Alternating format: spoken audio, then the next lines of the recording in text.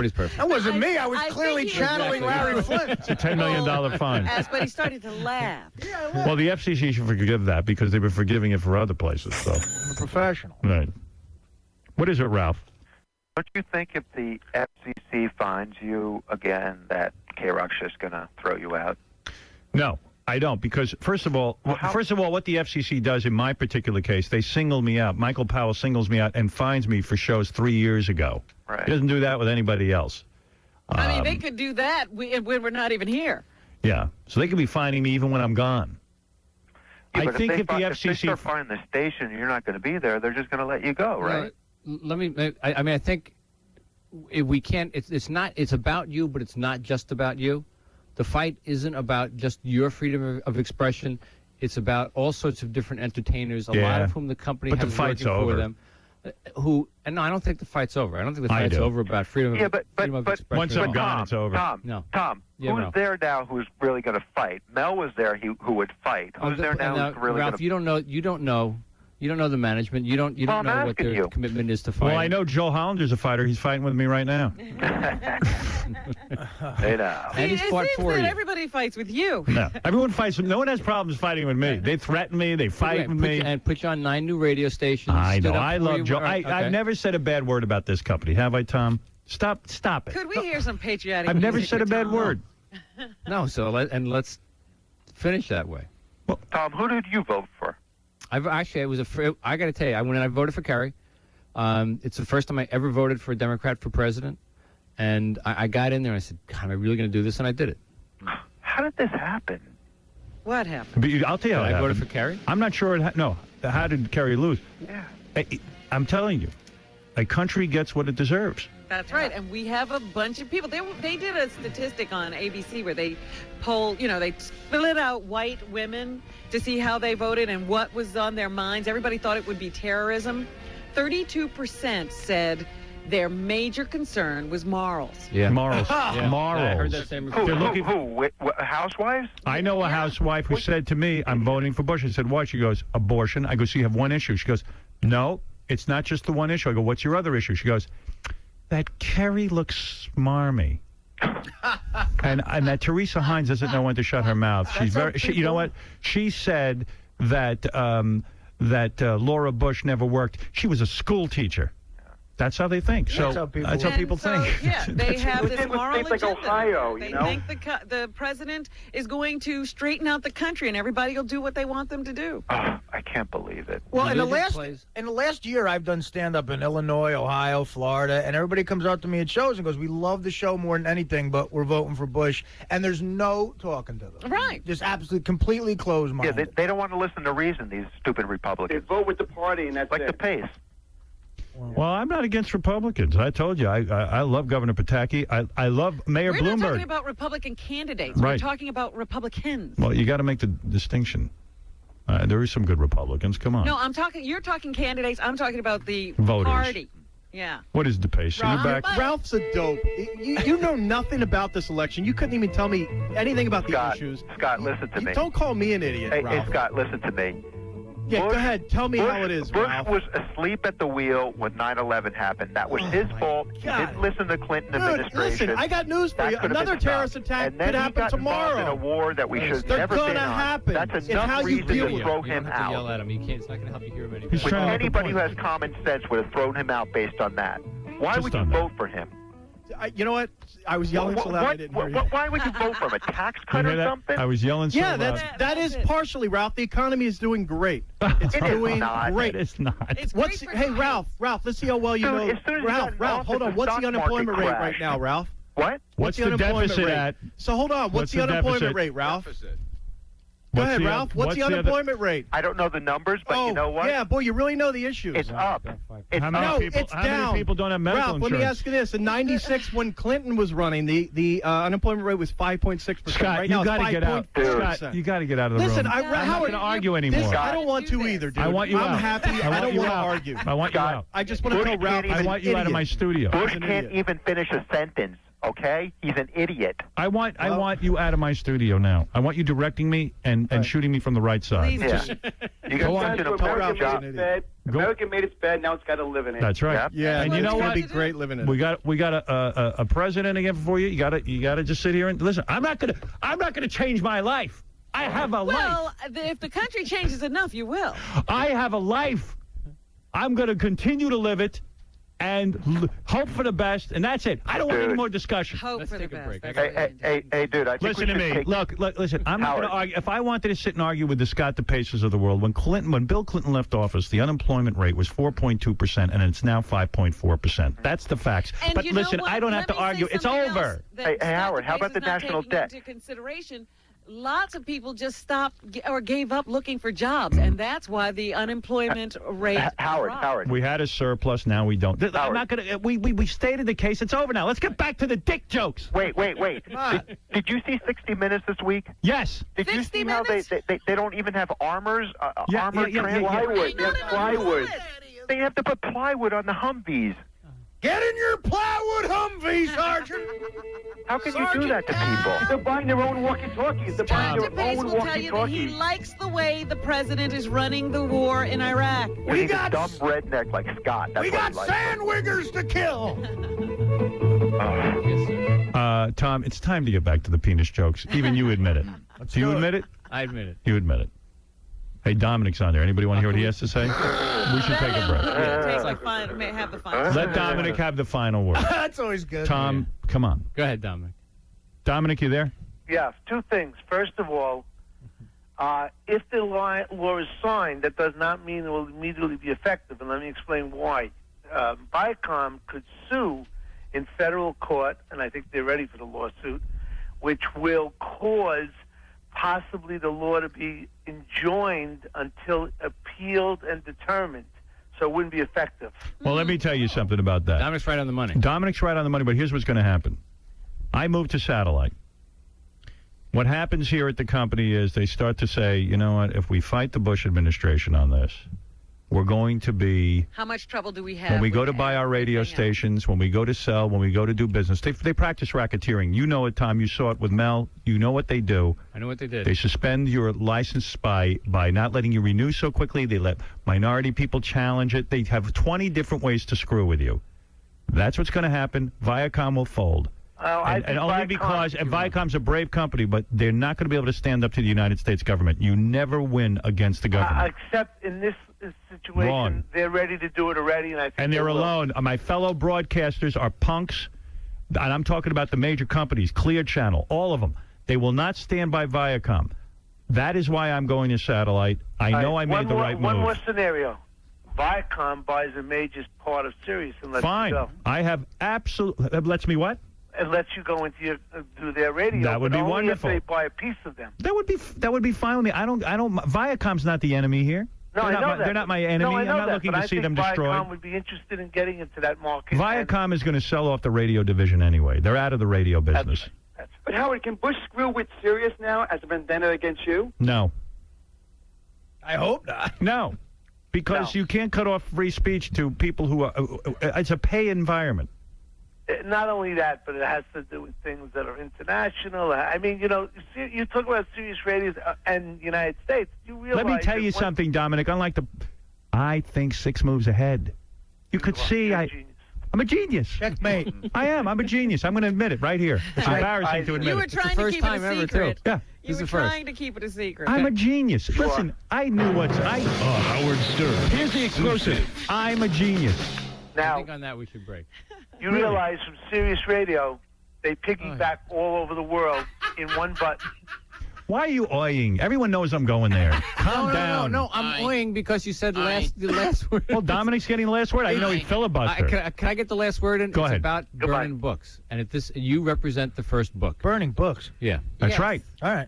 They're burning the books. Right. And they're burning the books. That's why the company will fight for about over freedom of expression. Why are they fighting alone? What is They're wrong not with fighting them? alone. They are. Who's joining them? else? I don't know the entire list. but Admit they're the not rest alone. of the broadcasters are cowards and They're creeps. not fighting. They're not fighting alone. I don't see anybody stepping up. You haven't seen the lawsuit.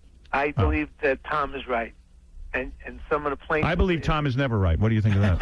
I believe you believe that. I believe this is a first. All right, listen, I've got to run. I've got to take a break. Everyone's having a lot of fun. I know a great way. Call me later. Shut up, Artie. I know a great Chauncey. way to lighten this up, Tom. Yeah. This is Larry Flynn. That was better. It's getting there. Chauncey, Oh, I'll never call you. You will. Call me later. We'll talk about Chauncey's Call me later. Chauncey's a creep. We'll be back right after this. I'm an actor. You have to write this shit for me. So this is Sarah Michelle Gellar, and I just got to sit down with Howard for my first time in New York City. My heart is beating a lot slower now that it's over, but he was very, very kind, and I had a great time. The new music alternative, 92.3 K-Rock. Velvet Revolver. This is the Howard Stern Show. Who's high pitch? Who's high pitch? Hey, now. Who's high pitch? This is Kelly Clarkson. Yeah. Hey, you know, Hi, Daddy. Cabby did a phony phone call. Some guy called him at the wrong number, and He just yanked him around for a while. yeah. He did a pretty good job. The guy thought he was calling AOL. He wanted to cancel his AOL. Oh, okay. AOL. Yes, I'd like to cancel my service, please. Why is that? Well, the computer that I had the service in, we're no longer using those computers. Cabby with the echo on his voice. Yeah, I mean, how'd the guy fall for this? This is Harry Harrison. AOL. Oh, Hello, love, AOL. Greatest city in the world, 58 degrees. I had to turn it back in. No, you. You can't cancel. What? I said, you. You can't cancel your service. Well, I've called up like 4 other times. And Dude, look, I don't give two. You're not canceling. Matter of fact, I'm going to double your charge. What do you think about that, bitch? Well, is this the right number? Yeah, you called AOL, right? I believe I did. And you want to cancel your service. Well, guess what? Well, I told them I'll just cancel the credit card. It doesn't matter. We know where the you live, and we'll find you your credit cards, and we'll charge them all. What do you think about that, biatch? Yeah, right. You guys are crazy. Yeah. Why do you think we've made billions of dollars, dude? This isn't AOL. Yeah, it's AOL. You called the number, right? Yes, I did. All right, dickus. Who do you think you called then? Well, who is this? This is Cabby from Howard Stern. Cabby? Yeah. You ever listen to Howard Stern show? No, I don't listen to that crap. Well, guess what? You called the Howard Stern line, brother, not AOL. Oh, my God. And I just suckered you. Wow, Cabby. Dickus. Hey, Dickus. This is Cabby. Cabby yanking people around. Very funny. Yeah. Very quick-witted with the Dickus and... How do you think we got billions of dollars? Yeah. Billions of dollars. Dickus. Hey, Dickus. You called Howard Stern, Dickus. Matter of fact, I'm raising you, Reed. Yeah, Cabby. Cabby. See what else I got. I got a whole bunch of other tapes. He was all upset when he wasn't recognized, too. He says, Cabby. Yeah, and he goes, yeah, it's Cabby from the Howard Stern Show. And the guy's like, who? The guy goes, Cabby. Cabby, who's that? Cabby. You've reached Cabby. He was waiting for like, wow, Cabby, man, what's up? Hey, Cabby, my brother. And the guy on the phone was waiting for Ashton Kutcher. Yeah, right. Punked. You've been punked. By Cabby. Ashton Kutcher. All right. I played you that tape from Tim Russert where they're announcing these other dudes that got elected, these senator dudes. Fine senators. I should play that again. You got to Yeah, hear I this. got to remember what states and what their names are. So Yeah. play that again. Here, listen to this. This is really amazing about the election last night. Forget about who won for president. Listen to this. Tim Russell, what about Jim DeMint? And now we've got Tom Coburn from the state of Oklahoma. Two men who speak their mind about their conservative values. Oh, Tom, they are very hard right, and by their own descriptions. Jim DeMint. Listen to this carefully. They're so hard right, these two guys, that like they embarrass Bush. Yeah, Bush is afraid of these Yeah. guys. Wants to eliminate all abortions, period, as does Tom Coburn. No exceptions. Just ban it completely. Also, Jim DeMint said that gays should not be teaching in public schools. And when asked to clarify that, he said, well, I could say the same thing about single unwed mothers. And almost a checklist of people who shouldn't be teaching in the schools. I'm pretty sure I'm on that checklist. It's going to be quite interesting to see how the Republicans will, in terms of organizing themselves in the Senate, deal with people like Coburn and DeMint, who are very fiercely loyal to their ideology.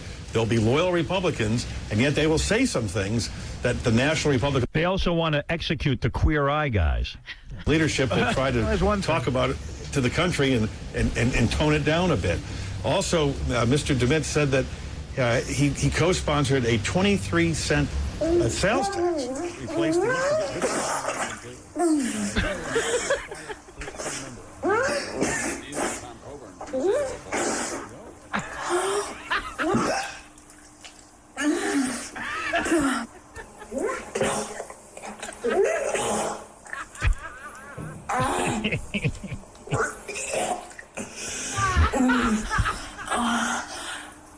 That's hot. It is. I've never done that. I can only imagine what's going on. Hey, what's up? It's Cabby. I'm here to talk to you about something very serious, and I'm not embarrassed to say it. I have gay sex.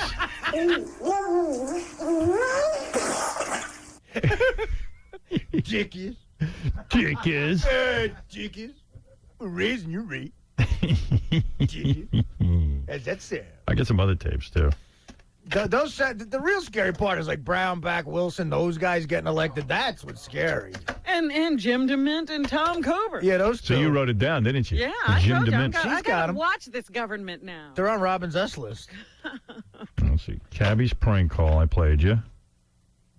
Did I play you high pitch an elephant boy calling a gay bathhouse? No, you mentioned that yesterday. Hi, Daddy.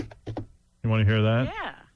That sounds like a winner. Or do you want to hear a tape of some guy sent this into Kid Chris, and he sent it to me, that some little kid to these words.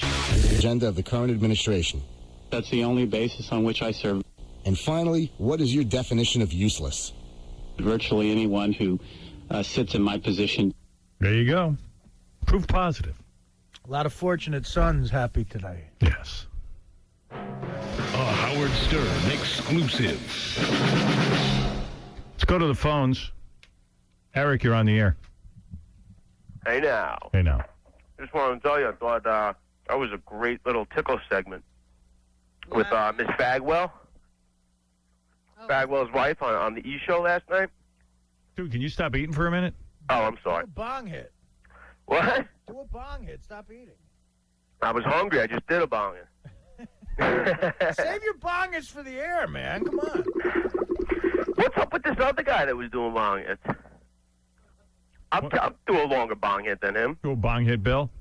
Yeah, is that who he is? Yeah. Bong hit Bill. He's all over you. That's our bro. Come on. That's our new guy. Bong hit Bill. He's the new guy. Yeah, because you call up and eat. He does bong hits. Who needs to hear you eating, man? No. I just happened to be chowing down this waffle. You guys just put me on the air. I didn't know. I apologize. Are you really fat from doing so many bongs? No, I'm like 140 pounds soaking wet. Wow. He don't sound like a fat guy, yeah. No, I'm not a fat guy. What was on E! last night? What's her name? Bagwell's wife. Well, I guess now she's divorced. You were saying she was getting $10 million or something? Yeah. She's hot. Yeah, she was on the E! Show, and I was tickling her, I guess, last night. That was a good one. And Yeah. And then I put some pictures of her up on the website. Did you really? And she called up and said she looked horrible on those pictures, and that someone had voted her like the worst plastic surgery ever. And she wanted to, she goes, take him down. I go, Sean, you look fine. Don't worry about it. She goes, okay. She does look pretty fine on that show last night. Believe me, I'd bang her hard. She's got a nice ass, too. People don't realize that. Artie was going nuts on her feet. Yeah. That's when I took assistance on the feet. Yeah, I hear that. She had some crazy shoes on, too, huh? We're trying to, yeah, I know, the ones that light up. Horseshoes. I love those. I'm trying to bring you more tickling, and we got 2 new features coming in. Evidently this week, this is wild. I got a letter from the guy who's creating the Robo-Spanker for us. Yes. Right. This guy. Wasn't that supposed to be here by now? It's coming this week. It's already been shipped, and he says he gave us the tracking number so we can all go on the internet and track where it is. See where it is now, what state it's in. How much does one of those things cost? We got the $800 one. It must be expensive. $800. $800? Yeah, and then there's a $1,500 one, but we couldn't get that one. Which means, Eric, you're only $800 away from getting one. Well, you know what? I got the $500 prize in the mail the other day. I could throw another $300 in. Well, we got the Robo Spanker coming in. You could set it on all different kinds of settings. And it vibrates. Oh, and it vibrates? Yeah. You gotta love that. It vibrates, so we can put the chicks on it. It vibrates, and then it spanks them on 3 different settings. Really? Yeah, and that's like amount of time, like how many slaps in a second or something. How do we track the Robo Spanker? Oh, you just go to that website on the email he sent us, and you put in the number. Who's that? Is that Doug? That's Jason. Oh. But what's cool is this guy... Jason takes all the pictures for the website. He's got a new, spanking new... What kind of camera is that? It's awesome. I don't know. It's a Nikon something. It's huge. It's amazing. Yeah, we can do those rap... Nice. What is it, like, wow, that guy you rules. really one of those digital? What? It's digital, and it does that rapid fire, you know, tick, tick, tick, click, click, click. Yeah. It's pretty cool. The Robo Spanker, this guy custom built you a remote control. Yeah. So you'll be able to change all the settings just from your seat. You can make it go faster, slower. Oh, you can sit right there. Yep. It's awesome. This guy is going to smoke himself to death this morning. I love conversing with this guy. So, Howard, you know who might still remember me? Doug Goodstein. We went to college together. Oh, yeah? Yeah. Do you guys have any openings over there yet for me? So you're the guy who's doing worse than Doug Goodstein. I'm the guy who's out of work still. Hold it. Let me see if I can find this tracking number. Hey, Jason, like, is it cool if we just all track it? Like, if we go to the FedEx site? Or should I just hook that up through the website, our website? I'm not clear on How is it coming across country? By mule? You know, let me go find out where it is in the back office. I'll track it, and then we can give out the number later, I guess, if you want everyone else to be able to track it. Because it'd be exciting for everyone to track where the Robo Spanker is. Let me just get the page open first. It would be great if it was really a map. Robo Spanker is 4 hours away. Well, if you've ever seen the FedEx website, you literally get updates every couple of minutes where it is. Right, like as soon as they sign for it, you can get notified. Yeah. That's pretty cool. Yeah, and then we got this other device coming in that the chick stands up, and she's chained to, like, the ceiling, so her arms are above her head, and she's standing with her legs spread. You guys are sick. You always come up with the greatest ideas. I hear Ronnie's yelling at Sal right now in a private studio. Oh, dear. You know what? I couldn't believe that on the air, Mrs. Bagwell or whatever. What's her first name? Sean, yeah. That Sean allowed Baba Booey to feel her up like that. Yeah, he did it. That Here was it is. That was cool. But wait a minute. You said Ronnie has taken Sal into a private studio to yell at him? I'm glad you think it's funny. Yeah, it's going on right now. Oh, okay. Uh-oh. How's that car doing for you? Horrible. I hate it. You hate it? It's What so is it, a Hummer? No, it's a stretch Escalade, and I tell you, I'm so uncomfortable in it, but I got to work on that next. I just haven't had time. Wow. I mean, it's just not comfortable. Let's see. Your order has shipped via overnight transportation. This is a 2-day transit. Your order is expected to be delivered on Wednesday, today. Oh, wow. Oh, so it's almost here. However, I'm being told that there is a slight chance that the order might actually arrive on Tuesday. Well, it didn't. You can track the order using the following... Tuesday of next week? No, this week. Tuesday passed, didn't it? I just checked the website. I have an announcement. Go ahead. As of this morning, the Robo Spanker arrived in Brooklyn. In Brooklyn? So I guess it'll get over to K-Rock later today. Oh, Nice. come on. You can get it there quicker than that. You should get it there before the show's over. Should we have High Pitch Eric here tomorrow? With traffic from Brooklyn, we could have it here by 4 o'clock. There's no way I'd have High Pitch Eric in my Robo Spanker. Hi, Daddy. I could get you that thing before 4 o'clock. Dude, you couldn't get out of bed before. Daddy. What do you mean? I was already out of bed. I had to let the dogs out. Dude, you smoke so much. You don't even have a job Yeah, because you how smoke could so we much. let you get behind the wheel of a truck? Come on. When I was working down on Wall Street, I smoked just as much. Thanks again for your order. Yeah, I I bet. just used to have to go outside on the street, that's all. How much you smoke? How much weed you smoke a day? I don't know. I'd say maybe like 4 grams, 5 grams. JD, what's up? Do you want a Sal Ronnie update? Yeah, what's going on over there?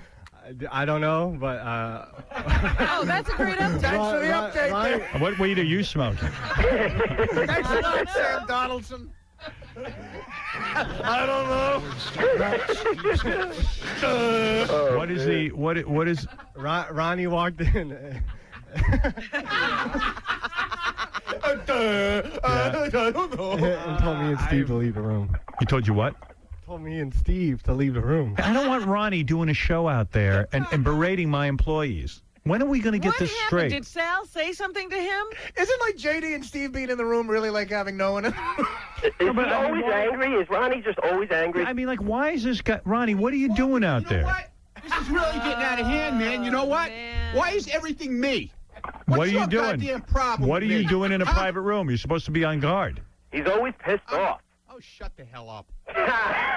What do you tell me? See what I mean? I'm minding my own business this morning. I got nothing to say to Sal. He's walking by me. He's farting. He's throwing papers on my chair. I don't need this crap, okay? Yeah. All right? So I went in and I said to him, listen, I'm not bothering you. Don't bother me. Plain and simple. That's all. All right. But why do you have to drag him into his room? He was in the room. I walked in the room and I asked JD to get out for a second. That's all. He's got a good argument What's there. the big deal? But I'm taping And why the is view. everything? Why do you take everybody else's word from an idiot who's been working here 3 months? I From a just guy got- who's working for you 19 damn years. You take his friggin' word. I'm not taking anybody's word. I just took a look at the board and it said that you're in a private room yelling at Sal.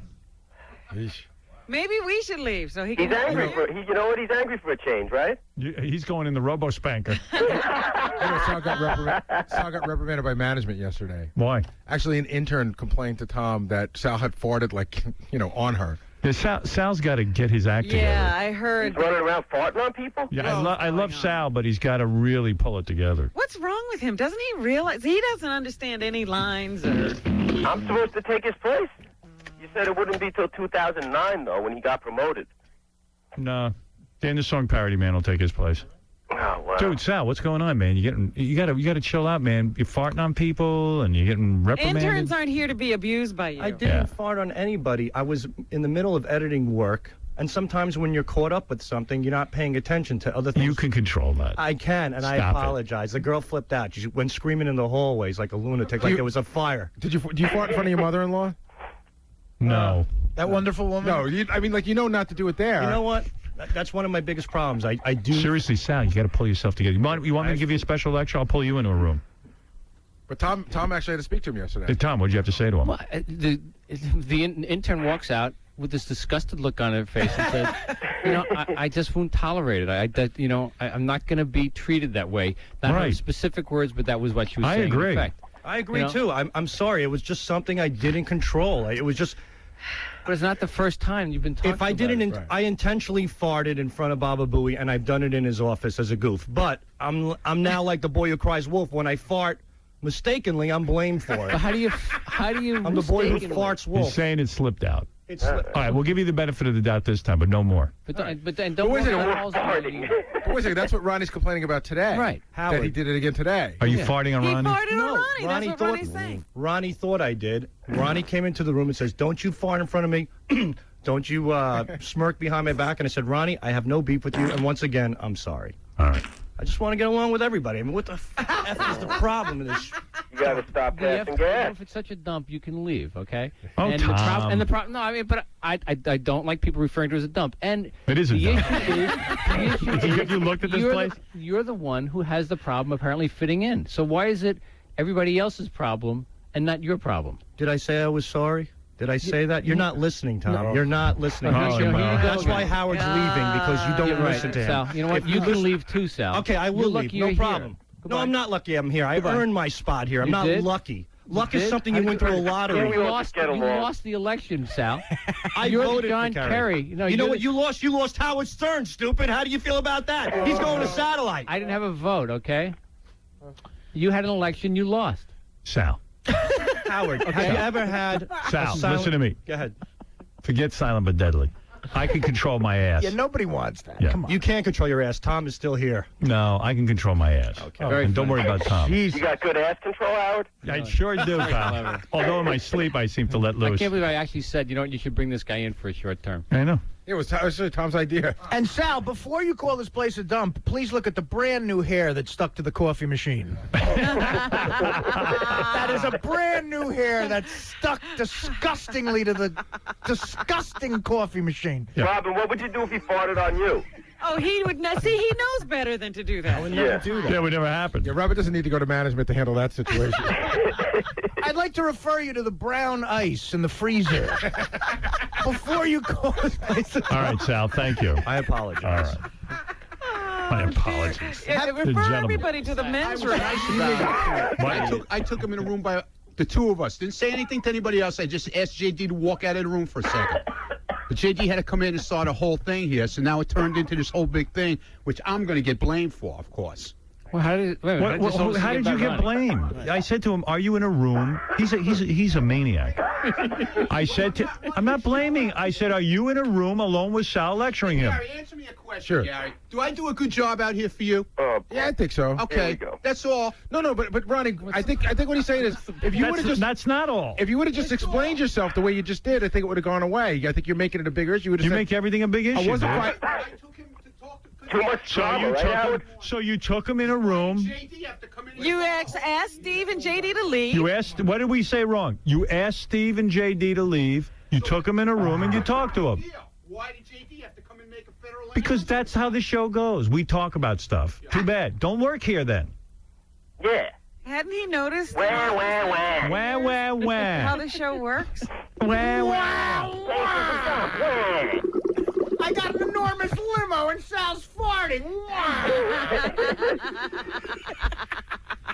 I've been working for 19 years. I've been working for 19 years and Howard won't listen to me. He is a crybaby. Oh, he's a baby. Gary thinks I'm doing a pretty good job. Sal, the stockbroker, farts. I threw a party for 8,000 people. I drove to Scores in an enormous limo and threw a party for 80 people. I don't even know why. The velvet shrimp cost $1,000. Why? Free lap dances for a guy I met once at a diner.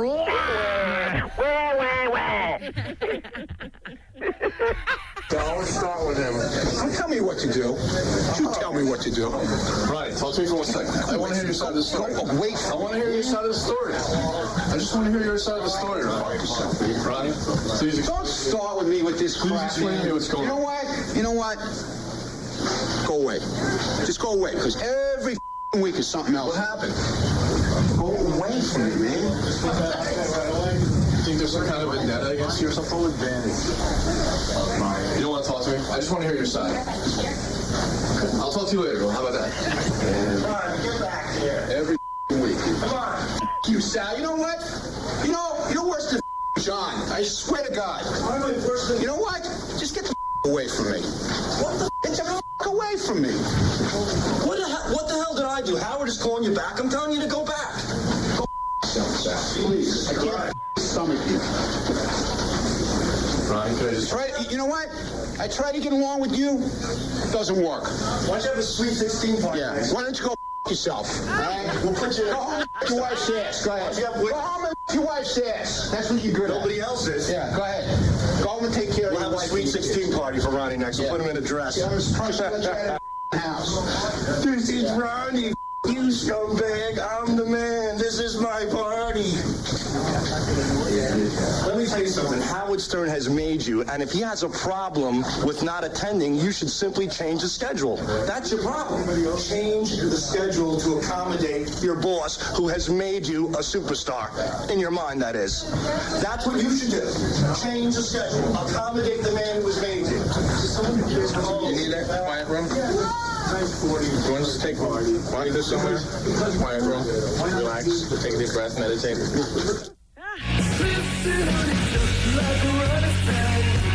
What are you talking about? Shut up, all right? That's not true. What, are you kidding me? Yeah, right. And you're the guy who's always throwing me under the bus. Don't talk to me. That's not true. What, are you kidding me? Just shut up. I'm completely wrong, okay? It's even worth talking about. I don't have an attitude. I don't have an attitude. I don't have an attitude. I don't have an attitude. Shut up, all right? Yeah. Nice. I threw a Howard Stern party without Howard Stern. Wah! The champagne was open to everyone from Queens. Wah! By the way, you know what's going to get this all riled up again? What? Not that it isn't. The band Jet is coming in. Oh, yeah? And Jet was at Scores Friday night when Ronnie threw the party. Oh, get out of here. And they were the guys who said, can we go to the champagne room? And they go, no, it's a Howard Stern They party. threw Jet out for Yeah. Ronnie. Yeah. One of the hottest bands around couldn't get in there. because me and Richie were in there. Steve, you're on the air. Because Wayne Siegel was in. Because me, Wayne, Doug Goodstein, and my buddy from Jersey, we were all... Oh, For a Howard Stern party.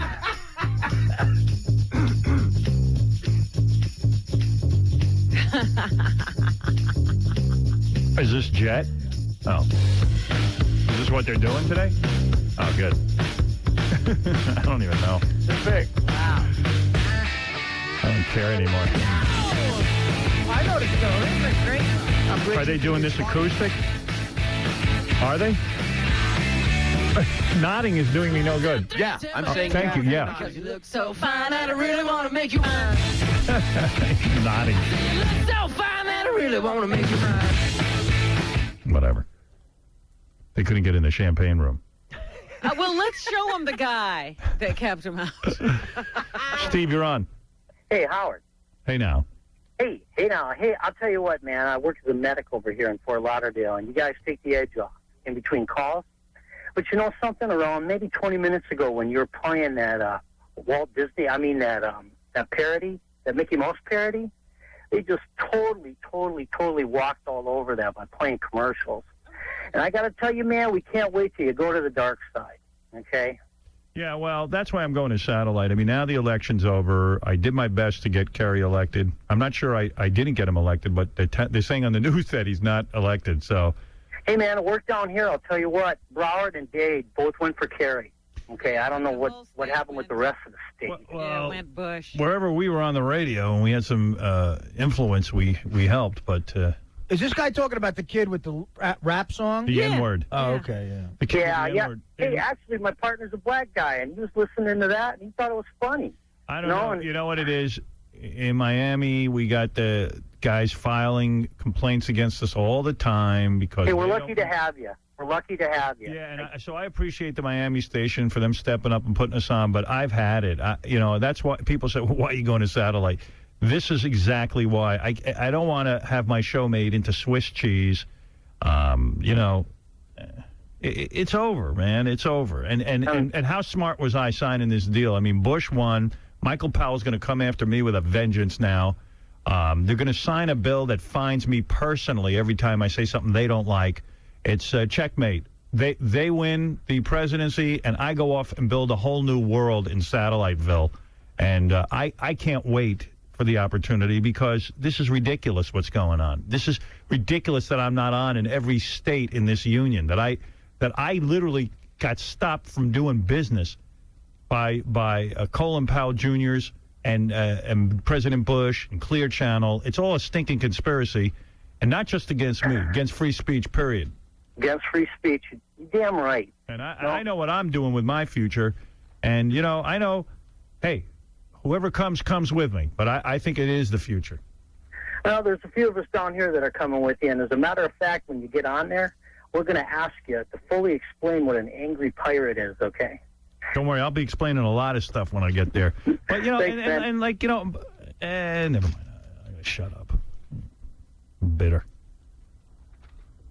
All I know is I'm looking like a genius this morning. Hey, Jennifer, the amputee pageant winner, by the way. Oh. Who's How hot. has her life changed? Hey, Jennifer. How has your Hi, life? how are you? How has your life changed since becoming Miss Amputee? Well, let me tell you, all of those other girls in the pageant were so awesome. I love the opportunity to get to meet all of them, and hopefully I'll stay in touch with all of them, because they're all such cool girls. Wow. Oh, Artie. Oh, hopefully I'll stay in touch. Wow. I'm an amputee and I can't stay in touch with the other ones. Wow. I'm sorry. But I went out and people didn't believe me pretty much. But then, I went to a Halloween party and I made myself a sash. that said, Howard Stern, Miss Amputee. And the people were like, oh, that's a great costume. And then I was like, no, it's true. My arm's fake. And they were like, oh.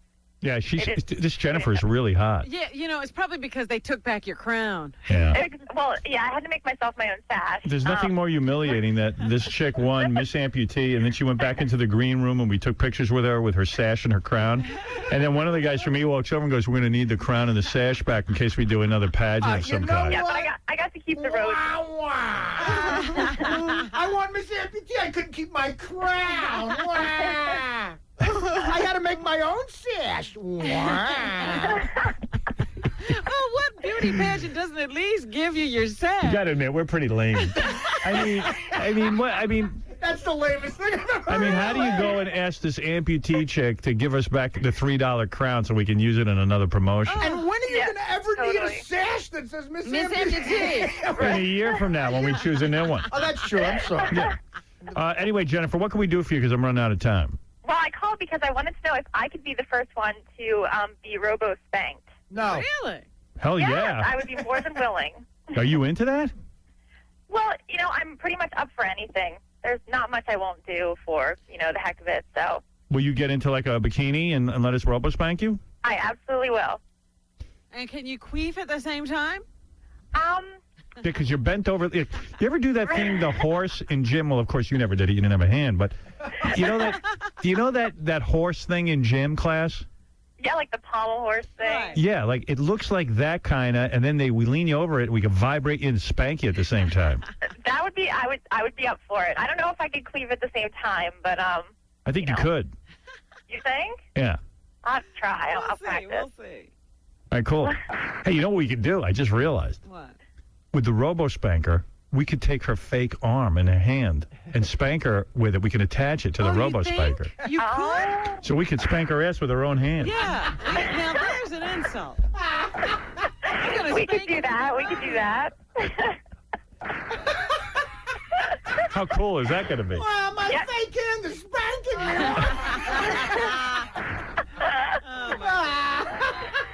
I think we're getting into Chauncey creep territory. Yeah, it's real Oh, creepy. gosh, that's right. Yeah, you're real hot. We'll definitely do that. Let me put you on hold so we have all your information, right? Yes. Okay, thanks. Thank you, Howard. Bye, Jennifer. Bye-bye. Volunteer. Oh, that's great. We could do all sorts of things with Miss Amputee. She's like untapped reservoir. She could be here, and she could be spanking a guy on 38th Street while she's here. Yeah, with her hand. Yeah, put her hand out. Put her hand on the road. I wonder if they build a machine that just automatically kicks people in the ass with a big boot. I think the guy's working on that now that you said it. We could use that here. Yeah, we have a new machine, ladies and gentlemen, that... it kicks you in the ass. Yeah, it's a big giant boot and goes right into your ass. Ladies and gentlemen, today I am introducing the EIB boot kicker. The robo-ass kicker. By the way, this month we'll be giving celebrities the opportunity to sing karaoke when they come in here, and if they do it, and we deem them the best, they have a chance to win $10,000 for their charity for themselves. Really? Because Yeah. we haven't been able to get anybody to do karaoke so far. Well, now we could say to them, hey, like when Chris Rock comes in, you want to do karaoke? They'll go, no! And then we'll go, well, what's the matter? You don't want to help sickle cell anemia? Got me again. Courtesy of Napster, $10,000. Thanks, Napster. Discover and download over 1 million tracks for one low price. Try it for free at Napster.com. Also, my lovely girlfriend, Beth O, asked me to do a plug. She came to me and said, I've never asked for a plug. Could you do one for me? And since it was for charity, if it was for profit, I would never allow it. Oh, of course not. Join Beth O and a bunch of models walking the runway today over at the Garden City Hotel, which is a real nice hotel. Yeah, out on Long Island. Yeah, one of my drafts of private parts I try to write there. Lock myself. Really? Yeah, Wait, did you take a room? I lock myself in a room. Being a fan for a while, I know that was the spot of a lot of card games, right? Yes. And before that, a lot of Super Bowl parties with hot chicks. Right. Oh, did you do Super Bowl parties at the Garden City? Oh, yes. Many times. I didn't realize. Took up a whole floor one time. Wow. Because some of the rooms had to be turned into massage rooms. That's right. I didn't realize that was the hotel. I'm glad I missed those And days. some of those NFL football guys had to use the showers afterwards. Oh. Join Beth O and many other hot models walking the runway with animals up for adoption in the North Shore Animal League Fashion Show. That's today at 11 a.m. at the at the Garden City Hotel. It says here Grand City. It's Garden City Hotel. Tickets are $125. It includes a luncheon, and it's a charitable donation and a chance to win many amazing prizes, as well as see hot chicks. And also, you can help this effort. They got thousands of animals, evidently, after the Florida hurricanes that have no home. So there it is. Adopt a pet. Yeah. The people in Florida will still be homeless. The dogs are taken care of. Yes. Hopefully the dogs will take in their owners. On the back of the Weekly World News, on the front of the Weekly World News, Marilyn Monroe found alive, and they got a picture of her. What does she look like now? Right there. She's... Oh. Did she hit the wall? Yeah, she's living with 34 cats and a retired plumber in Cleveland, but on the back... I think the wall fell on her. It says, in this issue... There's a big picture of me as Fartman. Howard Stern's satellite radio deal enrages scientists. What? What if aliens pick up his bull bleep? Oh, get out of here. Well, yeah. Obviously. That's a real concern? Yeah. They're afraid that when I'm on the satellite that the aliens will pick me up and ruin space. It's a legitimate concern. Right. See what else is going on. Richie Herbie, our chief engineer, and Ross Zapin say that they both had trouble voting yesterday, and they made them vote with a paper ballot. I want to know how those paper ballots are getting getting counted. Yeah, but at least Ross is here, right. And I'm assuming that he voted for Kerry, and his vote really wouldn't make that much of a difference. Yeah, but I'm saying that goes on all over the country. Paper ballot crap.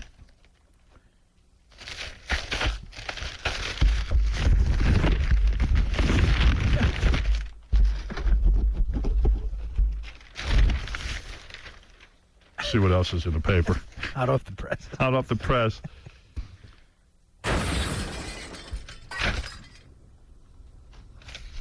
So here, some dude yesterday tried to seize Governor's Island. Did you hear about that? An emotionally disturbed man in a wetsuit. Listen to this guy. There's quite a sight. This is great. I was reading this morning. I'm glad you think it's funny. I do. I'm laughing my ass off. Except I ripped the article out of the paper, and now Hey, could somebody give me the Daily News, page 7? Yeah, hang on. Oh, wait, I can do it. Got it? An emotionally disturbed man in a wetsuit attempted to seize Governor's Island yesterday, and by hoisting a pirate flag, sparking a massive response by the cops. They got pictures of him, too. Look like he's a madman. Put your weapons down and go in peace, David Nash, 41, of Amherst, Virginia, told a half a dozen Harbor Patrol cops who nabbed him, his face covered with black makeup. Can't read it. Who do you think he was, Klaatu? I don't know. Nash was dry when cops found him. There was no... Oh, here we go. There was no oxygen tank or mask with his wetsuit. Nash told the Daily News he was trying to seize Governor's Island for the Blue Tulip Party. It's a political organization I started, Nash added, mumbling about Indians and reparations. So he started his own political party and then invaded Governor's Island yesterday and tried to take over. Nice. At first, they didn't even notice that he was commandeering the island.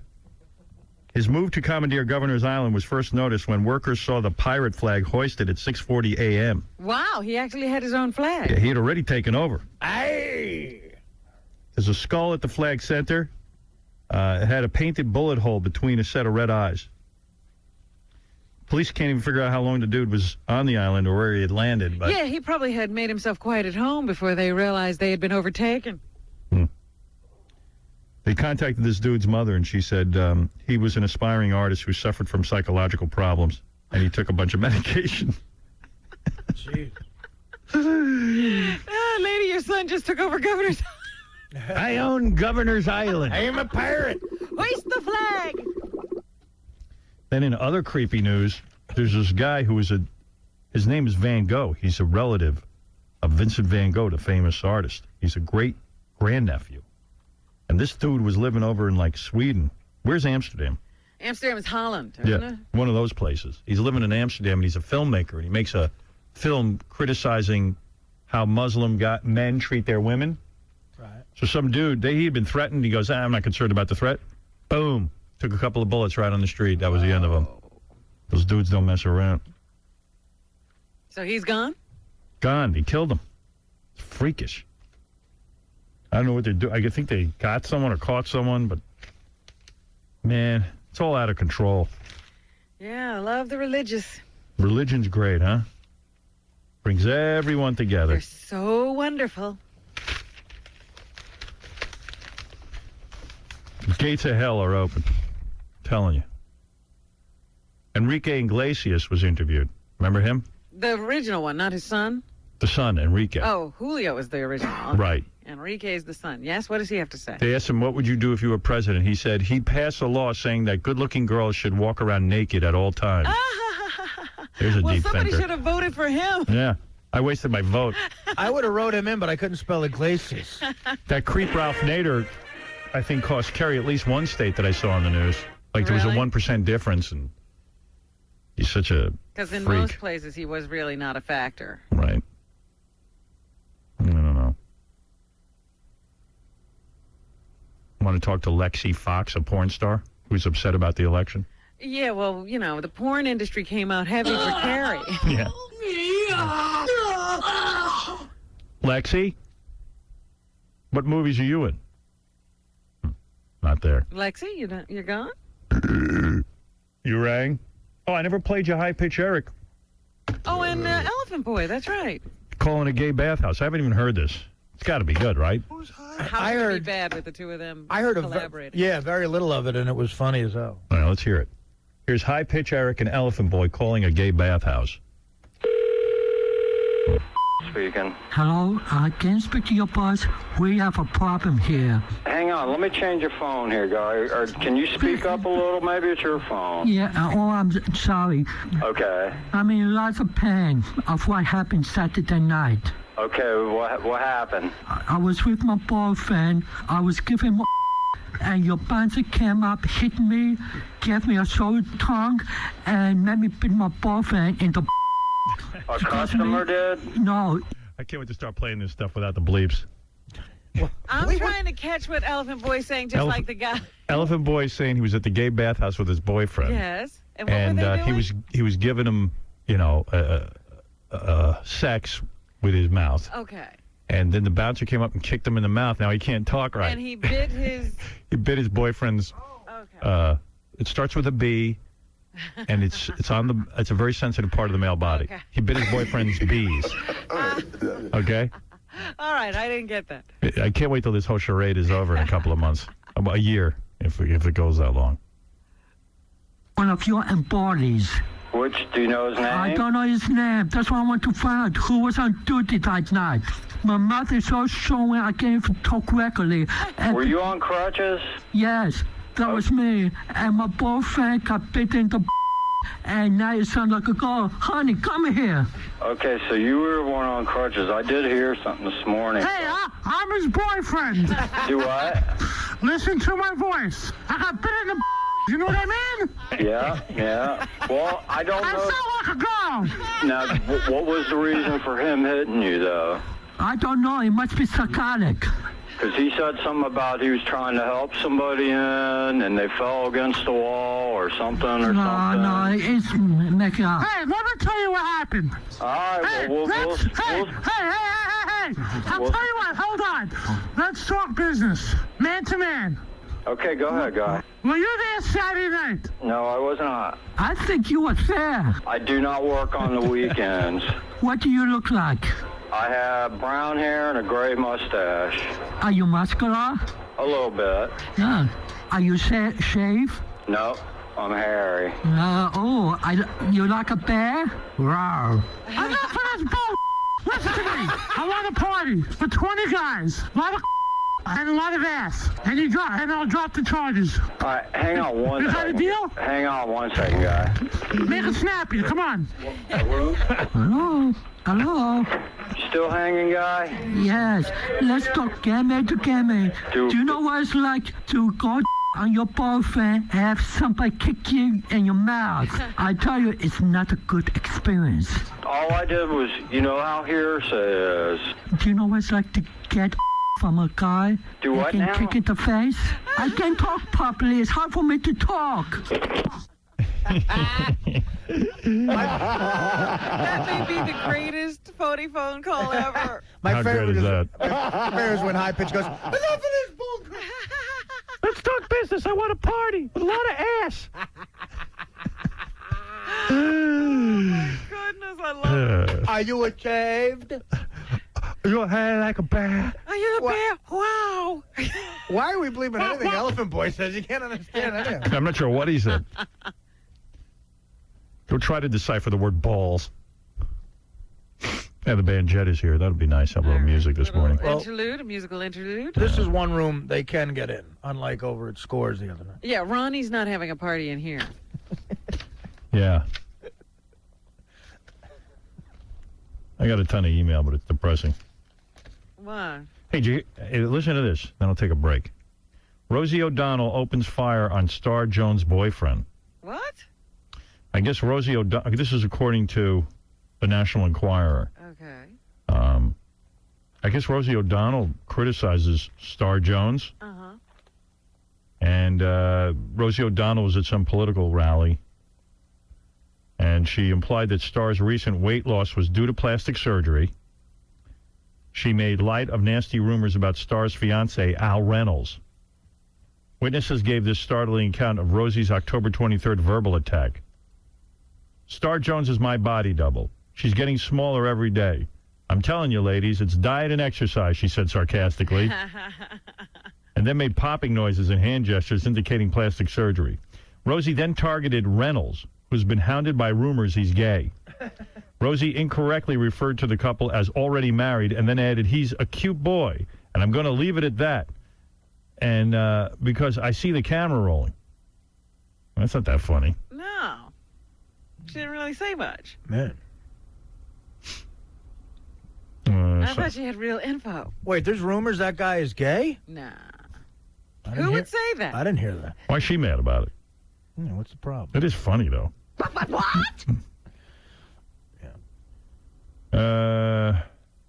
Sharp-tongued comic Rosie O'Donnell just mixed it up with Star last May in a shouting match that erupted on The View as Rosie spouted off about the cases of O.J. Simpson and basketball star Jason Williams, saying the black community wanted them set free. Excuse me, Jones fired back. If the black people had a vote, they didn't tell me. Excuse me? There you go. So Rosie O'Donnell making jokes about Star Jones's boyfriend. But that wedding's going off, I guess, without a hitch. Well, they have to. They got so many sponsors. They can't call it off now. How long you give that? About 6 months. Really, that long? Yeah, 6 months before it completely unravels in a very ugly way in the press. Oh, and how great is that going to be? Yeah. Much like the Liza situation. Al Reynolds. You know, some wild allegations. There was some article about him in the Page 6 the other day, but I forgot to read it on the air. The Al Reynolds? Yeah. I blew it. I kind of ripped it out and then forgot about it. I don't know. I'm reading about David Spade and women fighting over David Spade in Page 6 today. Did you see that? Yeah. He's got this girlfriend and she was the one who left him for George Clooney. And then I guess she came back to him. And now they say she was insanely jealous over David and found out his code for his voicemail and was listening to every voicemail message he got. Well, that's bad news. Yeah. You know, I was out with them a couple of times, and this chick is smoking hot. Right. Man, is she hot. And then about a month ago, Spade was telling me they called it quits because something weird happened. Uh-huh. Well, and I asked something weird. Well, I asked him, and he wouldn't tell me any details. He just said something weird happened with her. But she... I thought he meant she put her fingers through his hair. Yeah, I said, what was weird? And I guess this is what it was. But she's hot as hell, that broad. You know he doesn't like his hair messed up. Right. He was all into her until he found out she was tapping the voicemail. Yeah, but you know what? He finds something wrong with every chick. Well, yeah, it was a 6-month thing where they were hanging out. Oh, of course, 2 weeks later, he's with another hot chick, Right. going to the Lorne Michaels party benefit the other day. Well, that's nuts. Checking your voicemail, Hey, would you break up with a chick if she started checking your voicemail? Yes. I think it's an invasion of privacy. I would too. Absolutely. I would. I totally agree. There's would no be it. hot that could No. Well, you know what? overcome that. Probably there is, but But no, I would feel really creeped out if a chick did that to me. I'd only break up with her if I knew the next week I was invited to the Lorne Michaels tribute at the Kennedy. So I could get another chick. It freaked me. I found a chick going through my stuff on my desk where I wrote down that my appointments. Really? I mean, she was really literally going through. It wasn't just a. Well, because then she left me a little note on my my book. Oh, really? Yeah, and I just said, "That's it. We're done." Oh. You can't have that, man. I freaked out. It's terrible. I was like, I wouldn't do that. I actually would, but you wouldn't let anybody know. Right. I don't Keep get it a caught. secret. Yeah. I dust for fingerprints. Because you did something like that once, not with a girl, but didn't you one time at NBC go through they left the files out on what everybody made, and you looked through it? No, I did that on the air. But that wasn't an intimate relationship. And I went into the general manager's office and said, I'm going to look on your desk, because he had all the sheets out. They were doing their budgets. And I said, I'm going to read what every disc jockey on the station makes. And then we started punching each other. And once you implied to him that you had already seen it, you lied. I lied. Oh, see, I bought that story. No. I was like, okay, now I'm going to announce it. I saw it. Meanwhile, the guy was shoving me out the door. How was I going to see anything?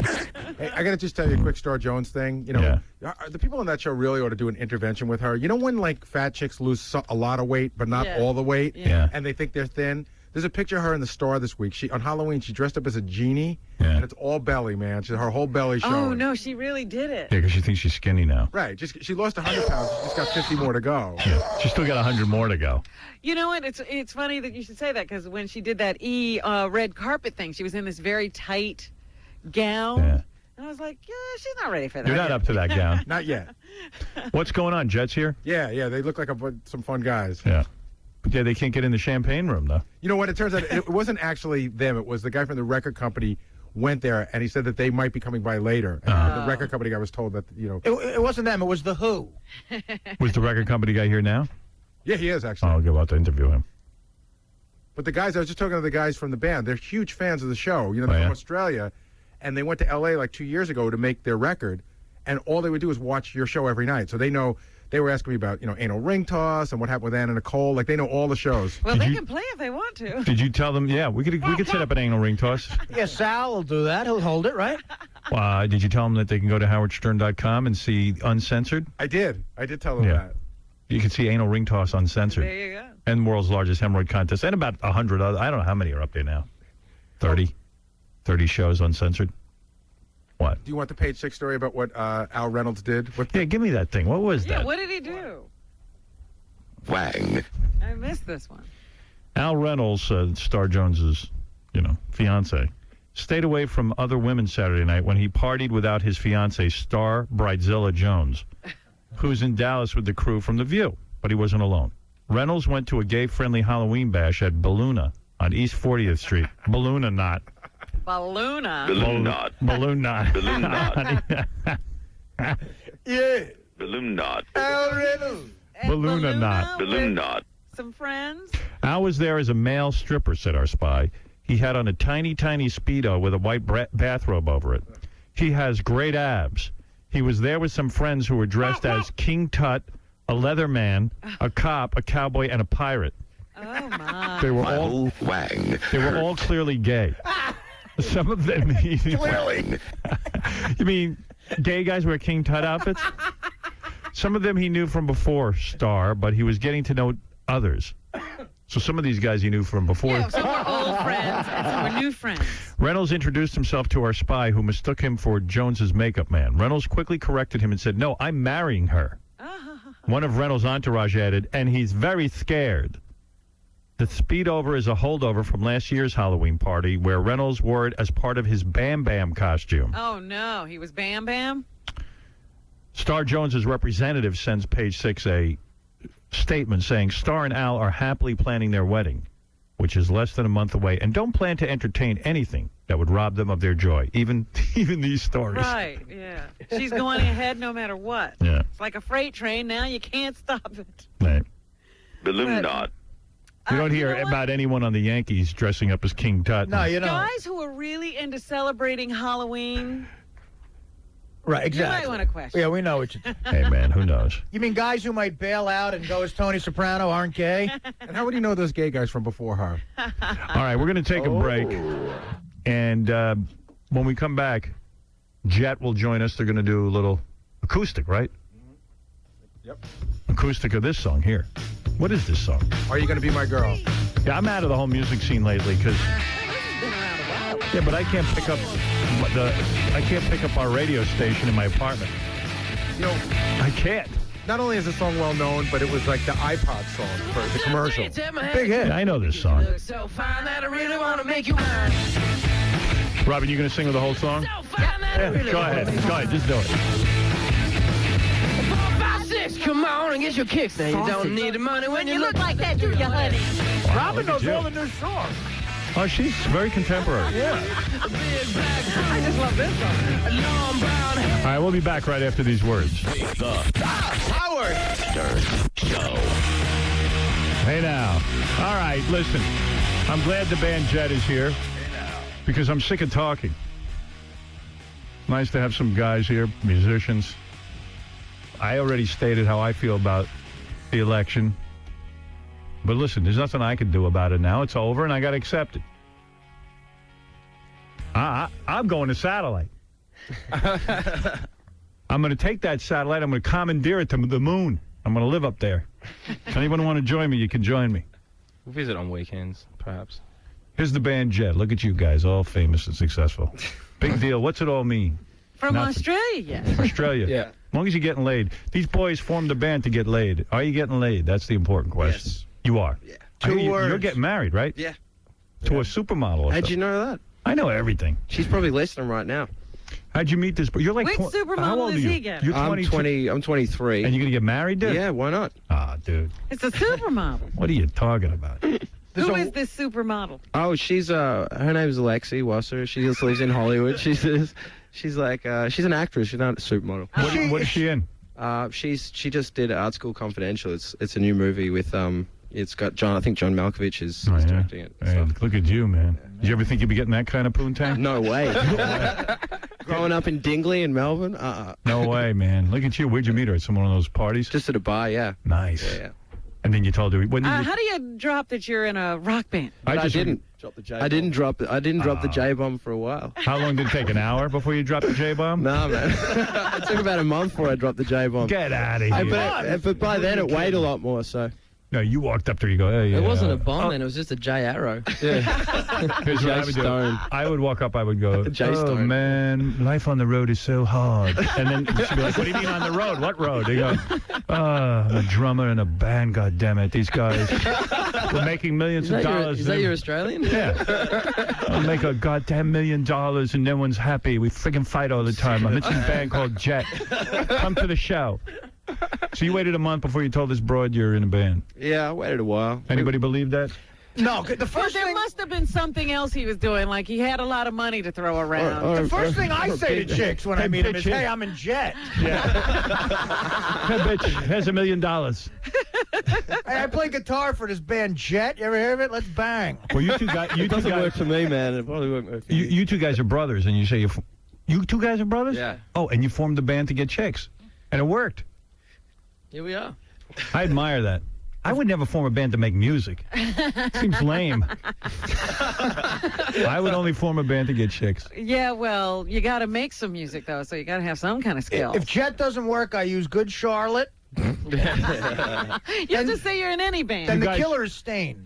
You guys are famous for knocking other bands. I admire that. I like that. Who are they knocking? Who don't you like? 50 Cent? List. You don't like rappers because they brag about how much money they have, right? Yeah, it's true, right, yeah. We just, it's a bit, like, I don't know, it's a little bit of pissing on their fans and all that sort of stuff. Yeah, but why it's not is about that. Like, why all these rap guys got to take out a tour? They're bling-bling in their house and they're... They don't all do it. Yeah, thank God. Not everyone does it, but... Who doesn't? So who does it and who don't you like? I don't want to get shot. Yeah, me neither. See, we're down on a big radio station now. We will get shot if we leave here and we've bagged some rapper. Like, you can do it from the NME in London, but like, then you come here and you say it on air and you walk outside and someone will shoot you. I know you ripped Nickelback a new ass. Oh, yeah. What's that about? Yeah. Teach me. Why don't I like them? Well, because it's called the underbite. It's about like, well, you're not gonna sing like this, boy. Yeah. You don't like that? Then we met, sing like you got a golf ball in your mouth. Then we met him in Germany. Loveliest guys in the world. In fact, our record company was so scared that they got us extra security, and because they thought Nickelback were going to beat us up next door, but then they turned out to be the loveliest guys in the world. Were they? Hey, we're huge fans, guys. I mean, we're huge fans, guys. Oh my God! It sounds like you're gay for Nickelback. Calm down. So they tried to suck up to you. You were shocked because you had badmouthed them so many places. Yeah, well, it turned out all right. You know, we had Mateus on security. So let me understand what you're saying though. You're saying that when a guy sings like, that's like a Pearl Jam kind of sound, right? We call it underbite. We call it quay or underbite. Yeah. we could even take it back to the origins of quay. We got like Billy Thorpe, like most people I know. So you don't like, you probably don't like Tool and stuff either, right? A bit intense for us. Just like, it's whatever. It's okay, but it's not really our thing. Well, who do you like? Nobody. No one. You're like me. That's why they started making music. They were the only ones who could do it. Right. We like anything. We like the only new things we like are things that sound like new things that sound like old things, pretty much. Yeah. There is the exceptions like Wilco and stuff that we think are pretty cool. So who else is getting? You're getting married, which is crazy. Well, it's not crazy. Have you seen her? No. I got to see a picture of her. What's her name again? Her name? Yeah. Her name's Alexi Wasser. Lexi Wasser? Yeah. She a white chick? Yeah. Good for you, man. Yeah. Good for you. We never get white chicks. Yeah, I haven't got a white chick in years. She's not an aborigine. We're only on radio. Aborigine? Yeah, Artie's dating a pigmy. She's got a blowgun, though. My girlfriend sets the table with plates from her mouth. Oh, dear. Yeah. But she's a model in the pygmy world. Yeah, she's a model. She's a pygmy model. Yeah, she's one of the most beautiful pygmies. Has that chick ever been in FHM or anything? No, not yet. Yeah. She's only 22, so she just, I don't know. I don't think she'll be interested in doing that until she's actually been in a few films first. That's hot. Yeah. Yeah, I got to get me that. What film is she in?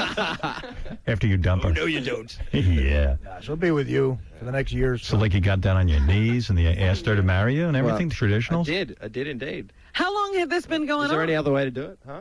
How long had this been going on? About a year and a half before we got engaged. Don't you know that marriage doesn't work out, especially when you're that young? Well, there's a few exceptions, Howard. Yeah, I got that married famous? in a break, man. Yeah, none of the exceptions are drummers for rock bands. Oh, it always works out. A drummer and a model, perfect. So what are you gonna do? Are you gonna like have a prenup or something? Because you're making some dough. Yeah, man. Come on. I made the prenup the day I met her. No, nothing like that. It just works, man. It's all fine. Dude, come on. I'll talk to you off the air. He wants to make this mistake. You can't stop him. Oh. Yeah. All right. Everyone's against you, man. I know. Well, you are. Lucky I'm with your me. brother. Lucky I'm with me. You know he's screwing up. He's your brother. You should take him aside and talk to him. Well, who's he dating? Yeah, who are you dating? I just broke up with my girlfriend 2 weeks ago. Well, that's smart. You should be dating this hot chick I know called Everyone. Right. Just bang everything. What are you guys doing? You know, man, I knew this dude. Drummer, band was doing really great. Marries a model. She breaks up with him. Guy's now working in a drum store. Oh, she's got all the money? She cleared him out. Cleaned him right out, man. I'm telling you. You got to sign a prenup. What are you, crazy? Yeah. No, it'll be cool. Is his brother at least talking to him about a prenup? You guys talking or what? Who? We talk. Yeah. All right. Well, whatever. All right. So anyway, so what's the matter? You're not going to be playing anything? I play the bass, and you don't need bass for this. We do, but I don't. We don't. Not an acoustic song. Not an acoustic version. No. You want to get up and pretend you play some air guitar? Could do that. I'll probably do it from here. You're phoning this one in. Look at him. He's all tired. So you guys been on tour? It's about 2 years. Finished. We just played our last show. Last thing we're doing. For 2 years, for the last 2 years. And then you're going to take a break? It took us 2 years, Howard, to get on your show. I know, and then you're going to make a new album? Yeah. Yeah. Yeah. And then we're going to do another round of bagging. Nickelback and whoever else put out a new crap album, and then we're going to tour. Something tells me your second album's going to be called Paying for the Divorce. A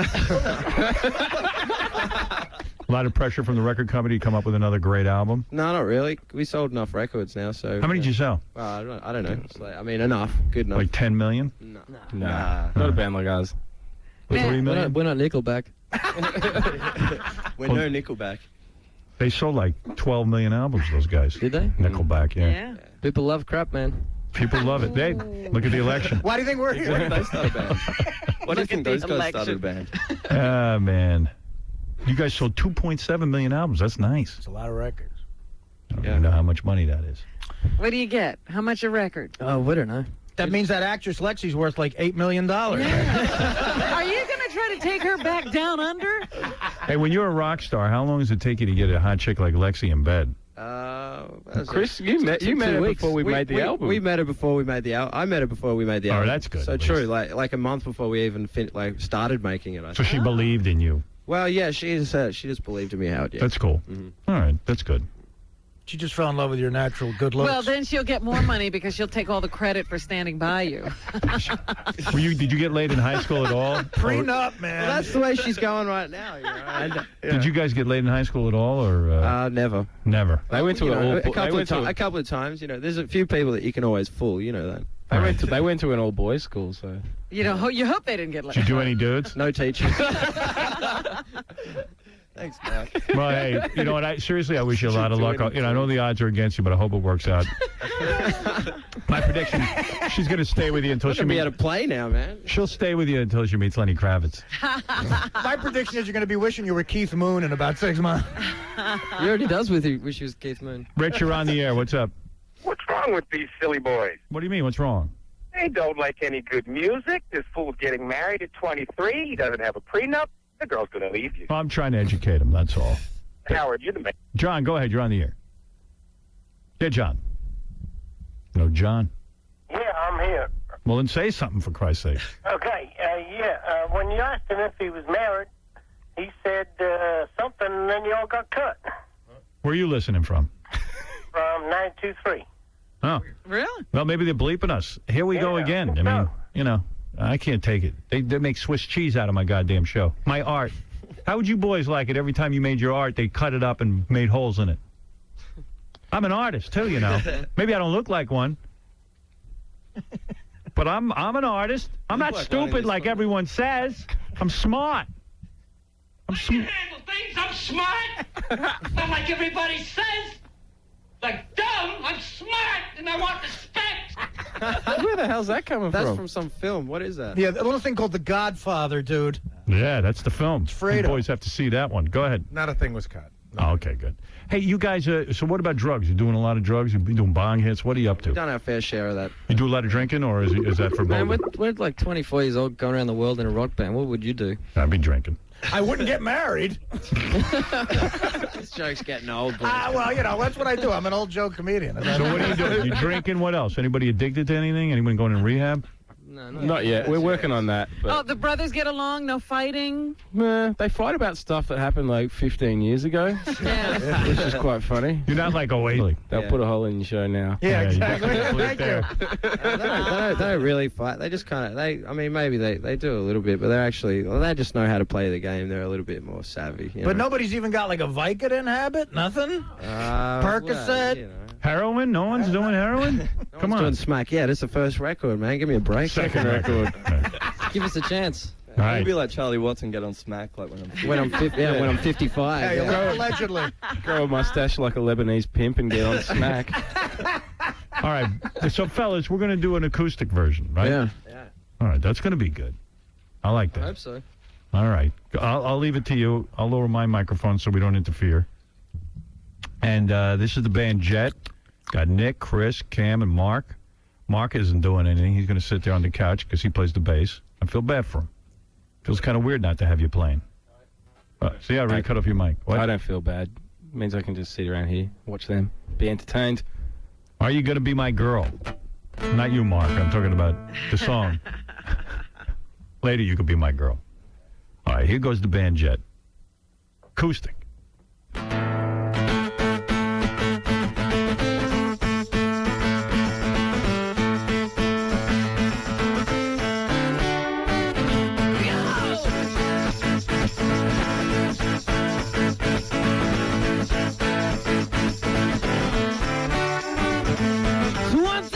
Take my hand and come with me because you look so fine that I really want to make you mine. See, you look so fine that I really want to make you mine. Hey, Brazils, come on and get your kicks. Now you don't need money when you look like that, do you, honey? Big black boots, long brown hair. She's so sweet with a yellow back stare.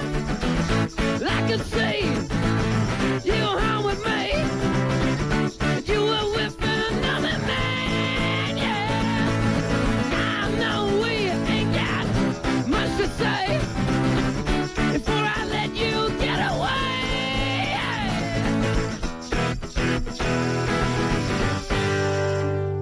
I said, are you gonna be my girl?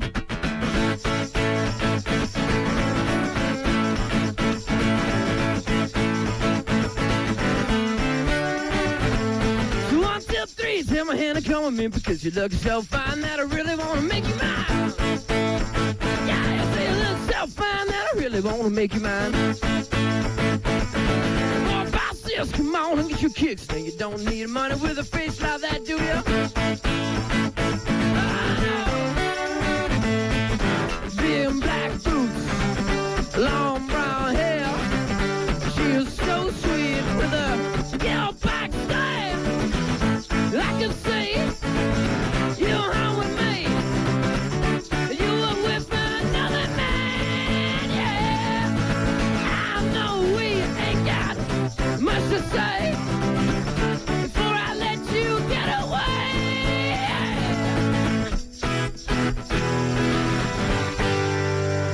I said, are you gonna be my girl?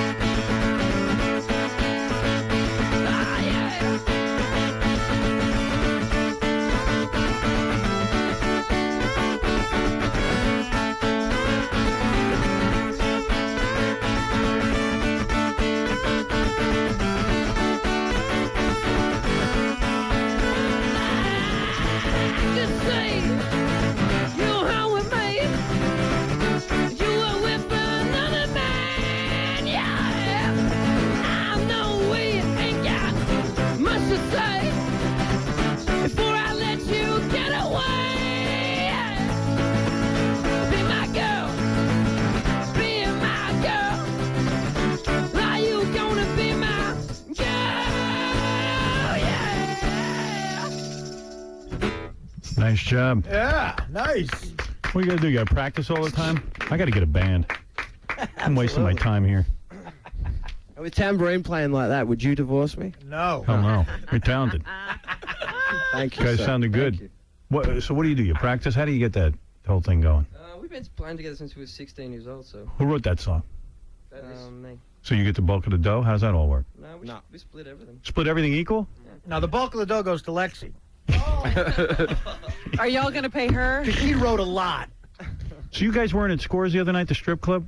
No. That was your guy from your record company, huh? Probably. Yeah. They'll hang out there. They always all guys hang from the out at record they all company. hang out at the strip club. They're always like, hey guys, we got a limo to take you to the strip club. Get off the plane, they think you want to step straight to a they strip go club. off and get all dancing. And then they go and get the dancers, and we just sit there looking at them going, Drinking beer. Guys. That's a great impression of a record company. Ron from Atlantic Records is here. He was the guy sitting at Scores when he was told he couldn't go to the champagne room because there was a Howard Stern party. Meanwhile, I wasn't even there. But see, that's what should have happened to Ronnie. Yeah, I know. Hey, Ron, how you doing? Hi. So what happened? You said, hey, I want to go back to the champagne room?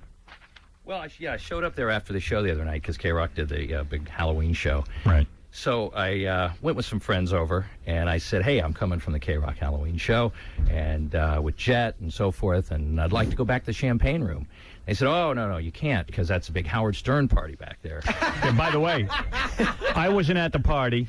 I didn't see it. B, it was my limo driver threw himself a birthday party for 40 guys back there and totally, got a free tab. Just so you know. It was no Howard Stern party. It was a Ronnie Munn party. It was a Ron Mund party. Yeah, I don't think Jet has arrived until they can throw Ronnie out of the champagne room. Well, the good news is, I said, yeah, that's the party we're supposed to be at. And they go, okay, come on in. And you got in. Yeah, it worked out because I saw it, Ron, in a very crowded champagne room. All right, so that's, there's Ronnie. There's my limo driver. Yeah, this is the guy who threw the party. Yeah, 40 guys. Nice birthday. 40 guys. What is your problem? When you say what is your problem one more time? I told you my problem. What is your problem, man? What's going on? Let me ask you a question. Okay. First, when I ran into you the other day when you brought Trick Daddy up here, Yeah. and I said to you, which scores were you at? And you told me you were at the west side. And I said, oh, we were over at the east side. Oh, yeah, that's where I was, the I east was side. confused. You were confused? Yes. Oh, okay. He went to your party, Ronnie. I already saw me there. I did see it. We did see now, it. did I come over to you and tell you this is a Howard Stern party? No. Who told you? They told me at the door. Right. It wasn't right. Did When I I tried to get the champagne tell right. them? No, but they think it's a Howard Stern party. That's how you got the 40 people in there. They think it's a Howard Stern party. It's on my name. That's what I'm trying to tell you. And I they're didn't say keeping you other said it. people out. To keep other people out using my name. It's a Howard Stern party. It was no Howard Stern party. It was a Ron Munn Nobody party. said it was a Howard Stern He was party. told it was a Howard Stern Well, party. I didn't tell him it was a Howard Stern party. I didn't say you did. Why are you jumping to conclusions? Because you put the whole thing on me all the time. But, dude, you got a party for 40 people for free using my name. I threw a party. Yeah, and did you get it for free? Here we go again. With And that. was it because of me? Yeah, it's because of you. So, do I throw parties for 40 people? No. But the question I have for you is every year you come to that party. This year you couldn't come to the party, so now it's a big deal. It's a big deal. How come? Because I don't like it. I don't But throw how come parties for last 40 year, people. How come last year it was okay? Because if I and tell how come you, the year before it was okay? Because if I tell you, why this year? Because you couldn't make it. Because now it's like a big deal. Because it's going to go on for a month now. Because when I tell you that it's not okay, you whine like a bitch. Yeah. You're whining like a baby on the air. No one wants to hear exactly. it. Jet's here. They don't want to hear I'm it. whining like a baby because These dudes are at the top of their game. You're whining for the Jet. You don't quit. You don't quit. I don't quit because you don't learn. You don't let it die. You don't learn. You don't let it die, man. You don't learn. I don't learn. You don't. What did you learn? What did you learn? I learned that I will never go to scores again. I learned that. Okay, that's good. All right? Fine. I learned that. All right, get out Believe now. me. Embarrassing me in front of Jet. Me? Get out. Get yourself together. Yeah. There's just a bunch of taxi drivers at the party anyway. Oh, you see, Jet's all over Ronnie now. Who was driving who? Who drove who home from the party too? Exactly. Did they all pile into one limo and one guy was a designated driver? No, everybody By was the way, drunk. this just in, the actress Lexi Wasser was seen canoodling with Little Romeo. Is that right? At Scores the other night. Yes, Cheryl, you're with Jet and Ron from Atlantic. Yes. Yes, Cheryl. Oh, sorry. Long-time listener. I've never called before, but Jet was so good I was driving to work and I started crying in the car. Wow. Jesus. Wow. Crying. It's a pretty emotional. I It's an cry over emotional everything, song. so I'll maybe give that's you not that. a good. It's a very emotional song, it is. Yes, it is. Yeah. It's a heartbreaker. Please, someone in America. I was going to say, maybe you want to drive to that clinic that's not too far away.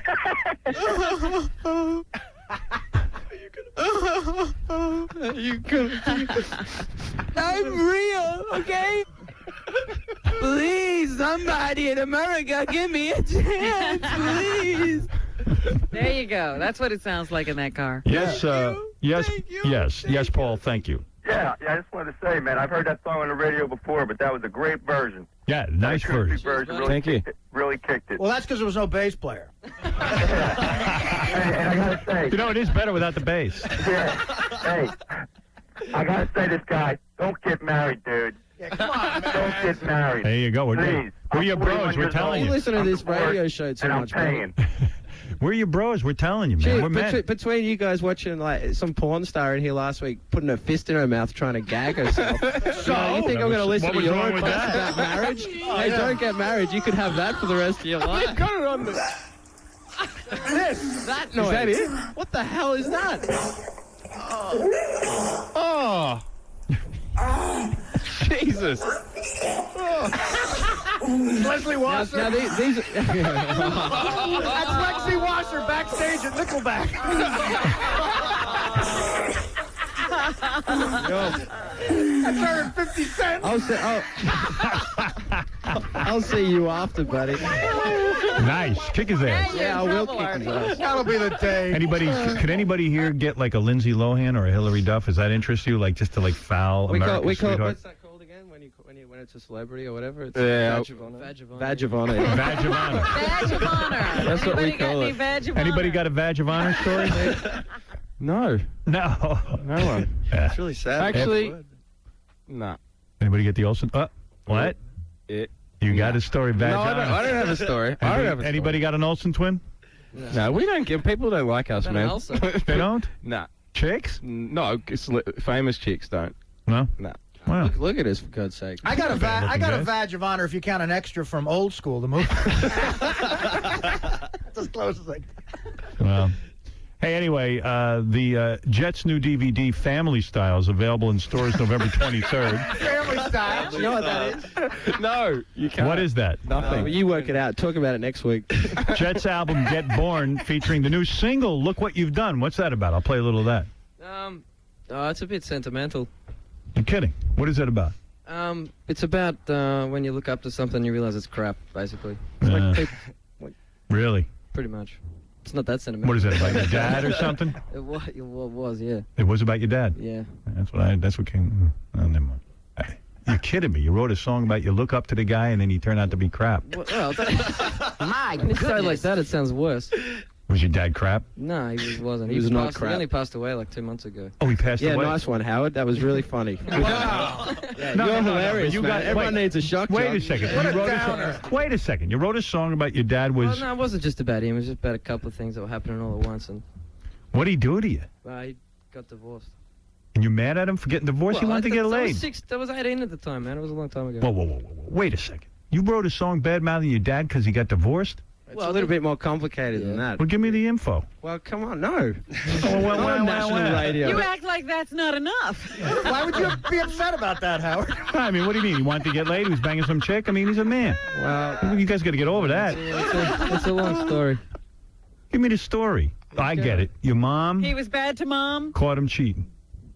I don't want to talk about this. You guys are going to do the same thing. None of your goddamn business, Howard. Come on. You wrote a song. We're trying to do. Did he kill your mom? That's why we wrote a song, so we wouldn't have to bloody explain it. Well, you're acting like he killed her or something. Is that what happened? I don't know anything about this. It's not that a big. It's not a big deal anymore. But at the time, it was pretty. Well, the divorce was painful. Yeah. How old were you? 18. Hey, My dad got divorced and I got to start a rock band. Well, if he's isn't his dad got divorced, what the hell happened to your dad, buddy? I'm going to bang His every dad- model in Hollywood. His dad fell off. His dad fell off a roof and was a quadriplegic and You died. don't see me bitching. I just show my ugly ass up here every day and tell dick jokes. You didn't write one song, did you? Wow. Is that therapeutic? Well, your dad fell off a roof. Well, let me sell 2.7 million records. Wow. No, seriously, I want to understand. This song is about when you have a hero, and then he turns out not to be such a And hero. he gets tarnished. Yeah. But did he do the right thing by you? Did he have visitation and take care of you? No, it was Or fine. did It he was all fine. Did he stop? It's not just about that. It was just there was a. The guys from Jet, open up. Kids feel. Great, my kids are going to write a song. This is not a healthy room to get be in. ready. Ay vey. This is a very insensitive room. You're telling me just because I got a divorce, my kids are going to write a song They're saying what a gonna write creep one I am? hell of a hit. You know, what if Mom Wes. wanted the divorce too? She didn't leave. Man, trust me. What? She wasn't up for it. Really? The guys from Jet, open up. Hey, Robin's dad raped her. Oh, here you go. He did not rape me. Will Something. You stop Something went on. that? Oh, my goodness. Where's your song, honey? I'm like Artie. I just show up here. My dad raped me and I really hate him. So this is a touching song to you because it represents when you look up to someone and then the illusion is broken. Yeah. I hear you. I wrote a song. It's about as cheesy as we get. I wrote a song about it too called "Join the Effing Club." I want to hear some of the song if you don't mind. Please. All right, here we go. That's cool. I'm going to listen to it and I'm trying to understand what you're saying. Here All we right. go. Try to get in. Really good. Bet you can't wait for me to listen to it. All right, here we go. I hope there's tambourine in this one. There is bass, I hope. Yeah, I hope there's some bass in it. Basically, this one, yeah. Take my photo off the wall if it just won't sing for you. You got a good voice, man. Thank you. 'Cause all that's left is gone away, and there's nothing there for you to prove. Oh, shut up. I'm going to get lost. Listen. Look what you've done. Made a fool of everyone. I get it now. It seems like such fun until you lose what you had won. Your dad's a creep. Give me back my point of view, 'cause I just can't think for you.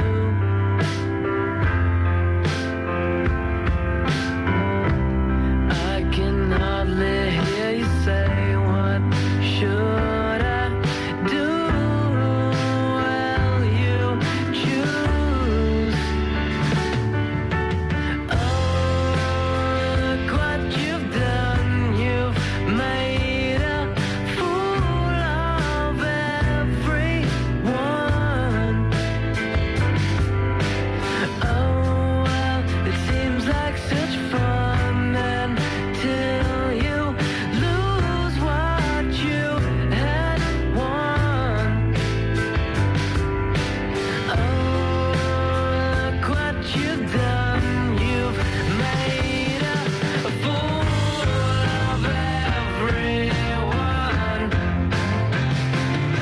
A fool of everyone.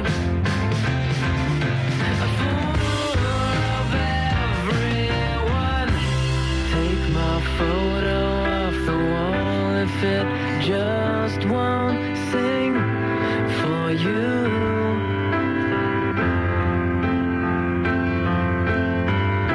'Cause all that's left is gone away, and there's nothing there for you to do.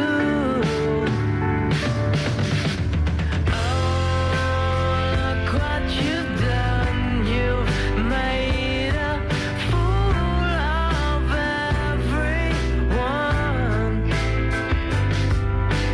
Oh, well, it seems like such fun until you lose what you had won. Oh, look what you've done. You've made a fool of everyone. A fool of everyone. A fool of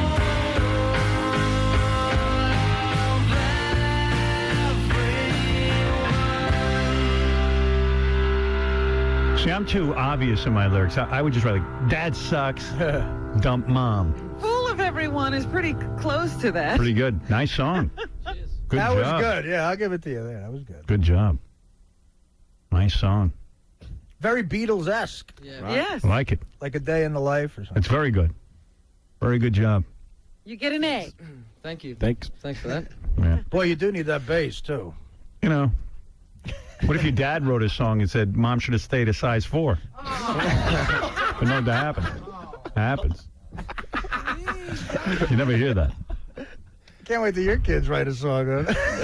Mom used to be a model. Well, that's what he's going to answer back with. Yeah. Mom used Well- to be a model. Now she's on Hollywood Square. I'm glad you guys came in.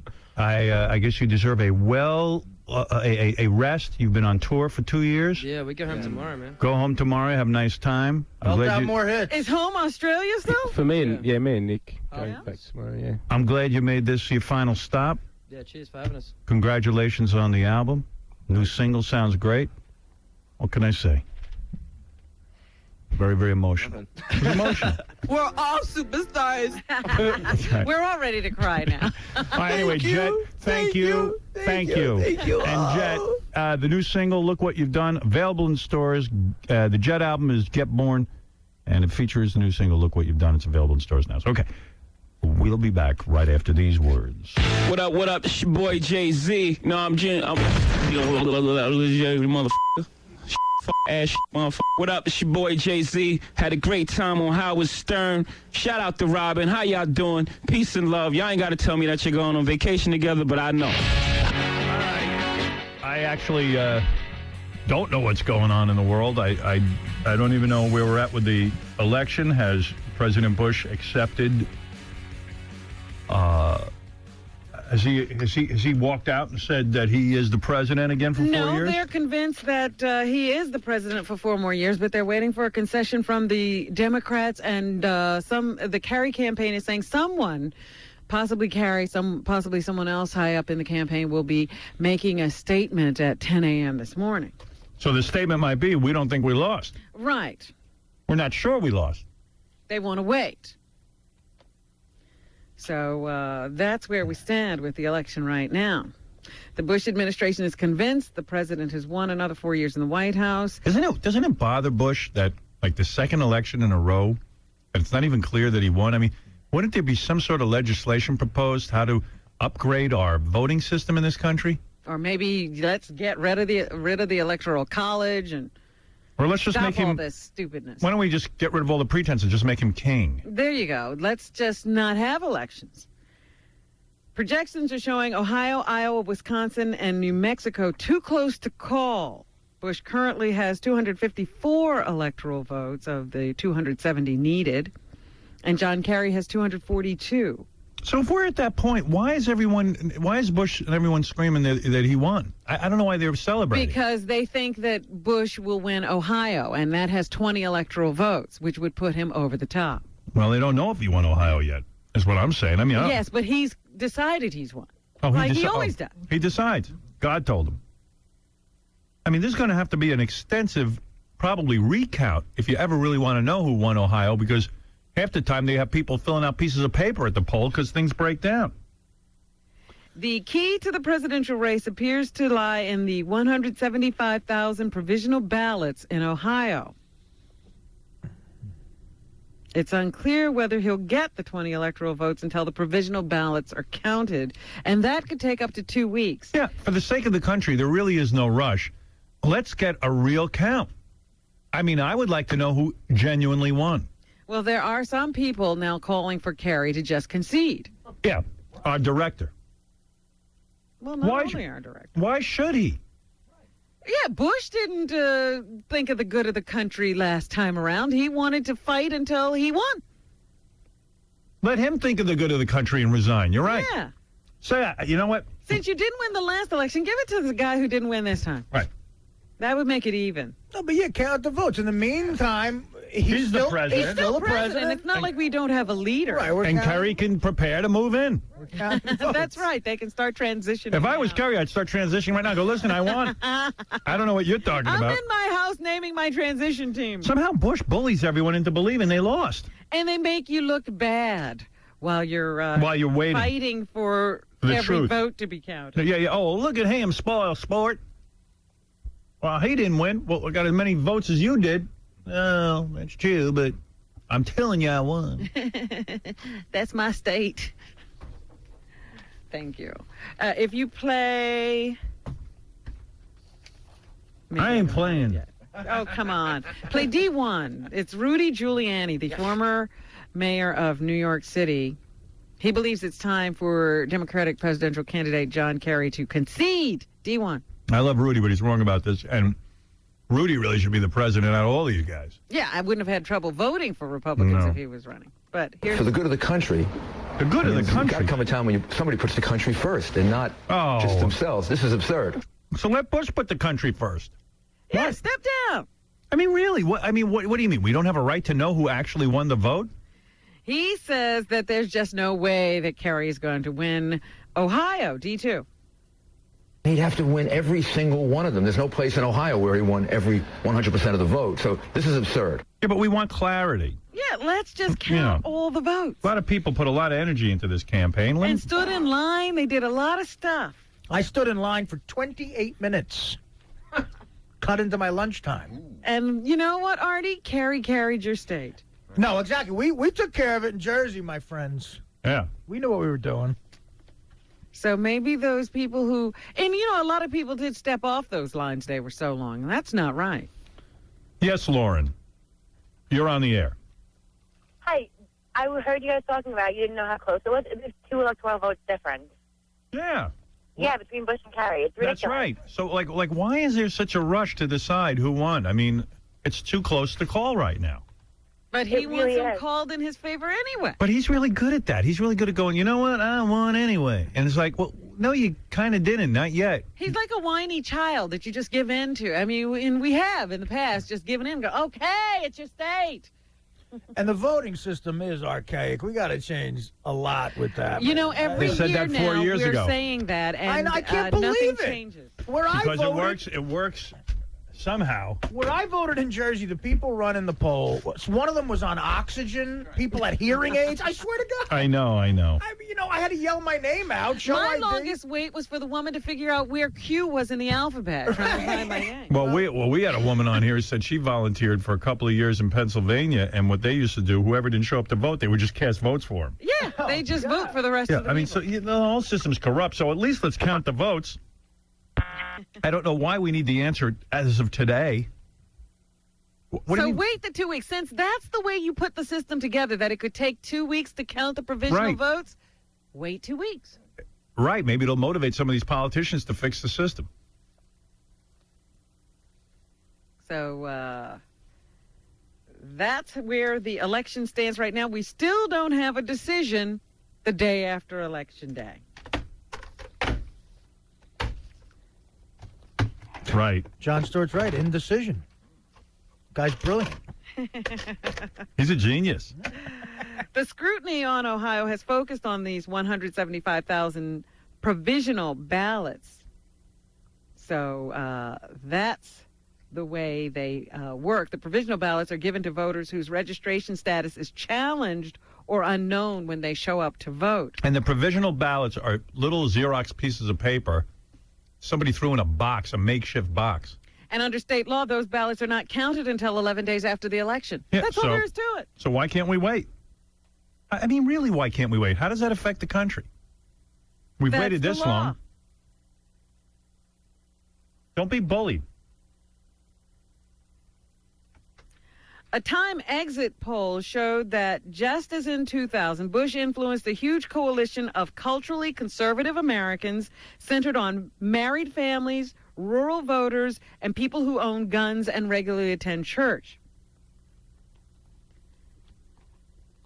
The poll also shows that Democrats won the votes of single urban voters and those who don't own guns or attend church. I guess there are fewer of us. I'm single, but I own guns.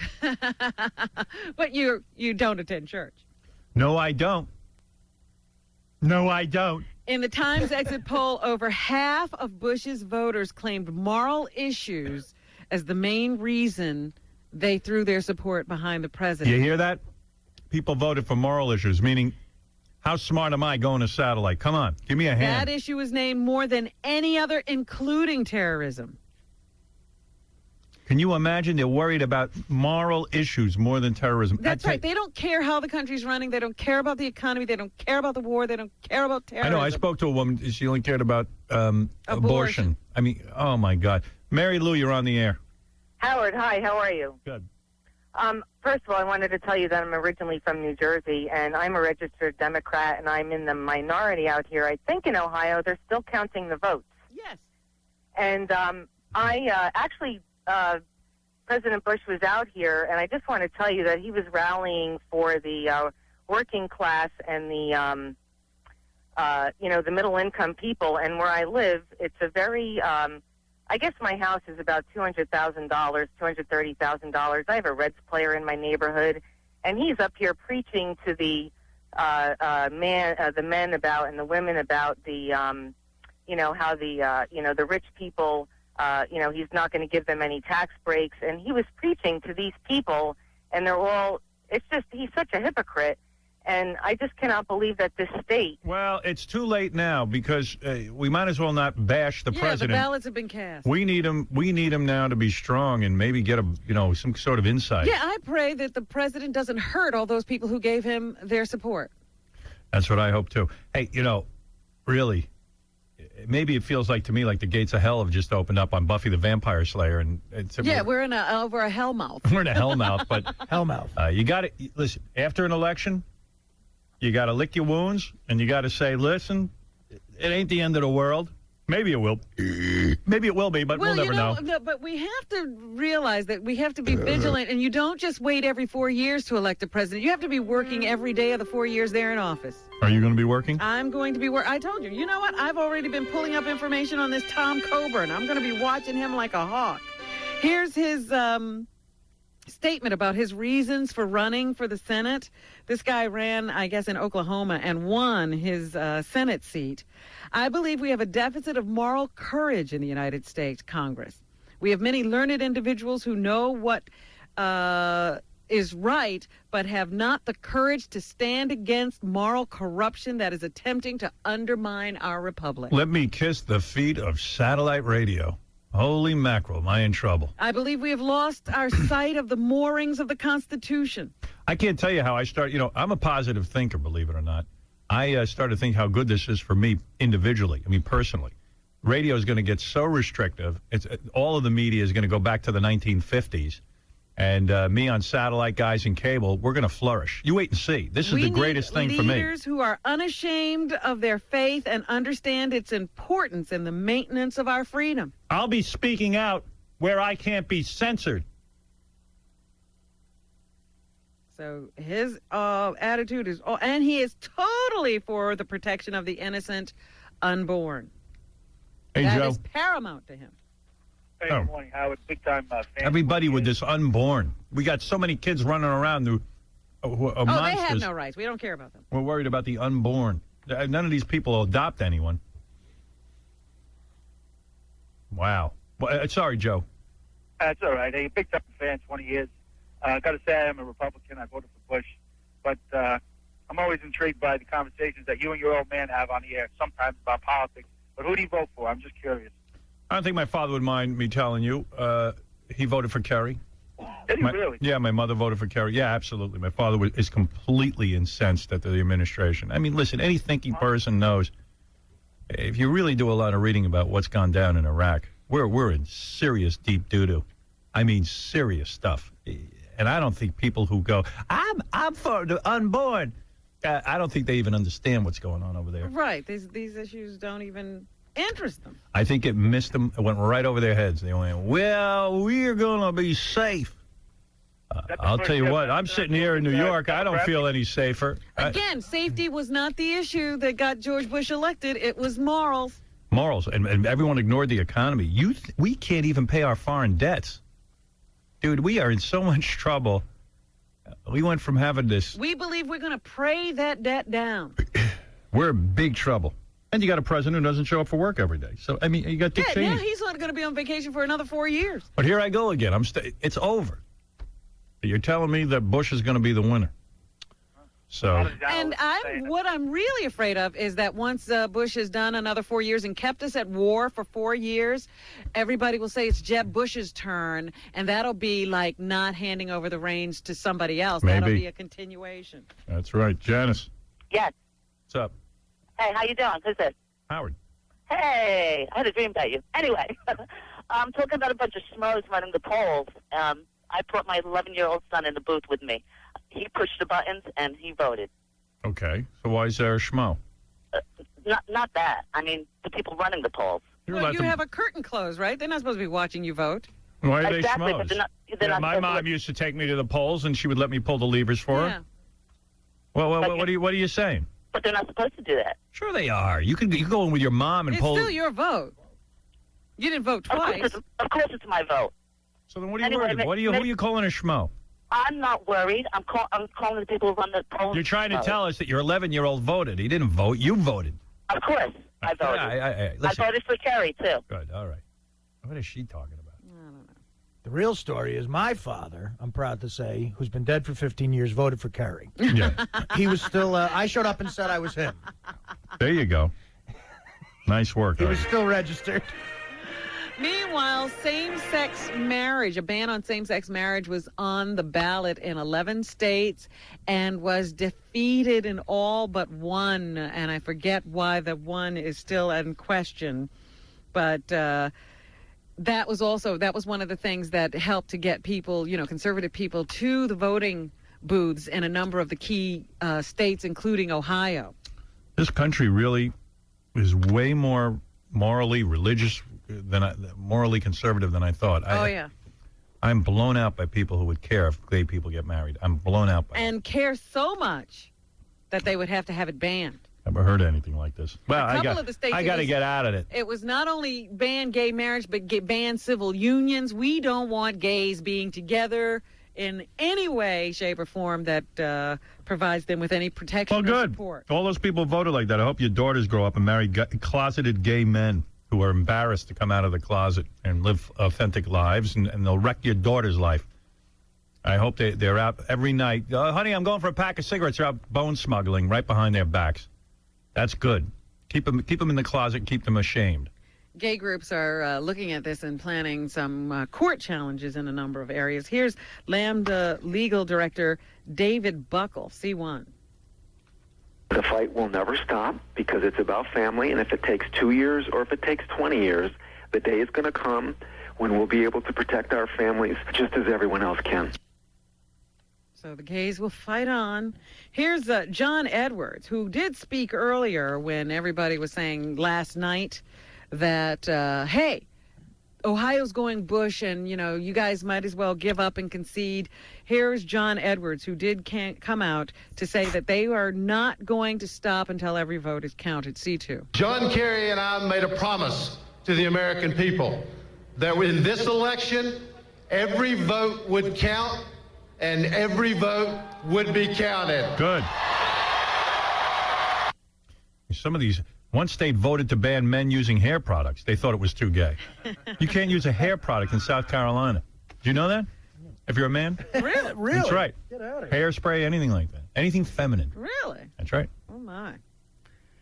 Ken Blackwell, who's the Secretary of State of Ohio, says to us here which ballots have been counted in Ohio and which ones haven't. C5. The absentee ballots have been counted. The provisional ballots are being tabulated, and early projections. Where is this?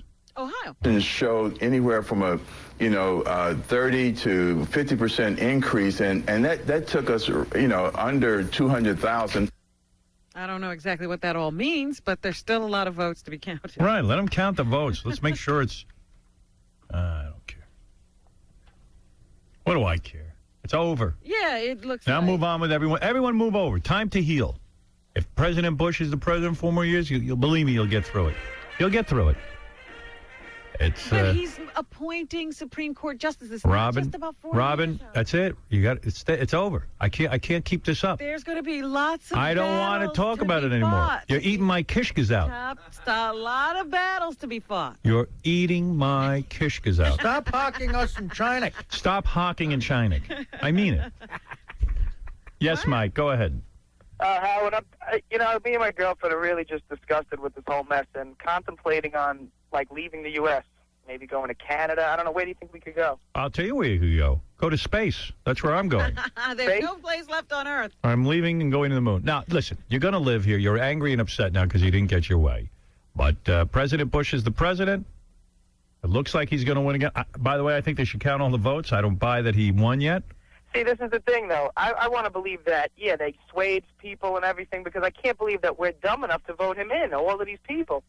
Well, it's upsetting because I know if you live here in New York, you're under the impression that people feel completely opposite the way that the rest of the country voted. So I don't know what happens. You live in a certain area. I don't know if it's the way people talk to each other or maybe I don't know what it is, but I can't explain why people vote the way they do. I don't understand it.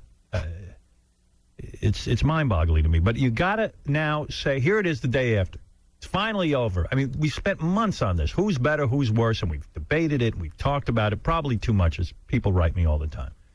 But now is the time to say, okay, if it's Bush who's the president, and they'll come up with some sort of conclusion, made up or otherwise, and they will say Bush is the president or Kerry's the president, and it looks like it's going to be Bush. And then you go on with your life. Really, your day-to-day life, you go on with it. And as Robin suggests, it's true. The Supreme Court's going to be a mess. I could tell you 50 things that are going to be a mess. But you know what? I got to go on with my life. I got a limited time on the planet, and this is it. I got to go on. Now stop it. Everyone stop eating my kishkas out. Enough. And where are all the Midwestern black people? We got to get more black. They're not in the Midwest. I told you that was a problem. What, they kill them there or what? What about somehow they cleaned out the middle of the country? Mr. T was from Chicago. Right? Chicago was fine. How any woman on this planet would vote for Bush knowing that he wants to take away their right to get an abortion? More women voted for Bush than for Kerry. It's unbelievable to me. I mean, this is insane. And knowing that he's going to appoint Supreme Court guy. They got one guy on a tube, one of the Supreme Court justices, they're trying to keep him alive. Right, he's got a hole in his throat. He probably died 6 weeks ago. They won't even tell Bush because they're afraid they'll replace him. He keeps saying he's coming back to work. He never shows up. Yeah, he's literally, he's probably like Bernie in Weekend at Bernie's. I think he's writing letters, but we don't see him. He's already dead. So he was just waiting for the president to be reelected. Now he can die in peace. Or they can declare him dead. Right. But as far as I hear people are going to leave the country, you're not leaving anyway. Just sit still and accept it. You don't know that. Hey, please. You're not going anywhere. I know you. I don't like this idea that, religion is going to be running this. I don't want to live in a Christian country. Oh, you're going nowhere. Watch me. Start praying. Watch me. Yeah, I've watched you. When you start having to genuflect, I'm going to be over in another country saying, see, Howard, I told you to leave when I What country are you going to? Sweden? Don't worry about it. I'm not telling you. You have 2 horses and 20 cats. How are you going to move them somewhere? I may have to leave them. Right. I'm moving to another country like Vermont or something. Speaking of which, my cat has an appointment with a neurosurgeon today. You know what you ought to do? You ought to build an ark and take 2 of everything. It's not a bad idea. Hey, Kevin, you're on the air. Hey, Howard, you're the man. Thanks, brother.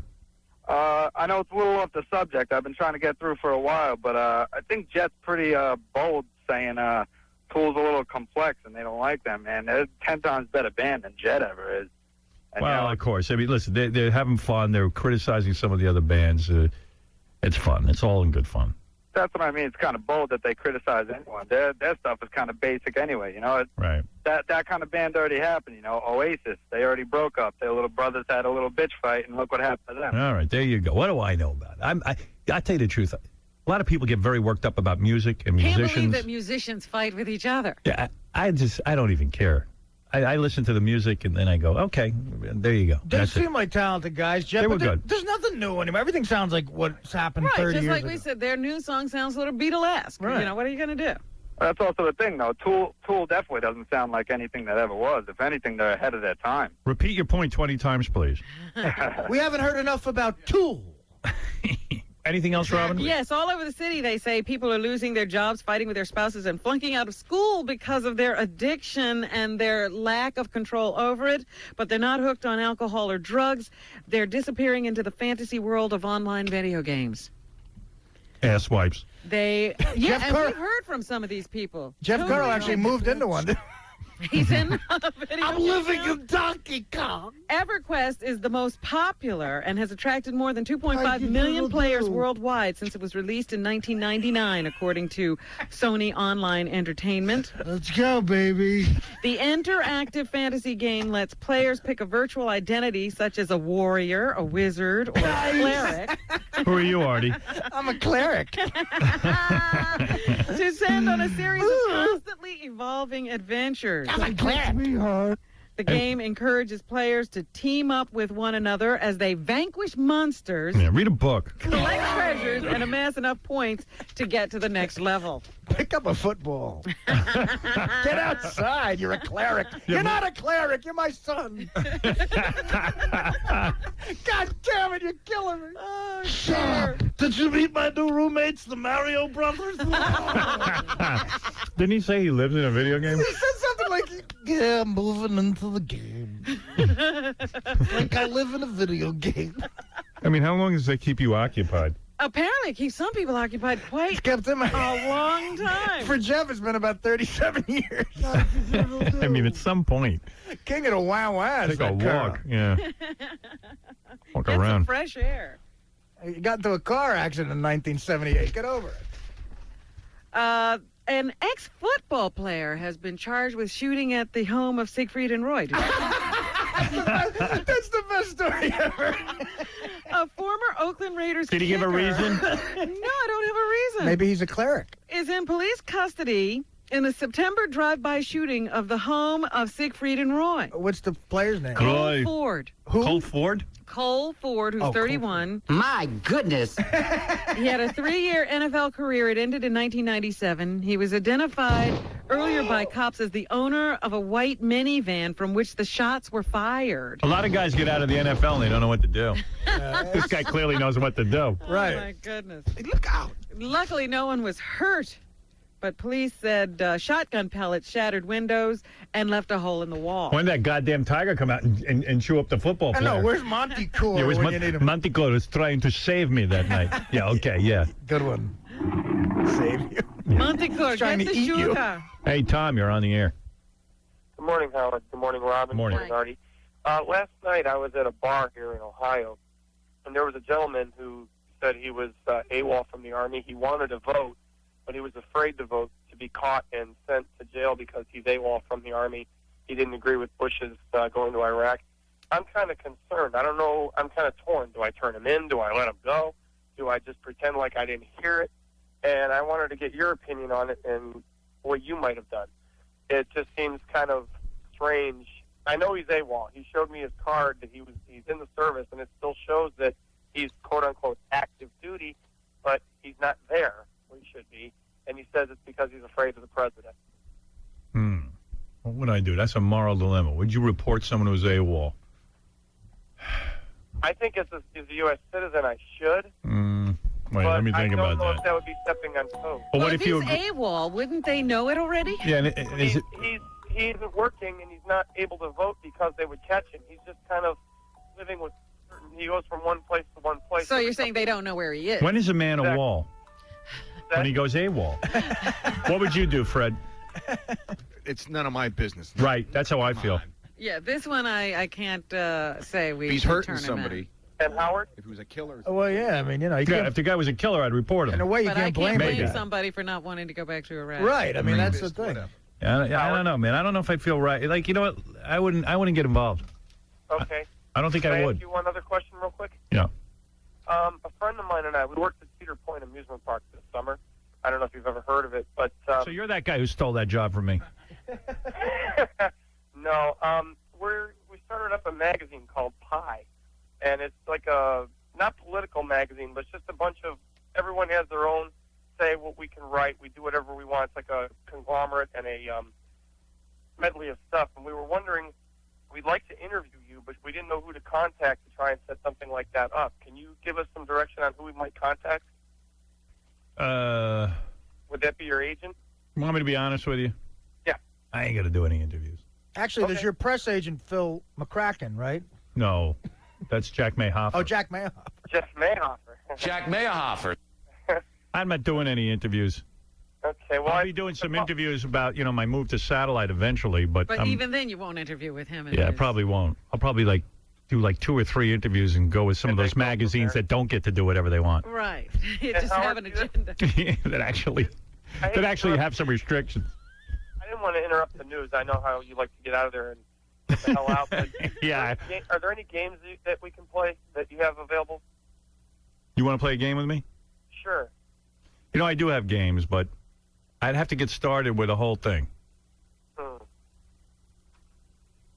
mean, even if it was just a fun thing, I would love to try like a stump kind of like. Yeah, you know what it is? I've run out of time. I swear I would do that with you. Call back tomorrow. Would you want to call? You want me to call you tomorrow and we'll play a game?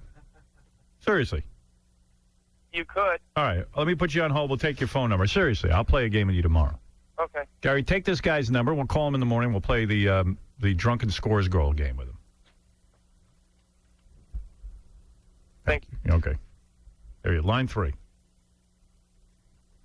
Guy sounds really desperate to play a game. Yeah. I think they're going to give me a chance. Well, it's nice of you to call him. I'll call him back. And don't turn in the AWOL guy. Feels creepy today. Well, I did. When I woke up this morning and I turned on the TV to see what had happened, I was like, ugh. This is what I thought my country. It's a dark period in our history. Did you watch CNN at all? No, I watched the 3 different Last night? networks. I popped back and forth. I watched CNN. Larry King was sitting there. Oh, really? And, he clearly is completely insane or something. Every time he says something, they almost laugh at him. Ugh. It was weird.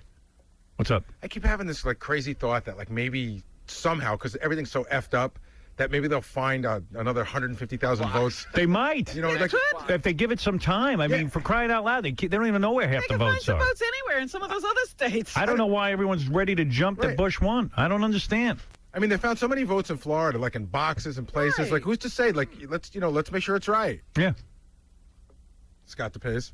Yeah, no. Everyone goes, well, we need to have the country heal. I understand what they're saying. It would be nice to know who the president is so the country can get past this whole election. But this is different because we have a president. Last time we didn't have a president. Exactly. There's no rush. We could take 2 weeks and count all these votes so everybody feels that at least some sort of process occurred that was somewhat fair.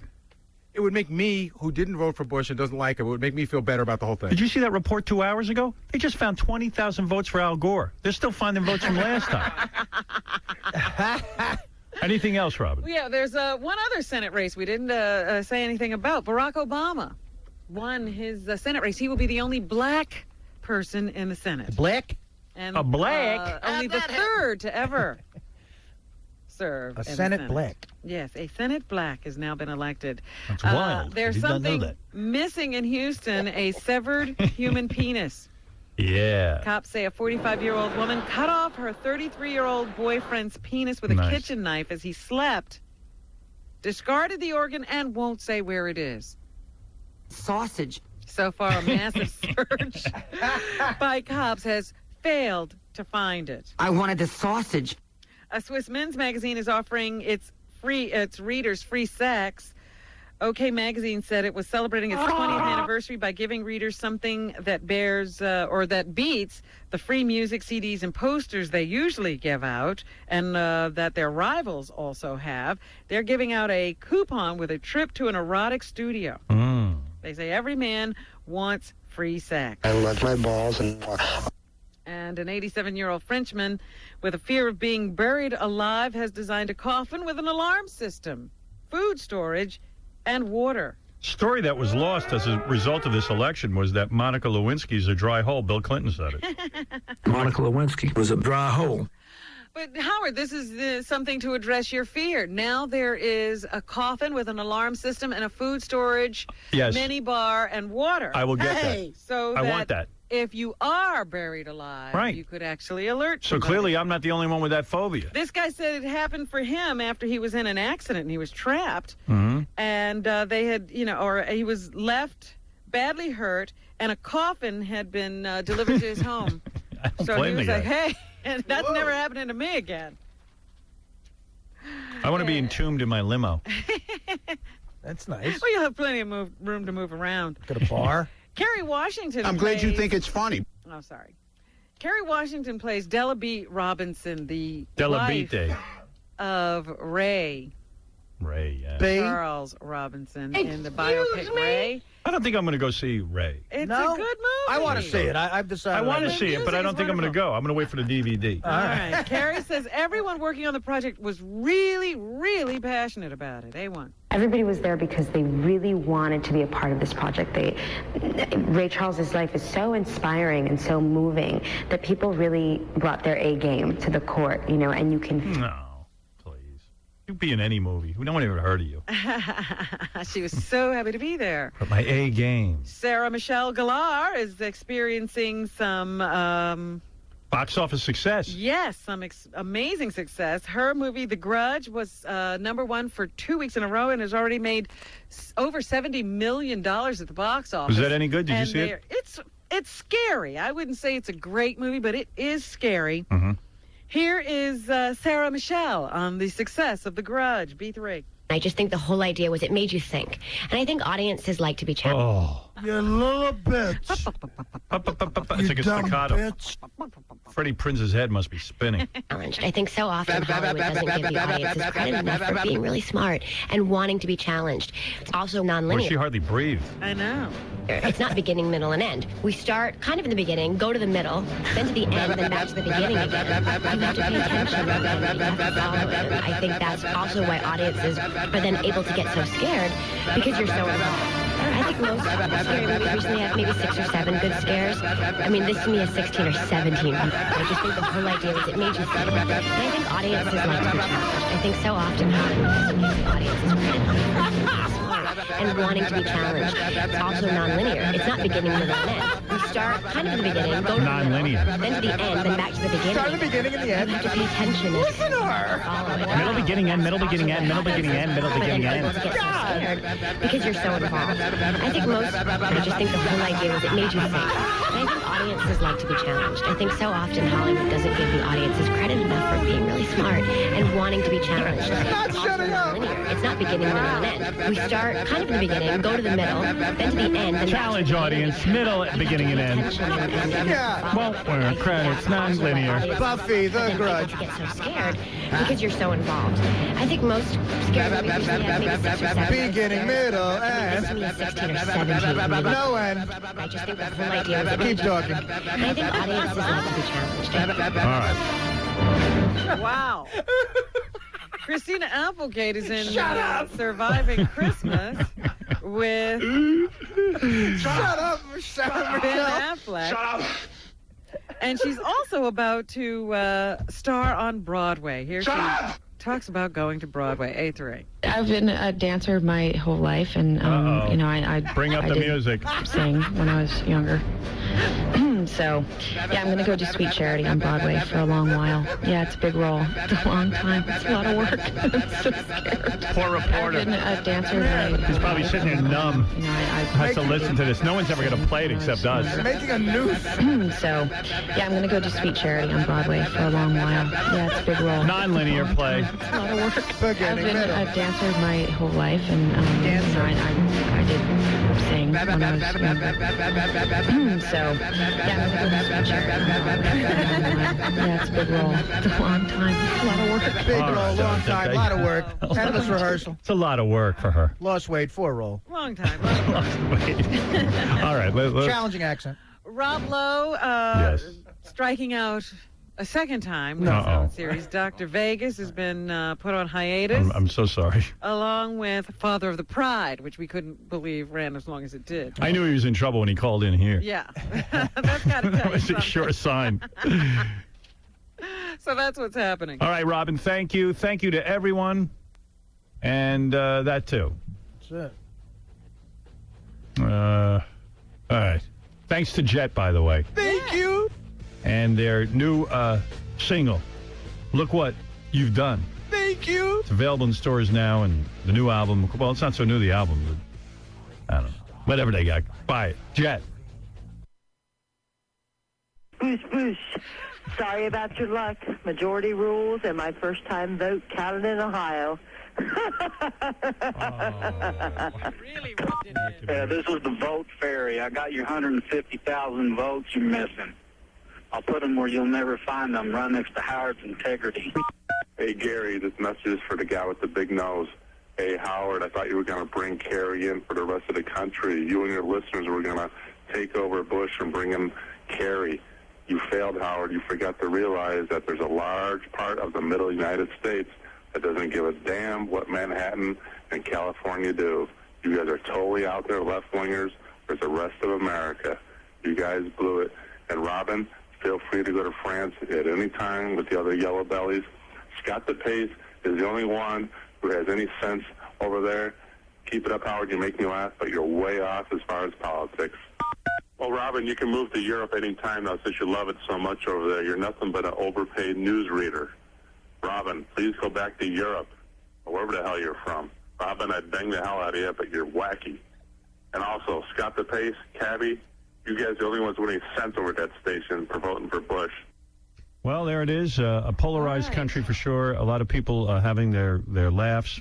by the At way, our expense. all I can tell you is what I said this morning at 6 o'clock. This is all good for me, personally. On a personal level, my move to satellite will be that much stronger. They've turned me into now a more important figure because you're going to see in the next couple of months more crackdowns from the FCC, individual fines to broadcasters getting signed into legislation.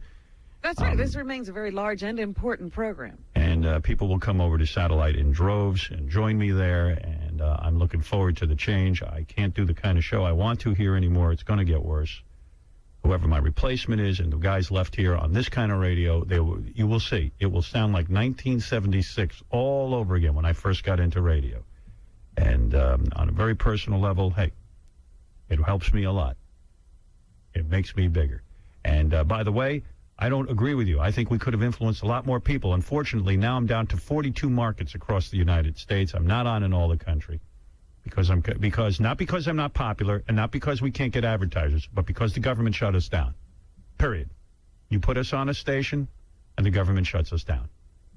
No more free market. No more the people decide. The government shuts us down. That's why I'm on in 42 markets instead of the 62 I was in. And before going Bush, up to 80 to 100 to 200. I should be in 200, 300 markets. I don't even know how many markets there are, but I should be in all of them. 250 Yeah, something like and that. I should be on 300 of them. Yeah. There you go. There you go. Should be on in some twice. So it hasn't happened, and of course I can only influence where I'm, on the air. So there. No, it only makes us bigger because you'll see. You'll come over and join us at Satellite because... Won't be anything to listen to. I'm telling you. That is provocative here. Yeah, I mean, okay. You'll have your middle-of-the-road programming here. That's right. Good luck. You'll see. No more stem cell research. No more abortion. You'll see. We'll see who. We'll see. Fine. You'll just get diseases and die. And I'll live because I will have my own private stem cell research fund going on. That's right.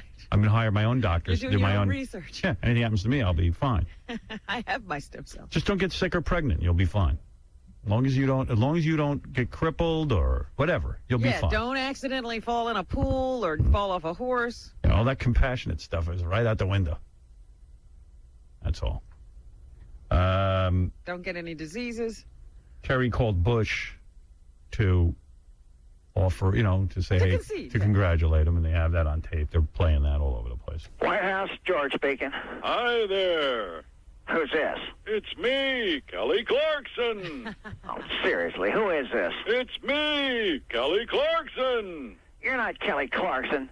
You're John Kerry. Who's John Kerry? I'm Kelly Clarkson. Knock it off, loser. Homo says what? What? Faggot says what? What? Who do you want to talk to? Hi, Daddy. Who is this? Is that you, Dick Cheney? Who's Dick Cheney? I'm Kelly Clarkson. Who are you? I'm a fat pig whore, just like you. Who is this? I'm a messy little spit-covered dirty pig. What do you have to say for yourself? Oh, yeah.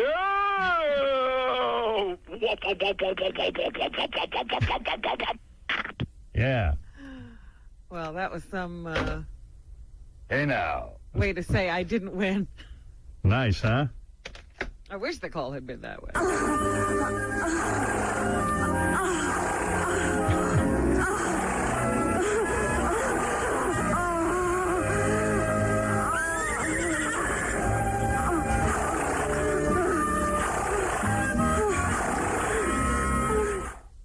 All right, here's what these guys were talking about in the email. Play the song by Jet a little bit. Let's see. That's Jet from yesterday, which I like this song. Take my photo off the wall. All right, stop that for a second. Let me see. This is the Motley Crue song they're talking about.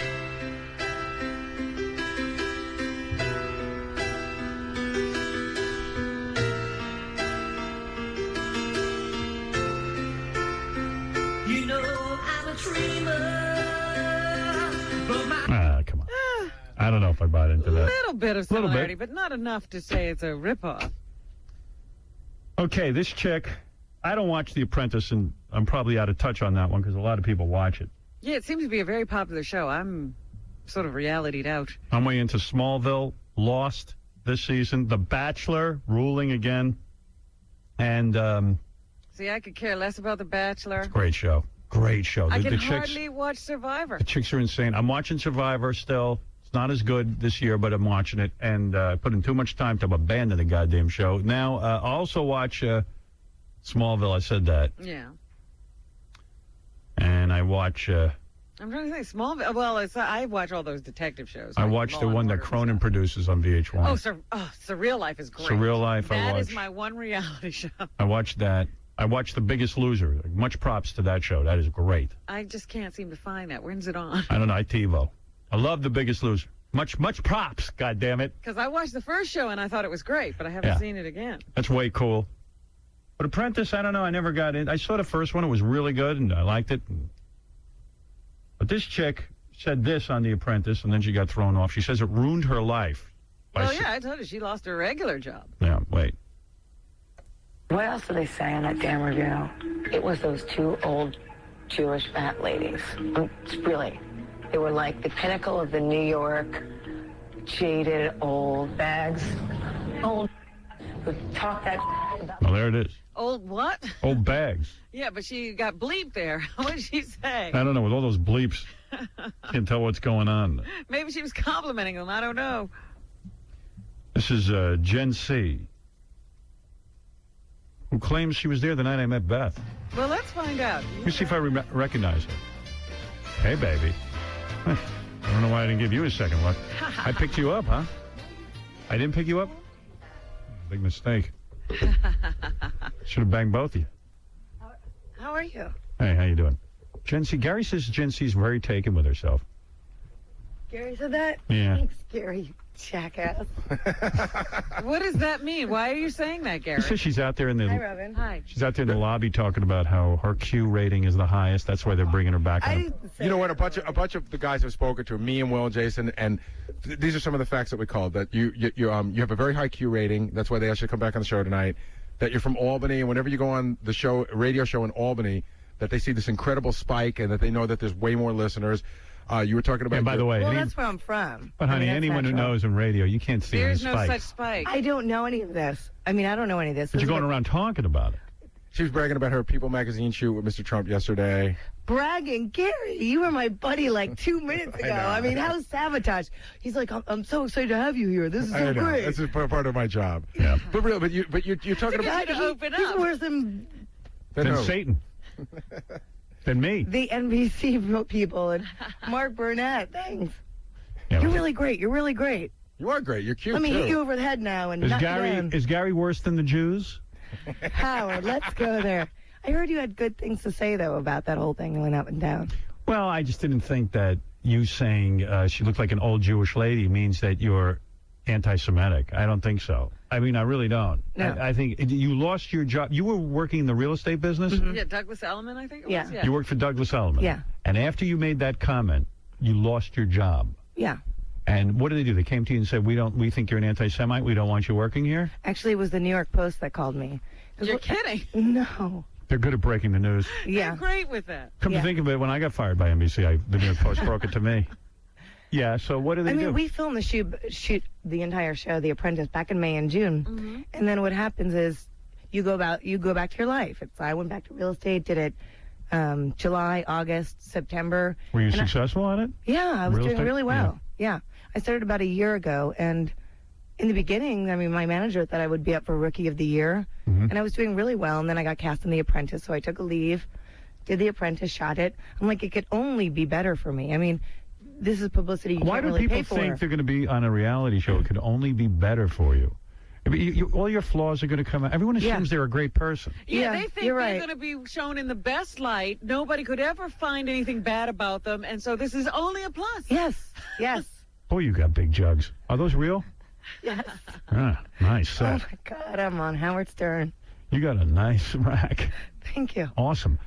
Well, and so your boss told the New York Post that you were fired, and the New York I Post can't called assume you. that. I mean, it just so happens Somehow that the New York. Post found out. right before I did. I see. a So day they before I called did. you and said, hey, you're going to be fired from your job. Well, what happened was I was watching The Apprentice with the rest of the world. I mean, this was as much of a shock to me. I'm like, You oh, didn't know you God. said didn't it? remember saying these No. And I remember a bit of a discussion with, the little Stacy. Mm-hmm. I don't know her, but who cares? Right. Yeah. And, the black chick. No, that's the other Stacy. That's Stacy Okay. J. The little, All may right. I say, the one who says, I'm Jewish. I was offended. Did you see it? No. Okay. Well, that would explain a lot. Are you Jewish? No. Because you sound Jewish. That hoarse voice sounds Jewish to me. No, Doesn't she sound a little Jewy? A little, yeah. A little bit. She could be mistaken. You could be very Jewy. You know, she sounds I could. just like... Yeah. I really could. I went to Howard, Syracuse, too. Howard, I went to Syracuse. My Q ratings are very high in Albany. Oh, my Whenever I God, go on the Howard. radio station, There's a I'm... spike every time I come on. Yeah. What were they saying? I mean, this is what Is that why you people hate the Jews? Because you're Oh, my a little, God. you're a little bit Jewy? What are you, actually? No, half my family is Jewish, though. My brother's a kosher Jewish Your man. brother, so you have Jews in your family? Yeah. How did is you that escape? possible? How are you not we have Jewish? We have the same mother, different father. Mother's Jewish? No, mother's not. No, the His father was father. Jewish. His father was Jewish. Mhm. Oh, so you're almost Jewish. Yeah, half. His father was Jewish, so she's almost. That's right. No, I mean, I grew up in a household which, my brother kept kosher. I mean, to think all of a sudden now I'm being accused of being an anti-Semitism or anti-Semite. Right. Like, what? I'm watching The Apprentice going, what is going on? And then you go do press day the next day. So you now say your life is ruined. You can't get a job anywhere? Or is it you just don't want a job anywhere? No, I've called around. You in called regards all the to real estate? Yeah, I mean, And- I don't want to name them, but they're like, well, we just have to wait. Yeah, they need you to cool off. Yeah, cool off. I'm like, well, cooling off is not paying my bills. And I was on a TV show. Right. A TV game show. You know, nonetheless. if you could only say they gave you those lines. Weren't you contemplating a lawsuit against the real estate firm? No, I mean, everybody asked me about it. People keep on asking me about it. Right, but you know not to do that for some reason, right? Well, do I you just really don't think have it's to my a best suit? interest. Right. Right. So now, what are you going back on The Apprentice tonight? Right. This was filmed a while ago. Right. So Yeah, I mean, you're I'm back going on. back. I'm back on tonight for a real estate task, nonetheless. I see. So you will be on The Apprentice tonight. You're brought back in. Yeah. You're given a second life on the show. Right. So I mean, are for you a out one-time shot. promoting it? I am. I'm really not sitting here to promote The Apprentice. I'd rather be promoting myself and saying, hey, guys, for real, I don't have a job. I need a job. Tonight, Everybody out there in America, The rumor is that tonight I'm for hire. that on the Apprentice you're going to say the N-word. Is that true? Well, surely there's a place in a real estate office for the people who don't want to deal with people who like Jews. Right. Surely. Hey, Howard. Oh, by the way, there's tons of places that don't want any Jews. Yes. That's what I'm saying. There's got to be a place for her. You know what? Even though you didn't sue Douglas Elliman, didn't they send you a letter or saying something to you that if you tried to sue, that would not be a good idea? Yeah. What did it say? I mean, I can't legally even get into it. It's not like I want to sit here and talk about legal issues on the thing. But, I mean... They said, because I know I saw in the notes, it said something to the effect of, if you sue us, we will go after you aggressively. Aggressively. Well, that's most people send those letters. Originally, what happened was I woke up, I did press day. So you're watching The Apprentice Thursday night. I'm like, oh, my God. Then you go do a press day. 12 o'clock at noon, the New York Post calls. They said, so we want to know about you getting fired from your job. And I'm thinking from Donald Trump, from The Apprentice. I'm like, it's a joke. They're like, no, from Douglas Elliman. Wow. And then the day just started unfolding worse and worse. And the next thing you know, I pick up the New York Post the next day, and there's me on the cover. Fired twice, and Jew insult, and the whole 9 yards. Are you wearing body bling? Body bling. She's wearing body bling. No, no, I'm not. Yeah, that sparkle is called body bling. It's just Jergens lotion. No, you're wearing body bling. I promise you, I'll send you one. What's all the glitter all over your boobs that I'm staring at? Oh, my Yeah, I saw God. My that. mother's listening. I don't care. You got body bling on, and why are you not admitting it? It's just Jergens lotion with shimmer. Yeah, well, Oh, that's it's got body shimmer. bling. That's Okay. body bling. You're Oh. wearing body bling. Oh, okay. I'm not familiar with body bling. Tell And me. those are your real breasts. You swear to God. I swear to God. Wow. They're That's nice. some rack. They're nice. Oh, my God, Mom, I'm so sorry. Why? Your mom knows what your rack is. She gave them to you. She's the one who watched you bud. She's the one who... You turned out good. Believe me, Robin, she's you seen your look rack. great. Oh, thank you. Howard, I'm such a big fan of yours. What's it too. going to cost me to get you in a bikini? Oh, my God, way too much money. I'll tell you what I'll give you. I'll give you $1,000. I'm telling you, that wouldn't even be close. Forget it then. yeah, you know what? There's a couple things going on, but first of all, I think that she comes from a wealthy family. Oh, you're fine. Oh, so you don't even need a No, job. Daddy's paying the bills. My father passed away a year and a half ago. Yeah, and he left you in his estate. No, I don't. Doesn't your family have like some really profitable business, like a sort of food business or something? They did. You know, they sold that years ago. My brother had that. So you got to be wealthy. No, I really don't have a pot to piss in right now. I Really? got to be honest. But you know what? Yeah, no, I'm not kidding. Like, I'm pretty upset about this. She took the. I don't want to tell the whole world I'm in this So, detrimental, devastating $1,000 state. for the bikini. No. Goes a long way to paying those bills. She said she took the last of her money and hired a personal publicist to. No, try I to- didn't say I took the last Oh, of my okay, money. I But just- I mean, I was coming down to the bare bones. How much money were you making as a real estate person? Oh, it can be very lucrative. Can you make more than 6 figures?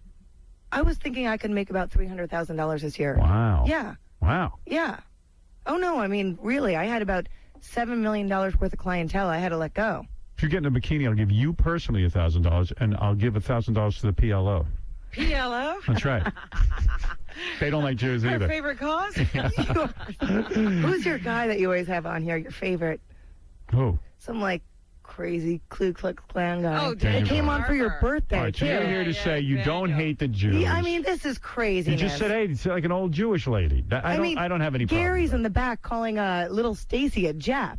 I'm Right. like, you would get fired from that. Exactly. You would actually get fired. Like, you know, honest to God. If there were- I think you got a raw deal from Douglas Elliman, and if Thank they're you. listening, they should rehire you. Nobody thinks you're anti-Semitic for saying the little old Jewish lady over there. Right. It's ridiculous. If there were two guys in Adidas suit, gold chains, you know. Why does it say slick on back your hair. website that you're available for speaking engagements? What the hell would you speak about? Right now I'm available for pretty much anything. What for kind of somebody. speak? Have you done a speaking engagement? No, not yet. But of course not. I mean, who's going to hire someone from a reality show? this no, is no, how no, some of no. the They make a reality lot of people money. live, A yeah. That Kwame made like $500,000 last year. What would you speak about? Your time in The Apprentice, and then just how you built your success. But you don't have any. Or how it fell apart Your and how to personal rebuild story. it. I see. I mean, they do want to hear, believe it or not. I have had many offers. Really? Yeah, I mean, it's crazy. So why not take them? Oh, I am. I'm You're definitely going to looking. take it, yes. My general manager has authorized me to hire you for a speaking engagement. We'd like you to stand right here and speak in a bikini for $1,000. You smart. You gotta, That's cute. You tell me about the night I met you. I'm trying to reconstruct this night. I was at Mercer Kitchen the night I met my girlfriend 4.5 years ago. You claim you were there. Yes. And you were in my limo. You know, I was just talking to my girlfriend Saya. We thought it was Beth that was there. Yes, it was. What happened that and night? she even came over to my girlfriend Saya and said, "Do you think he likes me?" Really? Tell Yes. me what you remember of that night. How did I sort of pick you up and put you in my car? You were downstairs at the Mercer. You had a big table. You were with a bunch of people. I got invited to a dinner party. Okay. Yes. So you remember that night, kind of? Yes, of course. Oh, okay. I met my girlfriend that night. So I was downstairs. I was at another table, and I think, you know where you go upstairs and Yes. there's that little lobby area? Yes. And I said something to you. I said, "Oh, you can't go in there." I had never met you. I just Wait knew a who second. you Are were. you the girl who told me I had nice eyes? I don't remember, but I could have, yeah. I mean, if you didn't have your sunglasses, I think I might have. Well, wait. I walked upstairs to the bar, and then what did you say? And I said, jokingly, I'm like, "You can't go in there." Because you know how that lobby Right. is supposed to be I for remember guests. it. You remember it. You're and the is girl she in the the story. one who Yeah. said, you are in his You're story. the reason I'm with my girlfriend. You're kidding. You want to know what happened? No, tell me. And then you invited us out, and we were all just having a fun time. Your girlfriend kind of, made friends with me and my girlfriend. And Let me tell you what happened. okay. Here's my side of the story. Oh my God, I'm so excited. It's kind of weird because, when you meet someone and you turn out you're in love with them and all that, you try to remember the first night you met. Right. So here's what happened. I went to this place, the Mercer Kitchen. I got invited to a dinner party. It was a birthday party for some really rich guy. Yeah. This young guy. His father's all rich and everything. Ralph said, "Come on to the party." I said, "They don't want me at the party. I don't even know these guys. I don't know them." So he said, no, come on. It's a meal, and you're bummed out. It was a Saturday night. Yeah, I remember you were out of sorts and hungry. Yeah, I just came from the kids. It was kind of a bummed out time. So I said, all right, I'm not in the mood, but what the hell? I go there. And sitting at the table is, who was to become my girlfriend, a whole bunch of Australian dudes. Yeah, it was a big, South huge African table. dudes. Yes, Right. South African dudes were like, hey, Howard, Guys with accents. They were rowdy. They were like screaming. Crazy. And you kept on leaving. I remember you left the table a couple times, which is why I met you. I couldn't take it. So I got up and I said, I'm just going to go walk around. I walk upstairs. I'm walking by the bar, and I said, oh, this is the Mercer Hotel. I want to see the lobby. So a hot chick says to me at the bar, hey, you can't go in there. And I'm like, fresh meat. A nice-looking chick, right? So I go, oh, okay. So Jen here follows me downstairs. You came downstairs looking for me. Well, we were seating downstairs. Oh, is that where you were? I was eating the tuna wasabi pizza, and I asked you about that. And you're like, I had that too. That's the best. So Beth was being kind of shy that night, and I wasn't really, we weren't really connecting or anything like that. Well, I thought you said you had hardly even noticed her because you were so down in the dumps or something. Yeah, I just wasn't. Imagine me not noticing, a hot chick. That's crazy. You must have been out of sorts. But you, Jen, I noticed you, and because you would talk to me, So I said, maybe there's something going on here. So she comes downstairs, and everyone's talking about going to this place. Spa. Back in the bay. Yeah. Right, spa. Yeah. So, some club where people dance. Right, yeah. So I figure, hey, so she evidently, Jen walked up to me and said, you have nice eyes. Beth was watching this, and she turned to Booker, who happened to be there, and said, look at that girl. She's throwing herself at Howard. Good. And she goes, and what a cheesy line, you have nice eyes. And I didn't even hear you say that. I don't remember saying that. I got to be honest. So she walked up to me and she went, oh, you have nice eyes. Now, I thought she really meant it. And I went, well, maybe I could get laid here. Maybe I could get her. Jen, if he had heard you. If I had heard you, I would have been with you. I didn't know. I swear to God, that's what happened that night. Oh, my God. And then we were going, and then Beth said she was going to go home. So I was a threat. That was a great thing. Yeah, and I said, why don't you come to spa? I said to Beth, and she goes, well, I don't know. I'm going to go home, blah, blah, blah, blah, blah. Yeah. And then Jen, and I saw her and I go. And my girlfriend, Saya, the blonde girl, the pretty blonde girl. Yeah, and I figure if this Beth doesn't want to hang out with me, I got Jen. Grab those two. So I grabbed those two. So I threw all the girls in my car and Cabby. So she was right. And Cabby, right. So, yeah. Because we were squished. I remember Cabby wanted me to sit on his lap, and I wouldn't, and I jumped on the floor. And you were laughing. You're like, she won't even go near you. Right. Cabby was striking out all over the place, and Beth was being real friendly to me, so I dumped these two. You had to put her off to the side. And then she befriended me and my girlfriend, Saya. Right, yeah. And then became our buddy. And then I drove her home that night. Yes. And she came back to my apartment. We hung out. Yes. And I lost track of you. I didn't know that was you. That's fine. That was fine. She saw you trying to make a move, and she blocked you. There you go. And if you hadn't said you've got nice eyes, and I didn't hear it, and Beth walked over, that's how I ended up with my girlfriend, because of you. Oh, my God. So you're instrumental in the story. You're part of my love story. A good karma, good energy. Do you see now? You put them together, a Kenahora. There you go. Don't use Jewish words with her. Oh, all right, listen, Jen C. is going to be on The Apprentice tonight, but she doesn't care about that. I am. I'm coming back with Rob and Brad and Stacey J. Oh, wow, look at your website. This is a tough one. JenniferChrisafulli.com. You did that really good. Chrisafulli? Chrisafulli.com. Jennifer, CRISAFULLI.com. Yeah. And you can go there. What do you got on there? You can book appearances and stuff? Yeah, book appearances, hosting, speaking engagements, hosting on air. Hey, didn't you hook up with AJ Benzer or something? No. Ever? He was a friend. I remember when he got beat up or he beat. Right. Weren't you with him or something? No, I was friend. I was cool. I was nice to him. Oh, you never did him? No. Oh, I thought maybe No. Yeah. I should have done you that night. I didn't realize. You wouldn't be with Beth. I like being with Beth, but I didn't see those cans. You weren't putting them on display like that. Those are big. Oh, my God. And thanks for picking me up at the bar that night. Made me feel good. And we talked about tuna wasabi pizza. How good is that? There. That's what we talked about? Yeah. We did talk about that. Yeah. I was going to bang you. Okay. So the tuna wasabi was out the door. No I'm like, wonder you thought this was such a great restaurant. You got. I go there all the time. I'm telling you, I got two women who were interested in me. I was going to bang you, then I'm going to bang Beth. I mean, it was really my night. It was my night.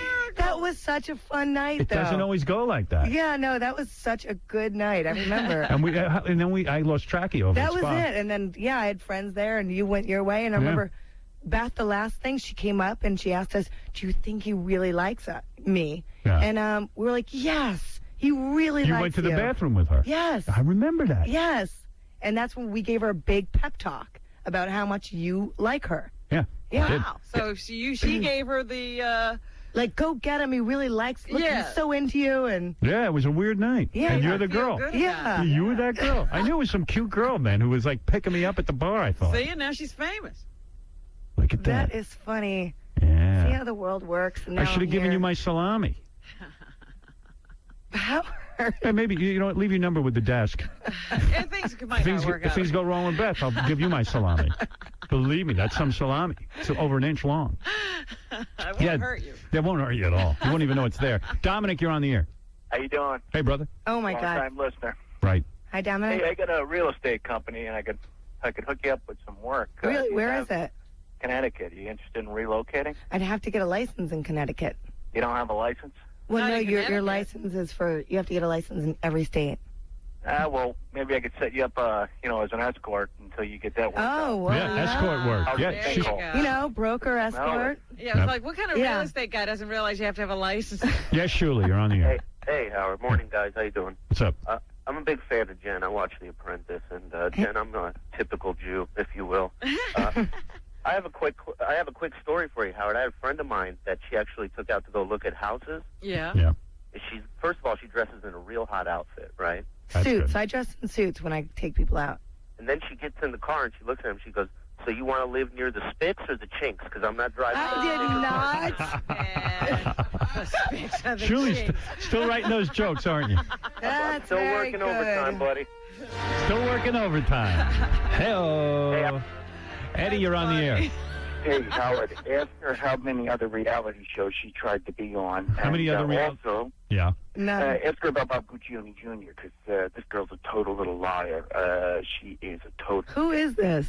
How's that, all right? Well, let me ask you... We wait. actually talked about Bob. What about that Bob? night, too. Yeah, what did we say? Well, you were telling me, I used to work at Spin, and you said that you used to...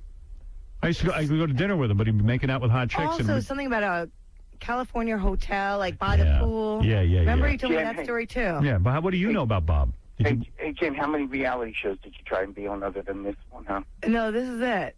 Oh, no, you're a liar. You know it, man. No. Why are you saying that? Yeah, you was Who on the is this Bravo sketchy show voice? trying to be on it Oh, twice. no, weren't you're right. I had a friend that was No, you a were producer on that twice. show. This girl is a total opportunist liar. he's right, Howard. he's Get right. her off Wait. the air. I'm not following Who this. is this? What show are you saying she was trying to be on? Oh, she was trying to be on some Bravo show. No, There's there a whole was. I had a friend who website was about producer. it. Check it out. It's like the It Factor. All right, with so the actors for she a wanted to while. be on a reality show.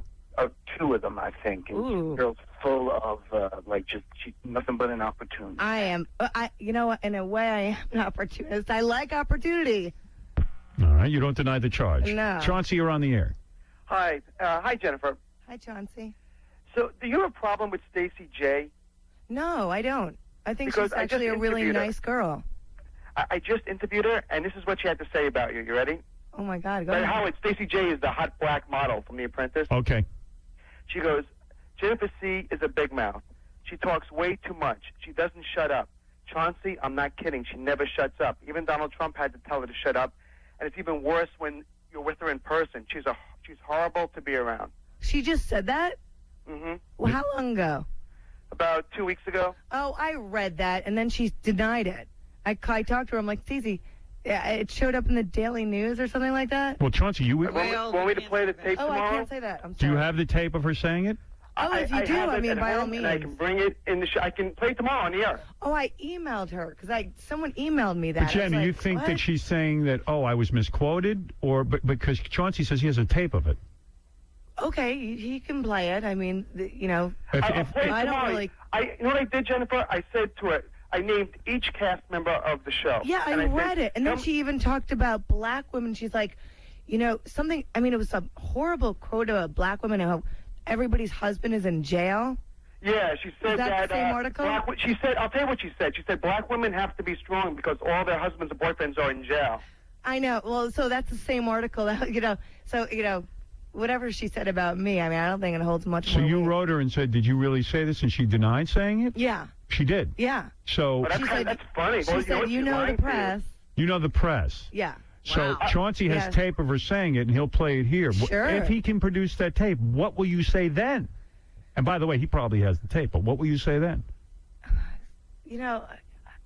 I've just been through more. I don't really care that much about what's. Why would she say that about you? She said horrible things about everybody. Okay. But then again, why would she Not say... everybody. There was like three of you she really didn't like.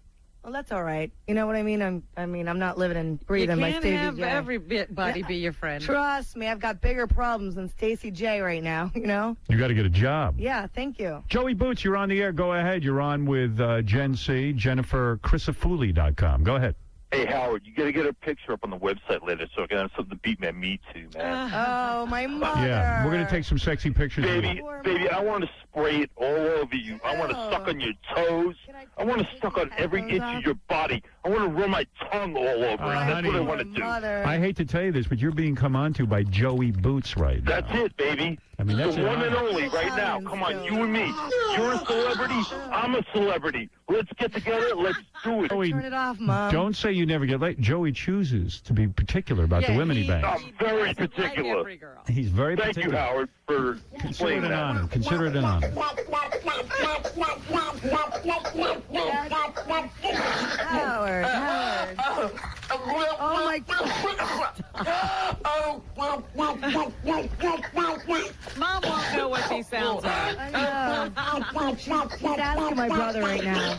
What's going on? What is that? Look, he's having a ball, too.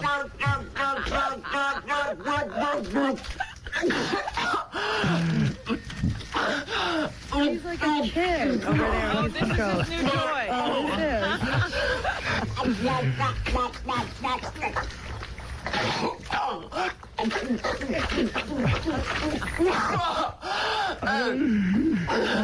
You realize on satellite we could actually look at the movie while Right, we. you can show it. That's right. We wouldn't have to guess what that sound is. Go ahead, Jay. You're on the air. Hey, Howard, how's it going? The Christophers up here in Albany do have a lot of money. Maybe not Jed, but they have a lot of money. Maybe she's the poor side of the family. I don't think there's any poor side to that family at all.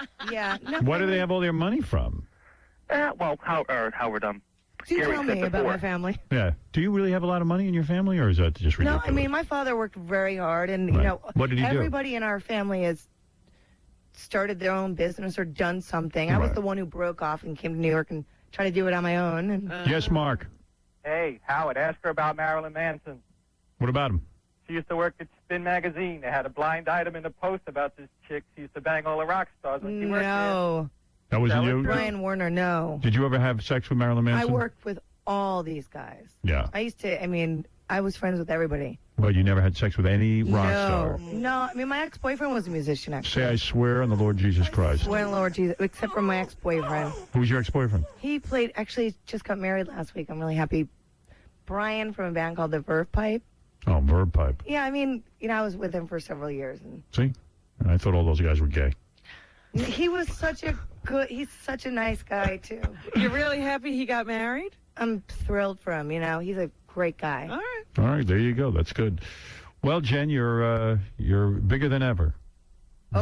JenniferChrisafulli.com. He's laughing, by the way, out there. If you could see Howard's face when he says that, I mean, he's got a devil in his eye. Yes, Marianne from Brooklyn. Howard, I saw her on The View, and I'm defending you. Come on, give me a break. No, I saw you you was on fine. The View, and you stood your ground with those four, you know what, DI bitches.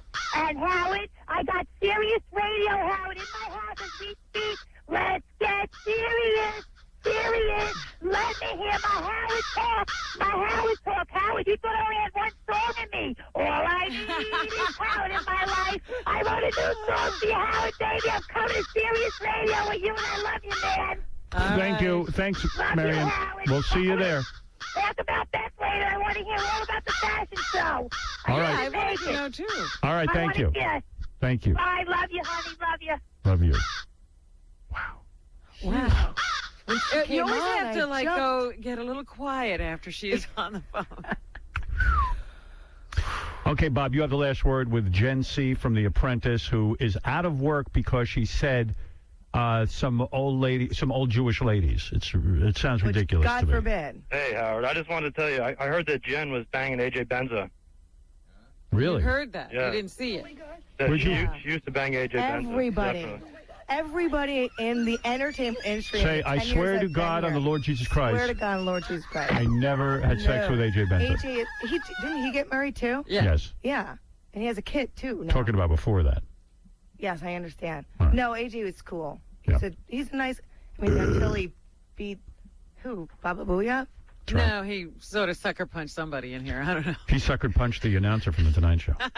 I remember that was a bad scene. All right. Anyway, listen. And I'm the girl. Thank God with you. That's a and great Pat. story for me. I mean, personally. And all the world rejoices in hearing my story of love. Well, we never knew who this girl was. We found her. So I told you it was a good-looking girl tried to pick me up at the bar. Yeah. So you didn't believe me. You told the truth. Yeah. I can't believe Would you have done me that night?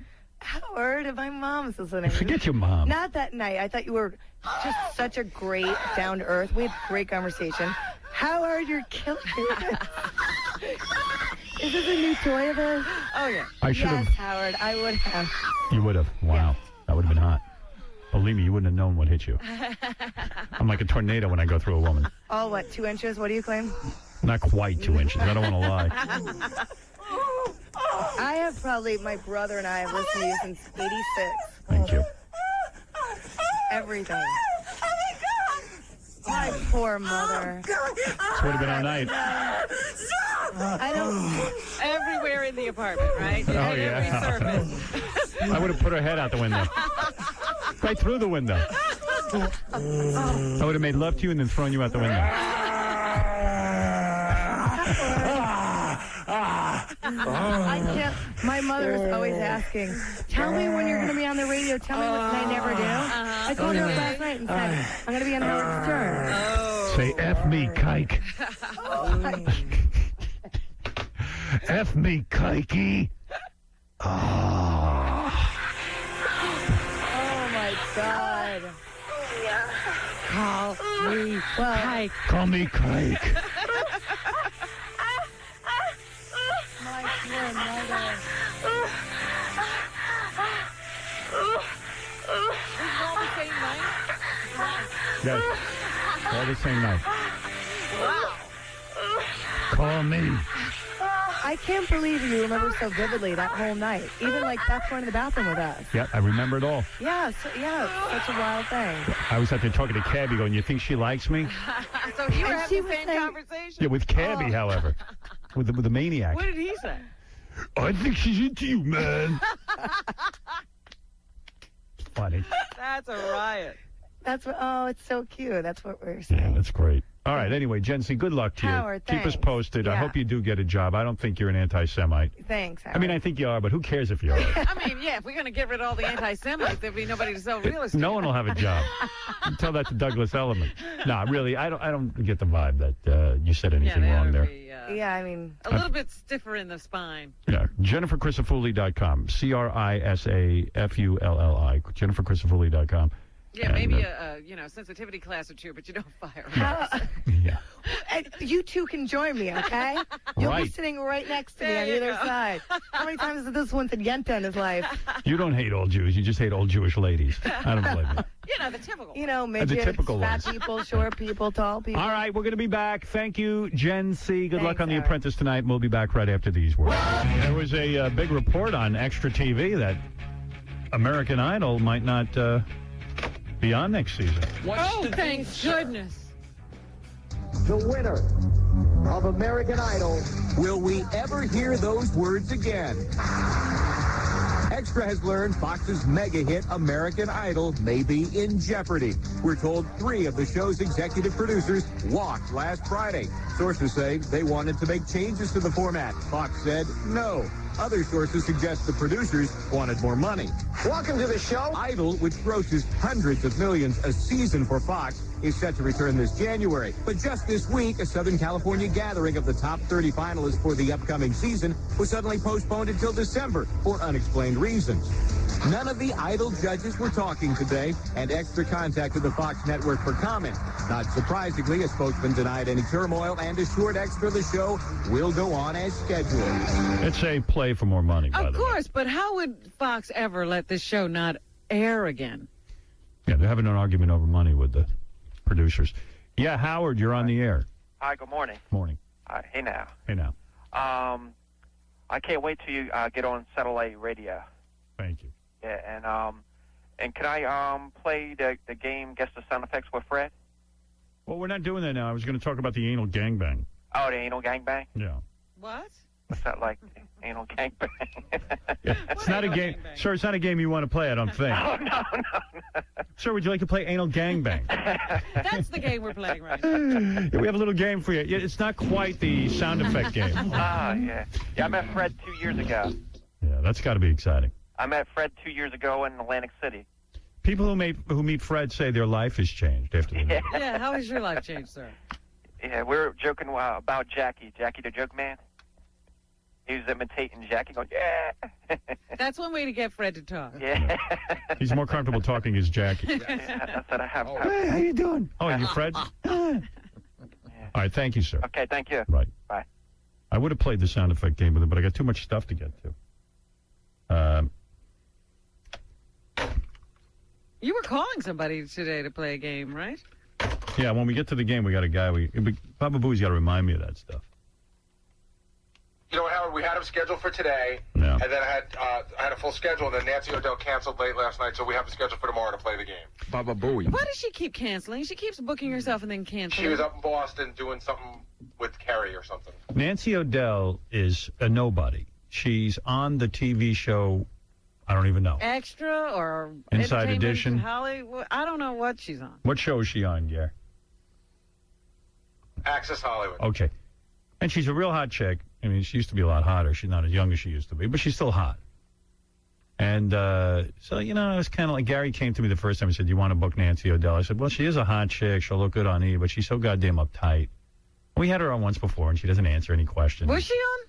I think so, on the phone or something. So I said, "Yeah, okay, I'll have her in." This was like about a year ago, and she was starting on a country music channel or something, doing a show. Right. They were doing a pop idol kind of country show. Which is a dumb idea. I'm sure it's already off the air. So I said, actually, they got a new host. "No, really, they got rid of her." Yeah. So I said, "Okay, have her in." So then she canceled on us last minute, and I was like, "Thank God," because I'm not even sure I wanted her in here. And Gary said to me about a week or two ago, "Hey, Nancy O'Dell wants to come in." I go, "God, she's so goddamn hot." And this is where I start thinking with my penis. You know what I mean? Because there's no reason to have her in. You have the same argument with yourself every time her name comes up. Well, I don't argue with myself. I argue with my penis. Well, I consider that part of you. My penis wants to see her. Which is so ridiculous. I'm going out with a chick. It's not like I'm going to be doing Nancy O'Dell, and Nancy O'Dell's not interested But in me. he just wants to take a look. It wants to take a look. Just wants to see what's happening. The little fella. You're right. The little fella wants a periscope up. So my penis books every hot chick onto this show. Well, there's some. I have no clue why they're here. So Gary pitched her and somehow came up with some rationale. We were like, well, let's talk to her about why she canceled the last time, which is the lamest, stupid interview. We would have been out of questions faster than we were with Gen C. Right. So thank God Gen C had met you before. That's why she was here, believe me. So I was kind of like, well, all right. I got suckered in again, and I went, yeah, she's hot. Okay, Nancy O'Dell, book her. This bitch calls up and cancels again. Every time. And by the way, I'm happy each time she cancels. Because what would you talk to her about? What do you got? Nothing. I have nothing to talk to this chick about. But it's my penis. I swear to God, my penis is doing this show 50% of the time. No, not 50. 80. We get a little better show than that. No, you don't. Trust me. That penis drives this show. So Nancy O'Dell's not here, and believe me, thank God, because imagine if she was walking in now, I wouldn't be getting to the anal gangbang. Let me tell you, it's better talking about her not being here than it would be to have her here. This is way more interesting than if she was here. Coming soon, Ryan Starr, who's a complete maniac. William Shatner and Stump the Buoy. She is the second greatest thing about Surreal Life. The greatest thing is Flava Flav and Gite, Bridget Nielsen. Right. And Ryan Starr is the second greatest thing because she's in some fantasy world where she thinks she's a star. Yeah, she's coming in here. We're going to rag on her. Frank, you're on the air. Hey, Howard, what's going on? Hey, now. Hey, listen, your girlfriend was at North Shore Animal League benefit yesterday? Yeah, by the way, thanks to everyone for showing up. There was this event that Beth got asked to do where a bunch of women modeled outfits. Yeah, I was going to ask you how that went. And man, she looked great, Howard. I've never seen her in person, and man, you are one lucky guy. I got to tell you that much. I am a lucky guy. Who were the other girls? Well, there were a bunch of women. She said 2 models that she knew of, and then some people who were sort of known modeling some things. Yeah, like celebrity sort of models. Yeah, and the event was in honor of the fact that there was a hurricane. There were hurricanes in Florida, as you know, and a lot of animals lost their homes. So they found homes for all these dogs. Not all of them. How did the dogs lose their homes? people abandon animals After during a hurricane? Yeah. Oh. They just leave them by the side of the road. There was a bunch of puppies that were born and that's a were going to be shame. killed. One guy was already bringing them to get killed, and they saved them. So it was this very sweet event. Mm-hmm. It was $150 a person, and they got a lunch, and they raised money for North Shore Animal League. And so, And who was that guy with her? what guy? I don't know that there were, I don't know. I wasn't there, so I don't know what you're referring to. No, there was some guy like sitting next to her the whole time, and like, God, he was such a dupe, man. I was like, oh man, I hope Howard likes this guy. That's probably the guy she's cheating on me with. Yeah, so I'm sitting on the side of Grand Central in a broken down car right now, just wondering if you wanted to hear that she looks excellent. Sure. Meyerhofer. Yeah. He has a broken down car, but he paid the $150 for the lunch yesterday. That's No, a actually- wonderful thing. Actually, I'm an employee where it was. Oh. Yeah, so, all right. Anyway, thanks for the report. So they had a good turnout? Had a good turnout. Yeah, really good turnout. A lot of hot chicks, right? Walking around in hot clothes. Lot of hot chicks. But I just wanted to say that she was like really nice. I waited on her table and everything. She was great. All right, cool. All right. All right? Thanks, man. Thanks a lot. Yeah, it was a charity event. That's nice. I'm glad that they were successful. Hey, Matt, you're on the air. Howard, I love you, man. Thanks, brother. And it's a great show today. Unbelievable. I needed to laugh today so bad, and you made me laugh, and you made me happy. And it leads to my question. Are you going to fire Artie for not showing up today? No. In fact, Artie and I have a deal kind of where, Artie, before he joined our show, had a bunch of he had some showbiz things going on. He does movies from time to time, and he's got some sitcom deals and all kinds of stuff. Yeah, he's had development deals while this has been going on and all kinds of things. And so Artie always said to me, hey, I want to join the show and everything. It's like a dream job for me. Do you think we could work out something where every once in a while I'll give you guys notice. I might have to leave and do something for a day or two. And I said, that's fine. I have no problem with that arrangement. Well, but anyway, I think the show's a lot better without him. Well, I don't. Not the case. Some people might say that, but I feel Artie's integral at this point. I think he's a real important player in the show. Okay, because when you talked about it this morning, you said, I'm going to miss you. I didn't know if you're talking about today or like in general or on satellite or what. No, satellite, no. I mean, listen, I'm hopeful that everyone will come over and do the show with me on satellite. That's something that, everybody's got to make their own decision and all that. But everyone's kind of expressed to me their excitement about it and the idea of the future being there. And certainly since the Bush win and Colin Powell's son coming after me, and in light of the fact that in days this bill is going to be signed to fine individual broadcasters, this was the smartest move I could have made. And I'm actually really happy about spending the next 5 years in radio. I hear you. I really am. I was really going to give up on it. I got discouraged. I really resent not being able to talk about a lot of the topics I want to talk about. I don't like the censorship, and I kind of burnt out. But I'm very excited about the future. And it's not just a dirty word. No. It was also like, what? By now we should have been on across the entire country, which I would have been. I mean, there's no doubt in my mind that I would have been on in every market in this country of ours. But the FCC stopped it cold. And not only that, it was a struggle holding on to markets. Yeah, I'm down to 42 markets. I used to be on in 60-something markets. And now I'm down to 42 because they scare people off. They're so scary. The religious right targets my advertisers, threatens to boycott them. Worse, They go on a letter writing campaign as soon as you go in. Please don't advertise on this station. In some of the small towns, local guys who advertise on my show, they get religious guys picketing outside their homes. Odd people. They're like Moonies. Well, it's called racketeering. You're trying to close a guy's business down for something because he doesn't believe in what you believe in. For making his business decision. So it's gotten so bad. I mean, it's gotten so impossible to operate in this environment that this is the smartest thing I could have done. I think it's great. I mean, I'm going to get it. My mother's 70 years old. She's getting it for you. Yeah. I know a lot of people who are into it. Well, listen, I'm really excited. I think it's the future. I think some people are like, I'll never pay for radio, and that's fine, too. I think they eventually will. I think it's really exciting to have the service, without me on it even. Yeah, so I believe in the product. I believe in the future of it. And I put my money where my mouth is. I could have stayed here. I could have made a good living here, but I'm going to take a risk. I really think it's a no-brainer. Yep. But that'll remain to be seen. And hey, I hope you join me. Well, good luck, Howard. All right, I brother. really do appreciate all the years. I live overseas. I live in Greece, so I listen to like old tapes of you. But I came in to vote, and I'm going to try and get that satellite when I'm overseas too. All right, thanks. Thank you, Howard. I don't know if it works overseas. Not yet. It will. He lives in Greece. I mean, if I hear one more time that the company couldn't put me on in Atlanta because of they're conservative down there, and they're And gonna, Jesse Helms, when he was the senator, blah, blah, blah. and our poor station in Florida has to bleep every other word because there's a lawyer there who files with the FCC all the time. I mean, it's ludicrous. It's crazy, and it's making me mental.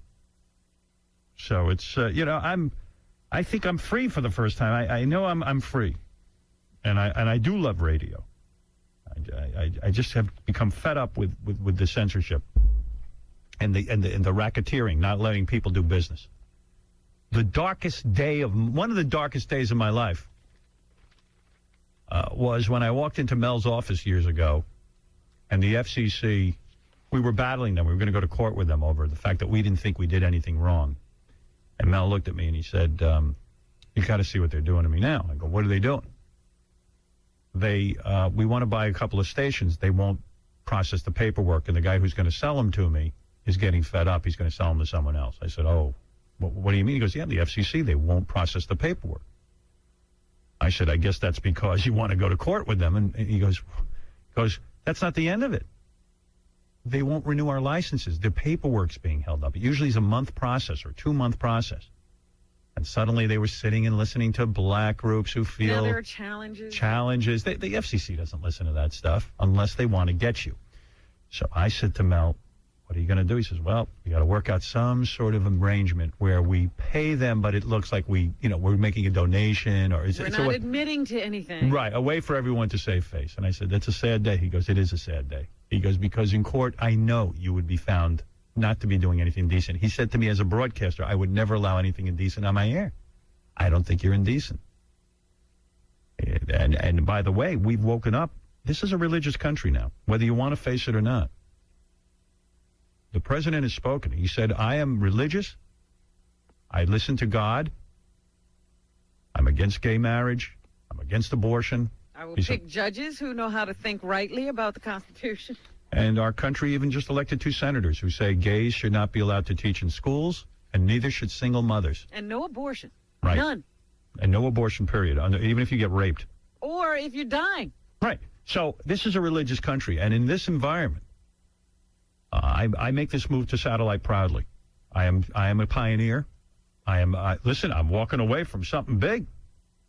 I'm walking away from... this is the biggest industry. Right. I'm You're the number going one... to a small industry. I'm a number one guy here in this industry. I'm number one in most cities. And I'm saying farewell because I believe in a bright future.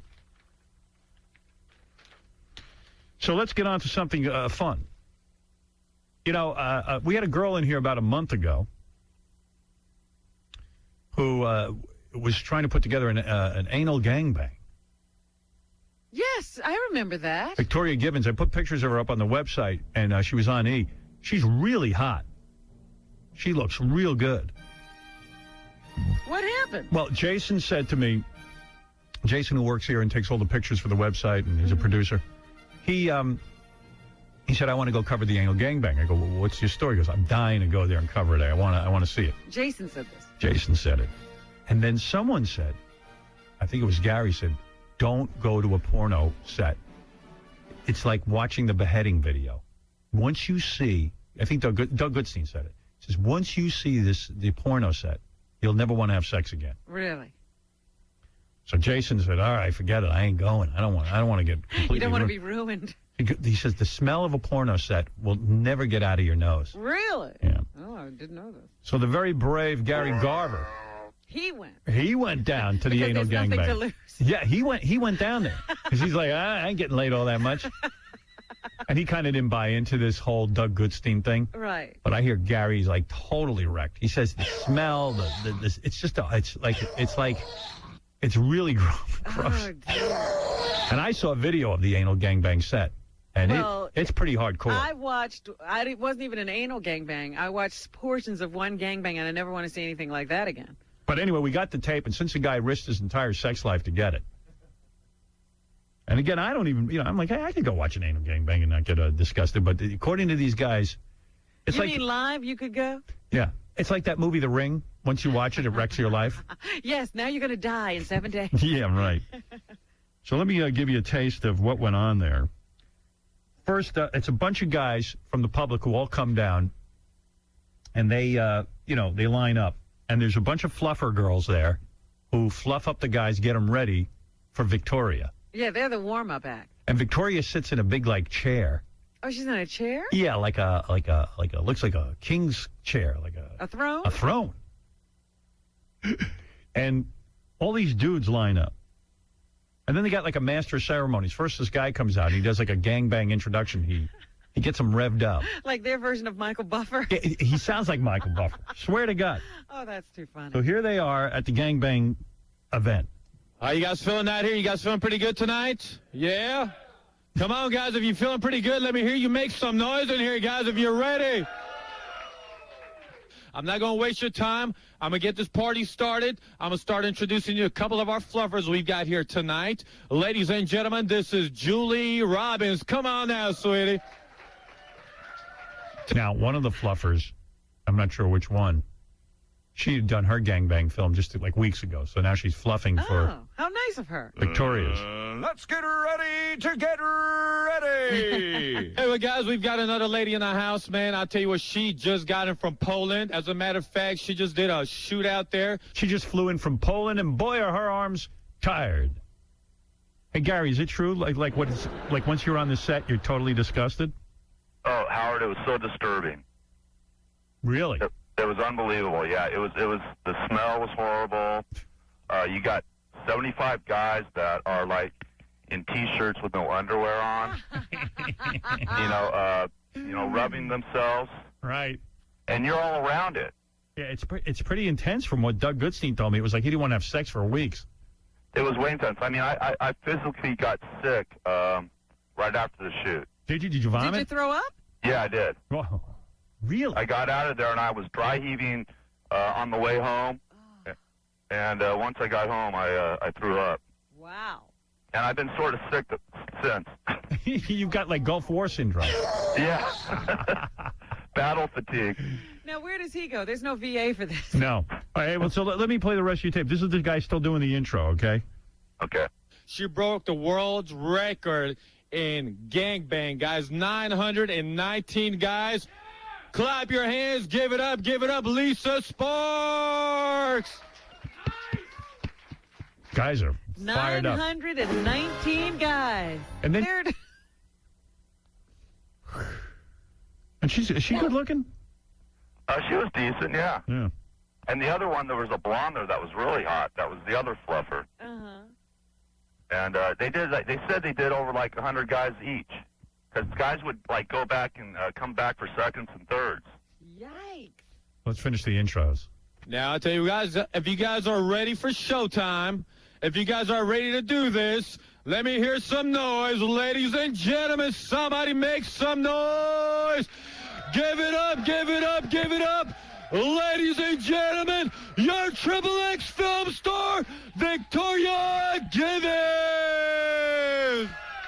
And correct me if I'm insane, but I think she's hot.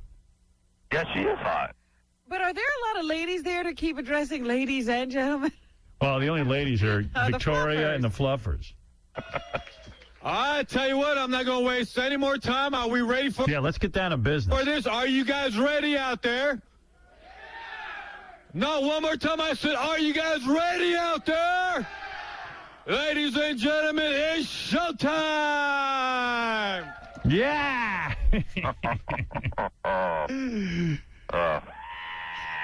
It's really that gross, huh?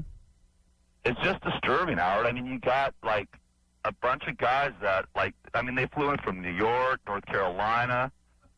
It was crazy. They're just I'm not saying they're perverts, but they look like them. I was going to say, do you relate to them in any way, or do they look like, scummy? No, I don't relate to them, Robin. Well, yeah, we got a lot of tape to get to, so let me show it to you. All right, this is Victoria, the girl, getting banged.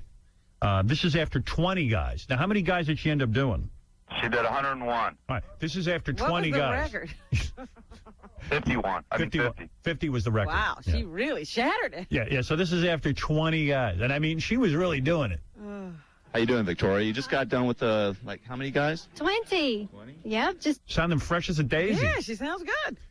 And I wish you could see this video, and I wish I could describe to you what she's like she's bent over Because I was going to say, she can't stay on the throne for this. Well, she's showing you, what kind of shape she is. I can't even describe it. In a year from now, I'll describe it. Yeah. Save this tape. We got to go back to this. I'm making a file, stuff to talk about a year from now. It's growing. Yeah. This thing I got to talk about, but I got to keep it, civilized. Right here. Okay, so, here she is after 20 guys. It's finished 20, and I feel good as new. Feel like I've just had one. So you ready for, how many more guys are here? You know what? I didn't even get the total number of guys that are here, but I am going to be doing at least 100 guys today. And if there's more guys than that showed up, then I'll be doing them too. So you're going to do everybody that wants to do you? Yep, everybody here that wants to do me. Right on. All right, thanks a lot. Good luck, and we'll catch you like at halftime. All right, cool. I'll keep you updated. Now, does the smell start right away, or does the smell just grow, Gary, as you're going along? It grows, Robin. Well, they have a bucket. And the fluffers don't even use condoms before. Really? Oh. All right, so here's the fourth guy in line, because you want to get to know the guys who were there, right? Sure. Right. Not really. Gary interviewed some of the guys. How you doing today? All right. Now, have you gone yet? Yeah, I was number 4, in fact, except one guy cut the line, so I was moved back to number 5. But I was number 4. And I'm going to kill him. Now, what are your thoughts about Victoria? She's fine. Victoria is very pretty, very nice, very loving, very giving. Also, I had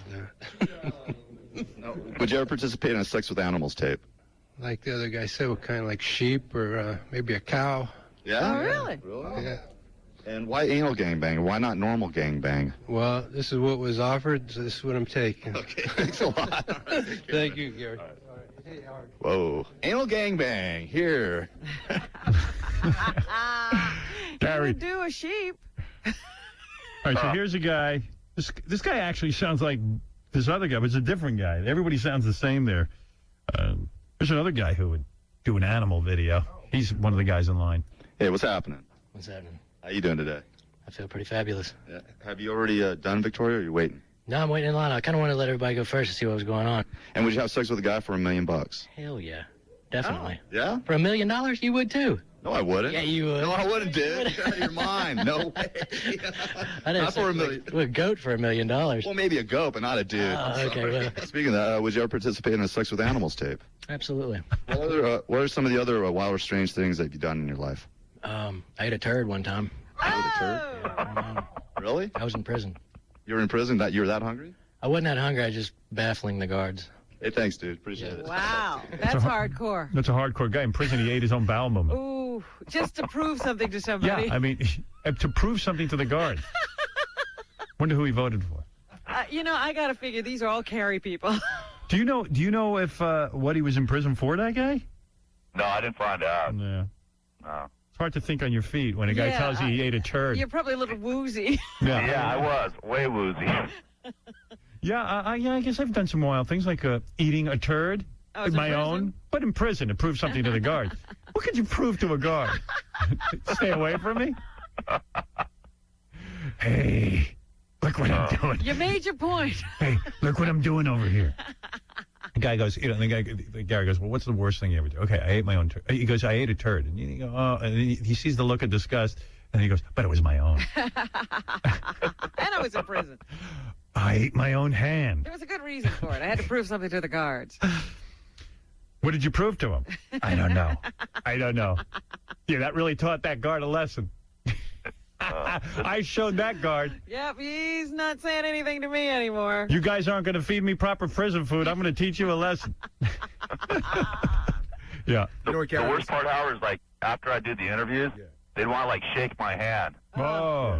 Did you know? get it? And I'm like, hey man, no, that's okay. Because they're also like dealing with themselves there, right? The whole time. Yeah. And they're all around me. I'm surrounded by these cats. Okay, let's see. All right, here's a guy. He makes a confession to Gary. Another guy online. All right, another confession. Yeah. How you doing? Good. Now, you just went. How was it? Amazing. It was just the greatest thing I've ever done, actually. Now, are you married? Yes. You are married? Yes. Does your wife know about this? No idea. That's why the mask's on. Yeah, are you from Los Angeles? He borrowed Baba Booey's mask. Wouldn't it be great if you would whipped off that mask and it was like Michael Powell, the head of the FCC? Would have been great. It's funny, though. The guy's saying this is the greatest thing he's ever done. Yeah. This Can is imagine the what else he's done? highlight of his life. Probably has kids, too. He's probably like, that was pretty good, but this ain't no gangbang. Doesn't match this at all. Doesn't even compare.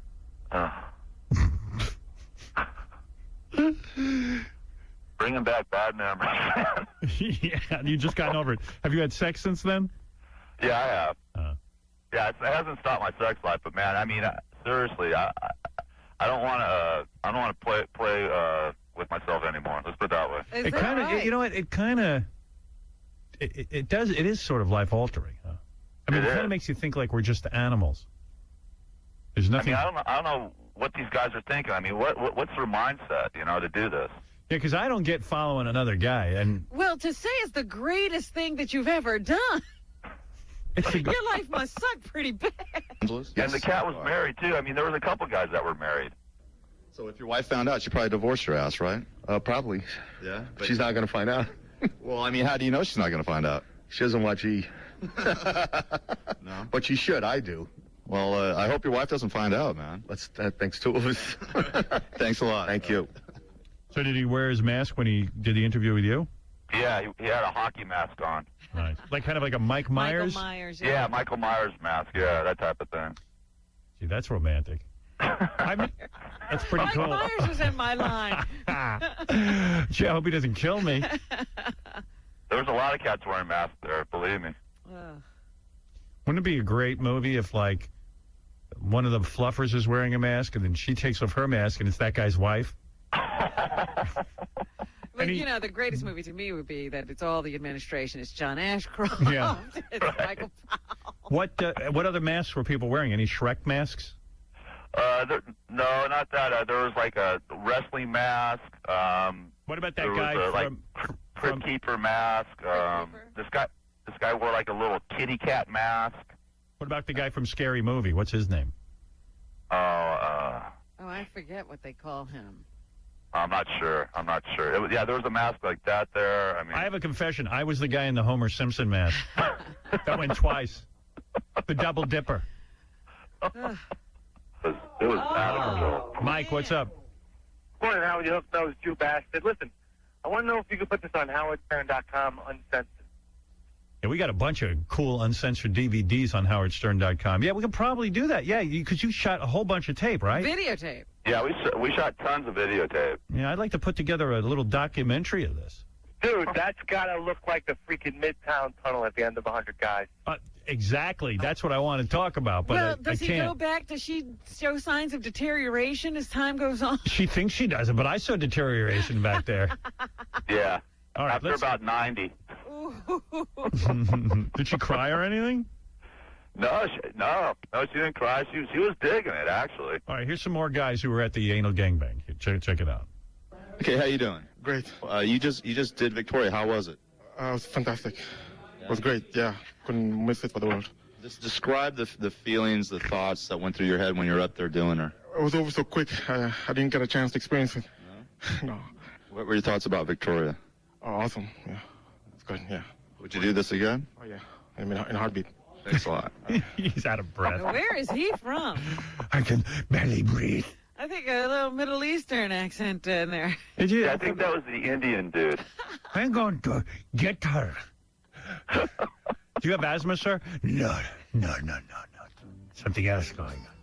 Are you Osama bin Laden? Yeah. That's where he's hiding. I'm in the anal gangbang. What the hell was that? Fred, is that an Indian act? What is that? I don't know. I thought he was like kind of something else, like a new American. Yes. Well, some new American, but I'm not sure from where. Wait, let me hear it again. Ticket. I'm good with accents. Okay, how you doing? Great. You just did Victoria. How was it? It was fantastic. It was great. Yeah. Couldn't miss it for the world. You know, he sounds like that Latin lover dude. That guy Lamas. Yeah, but he's really, it's not Latin. You look marvelous. Hello, darlings. Yeah. Hello, darlings. Why aren't they fluffers, darlings? Yeah, listen. Just describe the feelings, the thoughts that went through your head when you were up there doing her. It was over so quick. I didn't get a chance to experience it. So it's just, yeah, just, you know. You know what? Who knows? To me, it sounds more like that dude that. J-Lo's husband, Mark Anthony? Is that guy? Yes, J-Lo. I mean, the fluffing girl was very nice to me. She does not do this for me. That'd be cool if it was Mark Anthony. That Kazakhstan dude that. What's his name does? Should I listen to the website reporter covering the event, or is that The what? the website reporter covering the event, Gary? No, there was another one, Howard. It was Crazy Mexican guy? Yeah. Let me hear him. What made you think he was crazy? That's what it says here on my notes. Crazy Mexican guy. Yeah, well, he was just at an anal gangbang. Doesn't mean you have to call him crazy. They were all crazy. What's your name? My name's Gary. What's yours? Wow, my name is Tony. What you doing later? Tony Montana, how you doing, man? Hey, man, I'm not doing anything later with you, bro. Where are some of the other Hey, no, add a way to establish you're not a homo. all the strange things you've done in your life? I Big Mama Yama, 394 pounds of black meat. I Candy Evans after 20 guys her. Oh, man. Why? I mean, Candy Apples. Why? Because the was good. Why? Why do we do like that?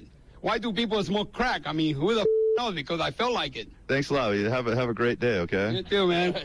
No, you should have stuck with him. You gotta figure out who's gonna be in line if you're gonna do one of these things. That guy was scary. We should have done like pick 3 guys and like follow them 2 days leading up to the big anal Yeah, gangbang. do a whole profile on the guys in the line. I'd watch that guy on TV for at least 24 hours.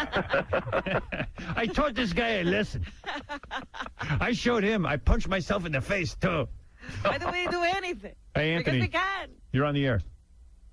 Hey, Howard. Yo. How you doing? I actually participated in the thing. I went 3 times. The first time I went, I was number 8. And it's like, you know, a total scene of like if you go to like a swing club or something like that, you know? I mean, No way, dude. That ain't like a swing club. yeah, I mean, like there's, you know, sex going on. I mean, there was in a swing club, there's a lot more girls and all that. And, but I mean, you know, it wasn't that freaky. I mean, how come yeah, you it was, dude. It was disturbing. But how come you're not concerned with like being on film and your whole face is going to be on there? Doesn't that, like, what do you do for a living? I work for a company that you got to wear a brown uniform. Oh, so aren't they going to be pissed or something? No. I mean, you know what? I don't think that the CEO is going to go watch the film, and you know, and if he does, you know, I'm sure he's not going to say nothing about it. He's probably going to say, You know, hey, this guy shows up for work. What the hell? It was something to do. You know, you only live once, and you know, I don't have any kids. It's not like I'm going to go run for president any day soon. So No? You're not going to take a run at the presidency? Maybe when you're 60 you'll do that. Nah. Well, I just find it interesting that Gary's able to argue the point that this is not like a swingers club. You know what's weird? Yeah, because Gary's probably been to a swingers club. He knows this is not like any swingers club. Call me strange, but, you know, you said you were the 8th guy in line, right? Yeah. I'm watching the tape. I go, number 8 and number 23's ass looks similar to me. These are words you should never say. I did end up going 3 times because a few guys, they couldn't get wood. So you were number 8, and then what number were you? I don't remember the next day. It was, I think, like in the 50s, and then I think in the... Did you notice any difference from 8 to 50? No, it was like the Lincoln Tunnel the whole time. But it was fun. All right, well, thanks for the information. Oh, man. Yes, Jason, you're on the air. Hello? Yeah, you're a correctional officer? Yes, sir. Yeah, what do you want to say?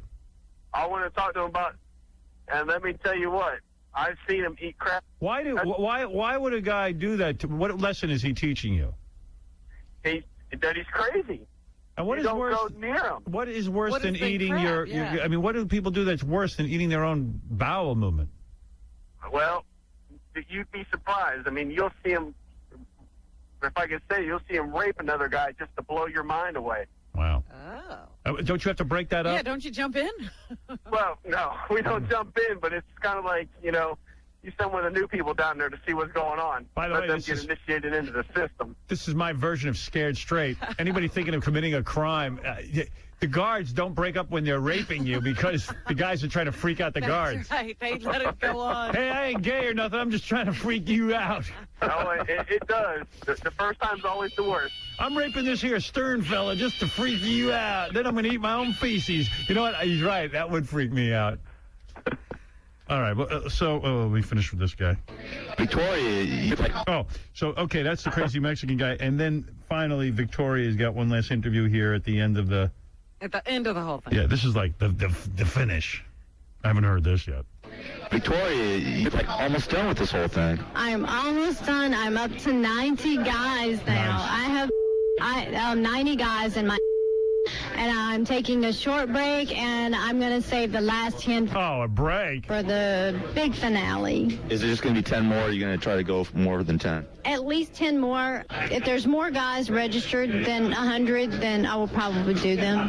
But if not, I might just stop at 100. Who knows? It's Victoria you're talking to. I'm so unpredictable. How you feeling right now? I'm feeling good. I'm a little bit tired, but other than that, I feel great. How's your feel?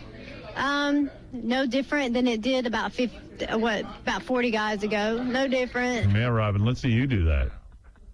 Wow. She must have had like an epidural or something. She doesn't feel anything. You know, she does. I think, is she drinking or something? I don't the speech is a little less Drinking. clear. They better give her heroin. Yeah, really. She needs a shot. Excuse me, I don't want to go or anything, but I need a parking space for my Buick. What changed from number 10 to number like 70 or 80? I just got really tired. Of course, I have to really, really strictly watch my diet, and that doesn't help either. You know, I don't have all that energy, but I'm almost done. You haven't had anything to eat, have you? No, you know what?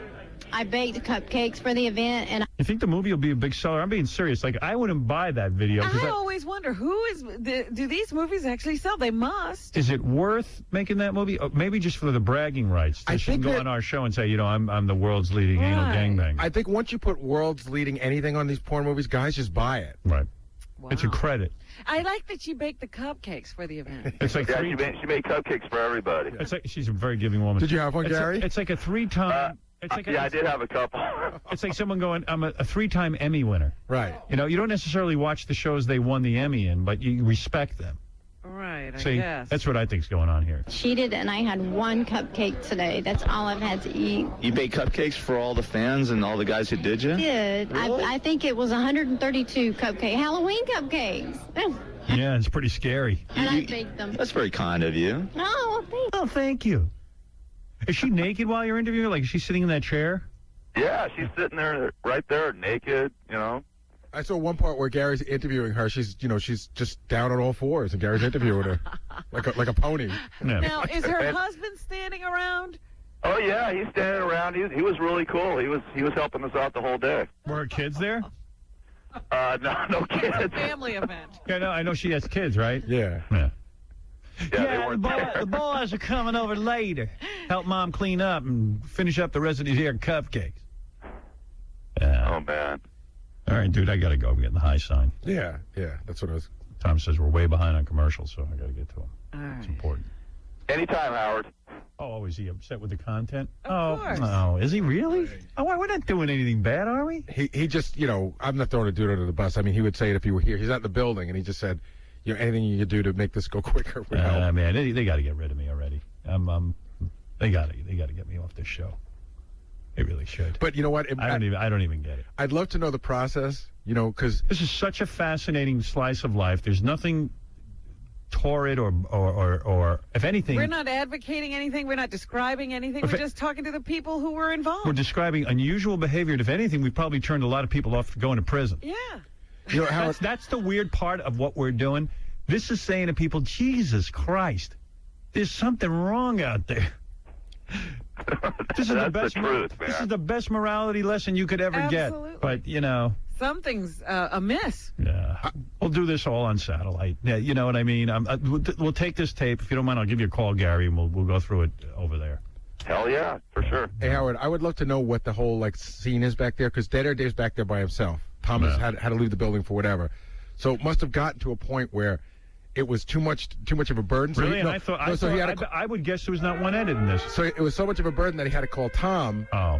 On a cell phone, and then Tom called me. So would they cut this whole thing up? I don't know, but I wonder, like, how, at When what he point. got to the point where I got to make the call. Exactly. It's so ridiculous. DEFCON 1.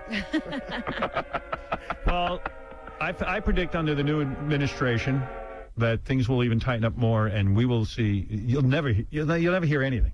I don't know what you're going to hear. You're certainly not going to hear this. Tom. You won't be talking about this anymore. Emergency! They're going crazy in there talking about this. They're going crazy. Tom, I don't know how to say this, but they're discussing. Yeah, he won't even say it on the phone, much less on the air. Tom, I can't tell you on the phone what they're discussing. What did the Mexicans say after that? Don't they know? There was something about the sheep. Well, I thought it'd be fun. I wanted to show my fans some appreciation. But I'm holding up quite well. I'm quite proud of myself. Very nice. There's she must have trained really hard. Yeah. I guess we're not handle things. I guess we're not going to see her on the Gilmore Girls anytime soon. Thanks a lot, Victoria. Thanks. Bye-bye. Bye-bye. Back to work. How much of a break did she take? See, I would have loved to. 10, 15 minutes. Oh. You didn't ever interview the husband about how it feels to watch this and all that? Oh, my goodness. You know, he didn't let me know. I didn't know it was the husband. He just introduced himself as the general manager of her production company. He never told me. And then I saw him at a party Friday night. I went to a porn party, a Halloween porn party, and he told me, he was her husband. I'm like, dude, why didn't you say anything to me? He's Because like, at work we keep things professional. Right. Oh, that's Yeah. funny. I'm like General manager, it means husband. I'm like Ashley and Jessica Simpson's father. I when I'm at work, I'm their manager, and at home, I'm their dad. All right. Hey, Gary Garver from KLSX, our great radio station in Los Angeles. Thanks, Gary. Anytime, Howard. Take care. Brother. That's the great Gary Garver. All right, we'll be back right after these words. Are you lost, sweetheart? Are you afraid, honey? Well, why don't you come with me? Howard Stern. All right. Who's high pitch? This is Kelly Clarkson. All right, Jack, you're on the air. Go ahead. Hey now. Hey now. Howard, it's like, I don't know, 5:30, 5:45 this morning. I'm waiting for your show, so I'm spinning around a dial, and I hear your name. It's Michael Mercanish, right? And he's like, man, I'm so glad this is over. I'm so tired of hearing that Howard Stern. Who's Michael Mercanish? Michael Mercanish. He's Never heard of him. well, he's a DJ here in Philly, and he's always on TV. He's like a political satire dude. What's he tired of? He's like a political satirist. But he was like, I'm so tired of hearing this Howard Stern he's touting the values of this, Kerry dude. I'm so glad Bush won. Now, he can just shut up and all his life, and he's so lucky that he's What's moving he on doing? to that XM satellite. I'm not going to XM. I'm going to Sirius. Oh, excuse me. You guys don't even know what he's talking about. And Sorry, not only that, I never heard of him. You don't have to apologize. I'm going to Sirius. Well, the fact of the matter is that, I don't even know who the guy is, and if he's sick of listening to the show, he shouldn't listen. Well, I don't know. It's odd. All these radio guys sit and wait for me to do my next thing. Well, I was wondering how he got a chance to listen if he's doing his own gig. Exactly. You want to know the truth? This is what guys who do morning shows have a special radio set up in their booths, so that while they play a record or while they go to commercial, they can listen to me, so they know what to talk about for the day. That's been going on my whole career. Listen, who the hell else is innovating in this industry? No one. You've never even heard of this guy. David, you're on the air. Hey, David. What's up? Good morning, Howard. Hey. Michael Savage was relentless on you last night. Oh, I'm shaking in my pants. Ooh, another radio guy, relentless. Yeah, Ooh. Not only that, he said that your fans, there's some they don't even vote. So it wouldn't make a difference. Ooh. That was what... No one votes. He's smart. He knows everything. No one's ever heard of him He either. knows these people. Another loser. Hey, thanks, David. Ooh, bashing me. They all bash me. They all want to be me. I had no idea how many of these guys, I would take over Howard's show. Keep dreaming. Take over. Well, good luck to them. Yeah, I don't care. All losers. All wannabes. Sad. Matthew, you're on the air. And they'll all be over on satellite with me, too. Wait and see. They're all gonna flock to whatever I do. Trust me. And they'll all say, oh, I'm not going to satellite. They'll all be there. Oh, I'm not copying Howard. I'm not copying Howard. We'll see. He's copying me the whole career, every one of them. Yes, Matthew. Hey, Howard. How's it going, sir? Hey, brother. Hey, Robin. Hi. Just wanted to congratulate you on going to satellite, Howard, and thank you for all the years of laughs. I'm going to take my own life today. Oh, no. What is this? Really? Whoa. What happened? I hate these calls. By the way, let me just preface this by saying I hate these calls. Yes.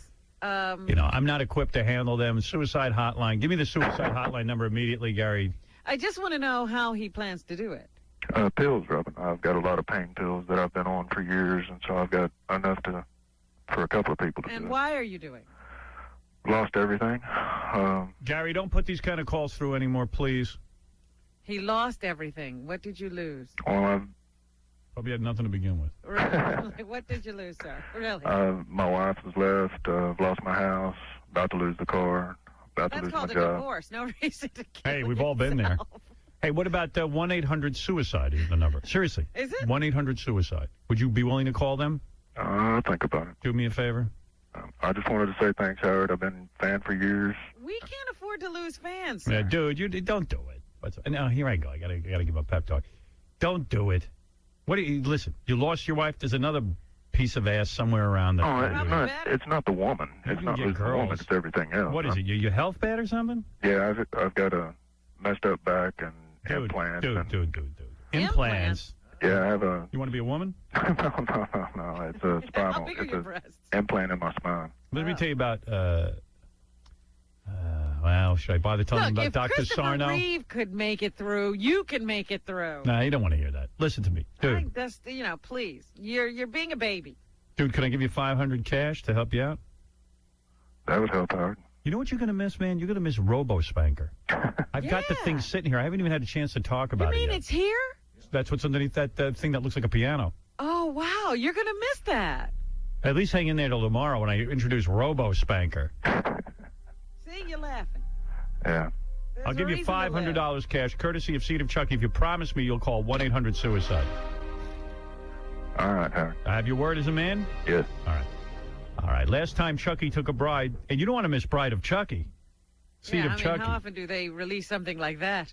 Last time he took a bride. The next time, he's passing his seed to the next generation. Seed of Chucky, opening everywhere November 12th. At least stay alive till November 12th. Promise me. All right. I don't want you to miss Seed of Chucky. All right, you got it, Howard. Thanks. $500 and go call 1-800-SUICIDE. All right, Howard. Thanks. All right. Hey. Why do they call here? Well, the guy was being respectful, saying goodbye. Well. Still haven't had anyone leave me anything in their will. He lost everything. Yeah, great.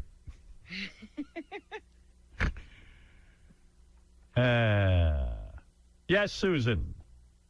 Howard, I love you so much. I was raped back when abortions were illegal. Did you get my email?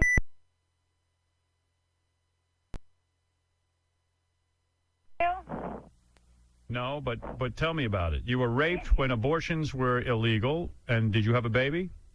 No, it took me 5.5 months to find an abortion, and it was a horrible time.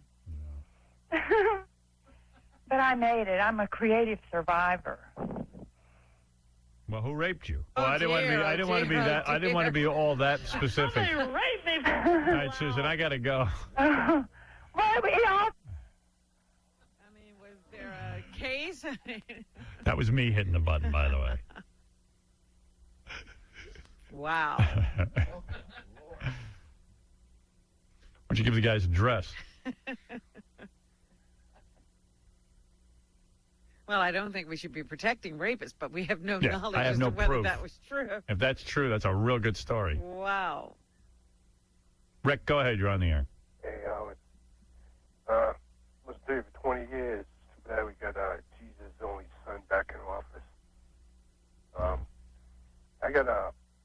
was in the military for 8 years, and cancer, and they're taking me to run around. I'll be dead before I can get into the VA hospital. Because I can't do my job, because I do a lot of physical stuff with what I got now. Besides that, my father's got Alzheimer's, and we got to do something about this guy. I can't even go to work. I can't pay my rent or anything, And I can't even get in the VA hospital after 7 or 8 years for this country. Well, you better write to your congressman because there's no election for another 4 years. Right. Yeah. Well, Scott DePace would tell you that Bush is great, so. The day to do something was yesterday. Yeah. You there laying in the bed, there's no room for you. You don't have any prizes you give out, do you? Nah, I just gave away to the guy who was going to kill himself. I'm going to kill myself now. All right, thank you very mumuch, John, whatever. James. At least call him the right name. I don't know his name. Everybody's in bad shape. No, that was Manny. All right. Hey, there's a couple of great onions. Since it's news time, let's start with some real important news, Robin. Yes, news maybe you haven't. Real news. News you haven't covered. Listen to this. It's the Onion Radio News. A mugger can't believe the crap on his victim's MP3 player. This is Doyle Redland reporting.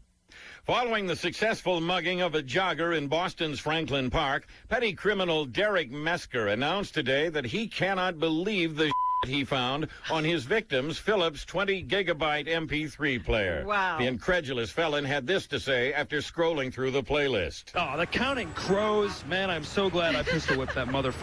I hope I hurt his sorry ass. After going on for several minutes about the dubious value of Three Door Down and Maroon 5, Mesker then looked for a suitable place to toss the player's gay-ass neoprene case. Doyle Redland for the Onion Radio News. Wow. Important. Don't like that music, huh? And here's another important breaking story that you probably won't even cover. Doctors have news for exercising seniors. Don't bother. It's the Onion Radio News. I'm Doyle Redland. An AMA report released today says elderly Americans should forget about regular exercise. According to Dr. Nelson Offerman, if you're a senior citizen, you're going to die soon. Exercise isn't going to make any difference. Doctors say in addition to not exercising, those over 80 should also forget about eating right. Rather, they encourage seniors to subsist on a steady diet of buttered salt cubes. Doyle Redland for the Onion Radio News. Wow. From the Onion. He had other important stories, too. This one, I won't play it all the way through, but this is pretty breaking. I'll just give you the headline. All right. It's the Onion Radio News. Jeff Gordon never gets tired of seeing his face on cheap plastic crap. This. Wow. Yeah. He loves it, Jeff Gordon. So you want to hear the rest of that report, don't you? Yeah, that's a funny headline. This is Doyle Redland reporting. NASCAR driver Jeff Gordon told fans and reporters today that he never tires of seeing his image on cheap collectible junk. The four-time Winston Cup champion made these remarks during an appearance at the Hendrick Motorsports Racing Complex gift shop in Charlotte, North Carolina. I mean, the other day, I even saw me pajamas, Jeff Gordon pajamas. I mean, can you believe? The Jeff Gordon can cozy, the Jeff Gordon number 24 track-sider flip-flops, and the Jeff Gordon home collection wallpaper border are just a few of the items that fans and Gordon himself can't seem to get enough of. Wow. Pretty breaking story. Pretty big breaking story, I should say. I'm glad the Onion is getting to the bottom Onion. of all those stories. The Onion. Hey, everybody. What's happening? Robin Quivers has the news. Going to do a little news for you.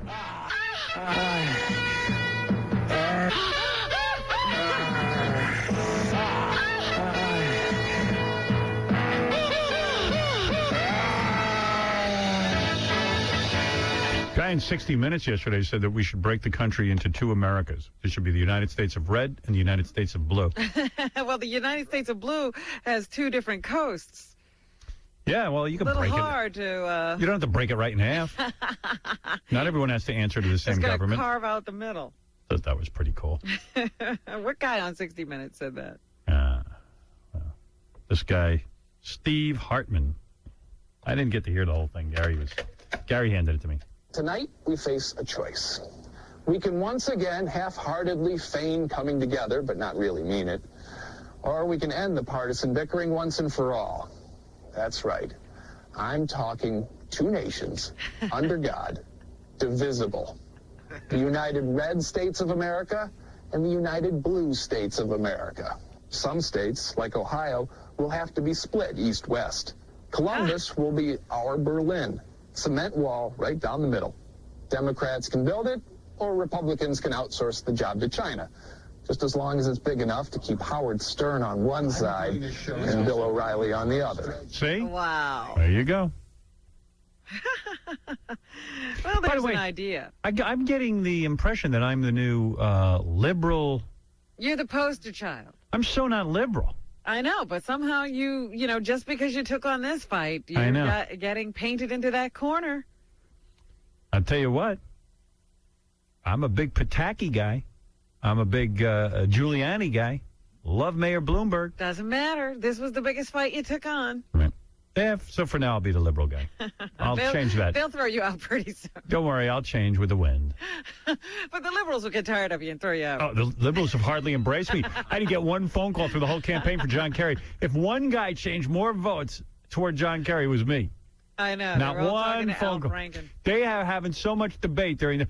We don't know whether to put him on. We don't know. I offered Should the guy. we embrace him? Should we not? Yeah, oh, please. I'm still the pariah. Let's pretend he's not there. You know what? Even like the cool liberals didn't support us. You know who was going to do the show? Was going to be a big thing. Who? That whole concert for Kerry, like Pearl Jam and REM and all those guys were going to come up here and support us, and nobody showed up. Nobody showed up? No. Yeah, I think like the bass player from REM was going to show up, but not Michael Stipe. And like Springsteen didn't come on, and we like you know Eddie Vedder. the guy with the babushka came on.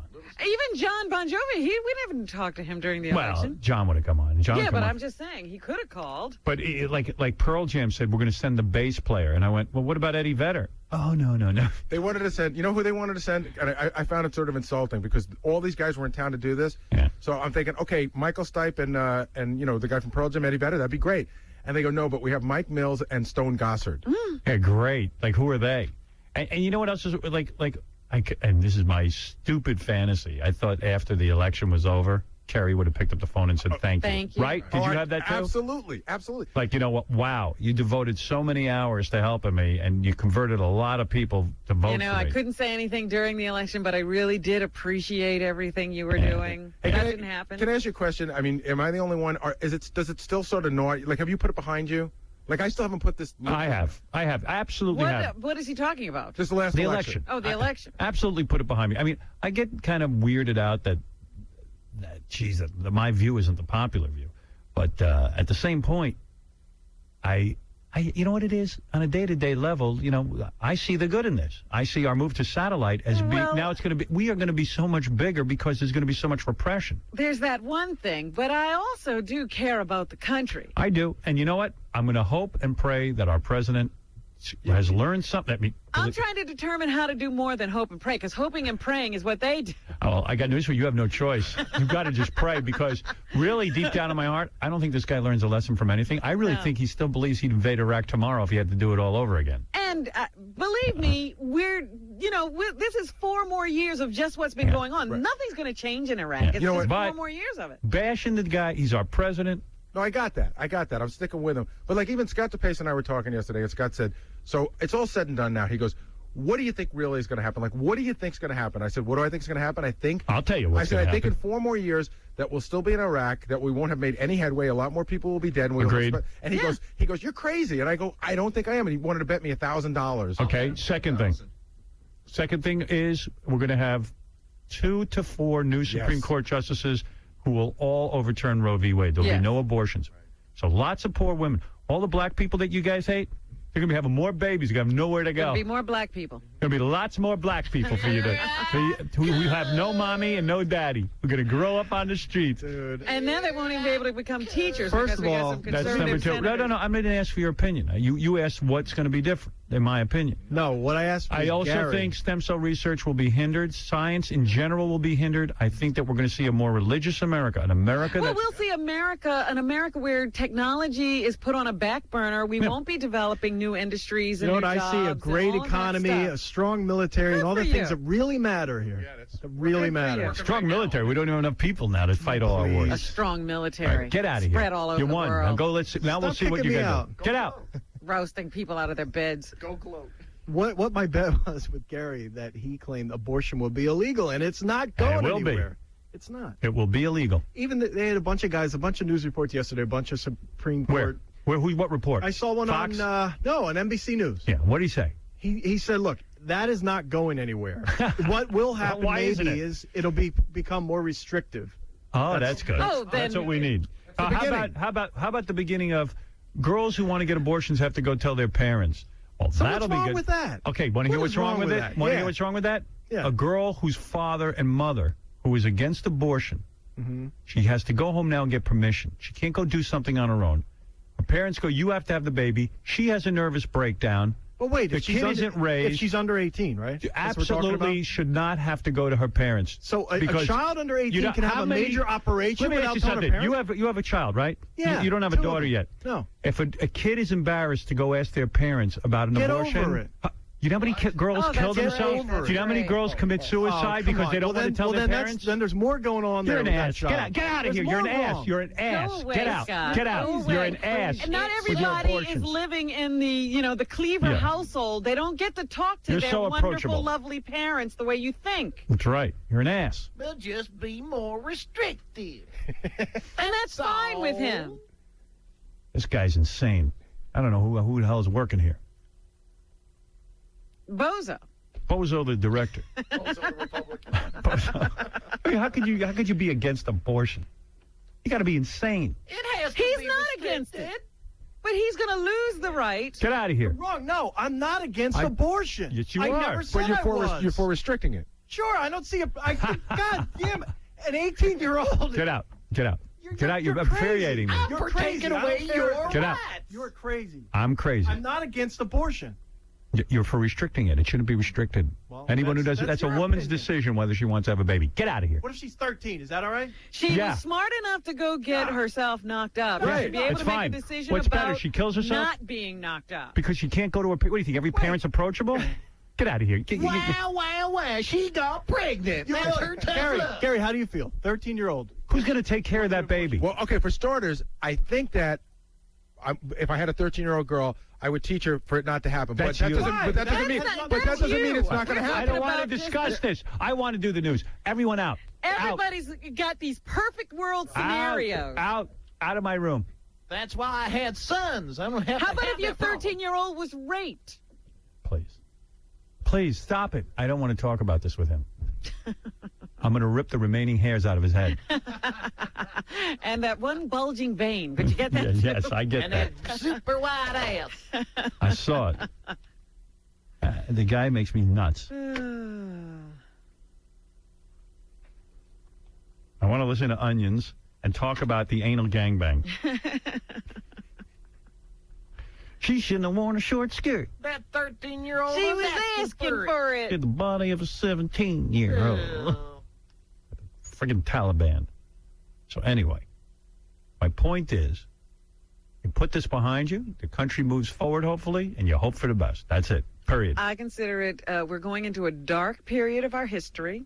I know. It's going to be tough on a lot of people. But it's not going to do any good to sit and dwell on it, and we're not a political show. Sad time, and hopefully we will survive it as a country. I did the best I could, and that's it. Now it's over. Goodbye. Maybe this is the end of the country, but hopefully we'll survive it. And President Bush, good luck and congratulations on your new 4-year administration. I hope you're there. You come to work a couple of times and sit out in Texas on a ranch. Maybe not. Maybe it'd be better if he doesn't come to work. And then you got President Dick Cheney. Yeah, at least he doesn't have the religious agenda. Right. All right. Anyway, so good luck to the new administration. Or the old administration. The old and the new. It's the same thing. Yeah.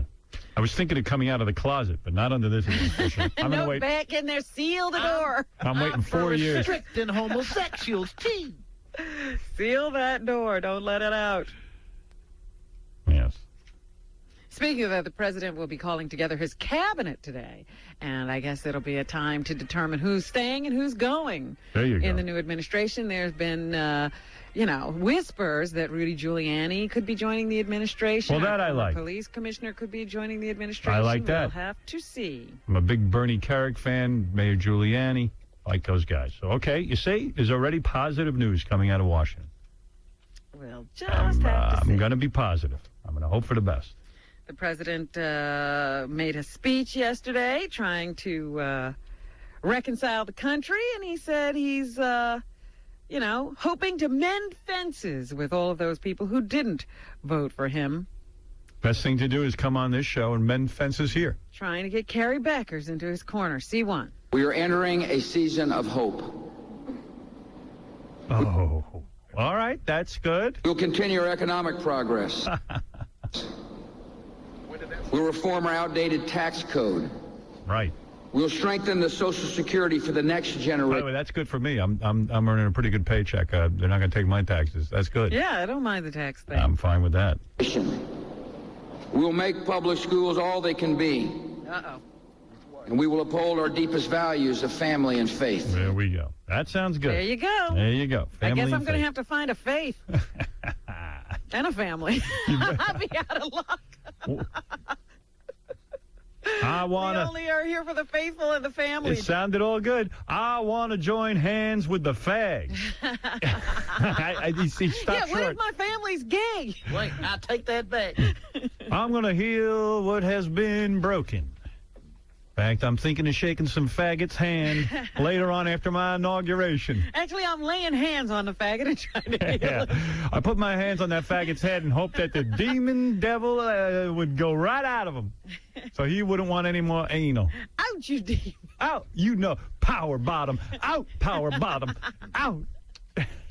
I'm going to personally heal all the faggots.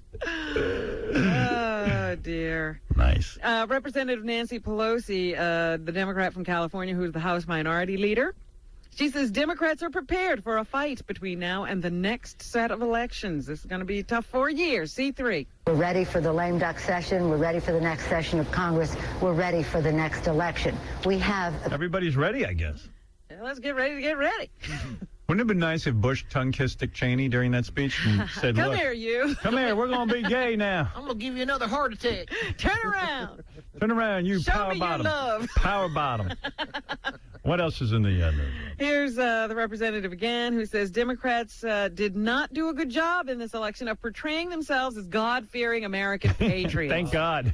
Certainly, Democrats are faith-filled. Certainly, we love our country, and we're very patriotic. But it somehow or other, that did not come across when 61% of those who were regular churchgoers voted for President Bush. Well, that's true. See, that's the other thing that bothers me. Everybody wants to cater to the religious instead of saying, the only marriage ban we should have is the ban on marriage of church and state. Hey, that's what I was talking about. These guys run with an agenda. I'm like, you should be embarrassed to say that you're going to run this church and state together. Kerry was saying, I'm a Catholic, but I'm not going to sit there and run the country based on Catholicism. I don't have the right to impose my Catholic beliefs on the rest of the country. Right. But that got him voted right out. Right. The whole country's backwards. He's doing the right thing. I don't want to talk about it. All right. In Portland, some people started protesting the president yesterday. So I guess we're going to have 4 years of protests, too. Here's some of the sound of protesters in Portland, Oregon, protesting the president. C5. All right.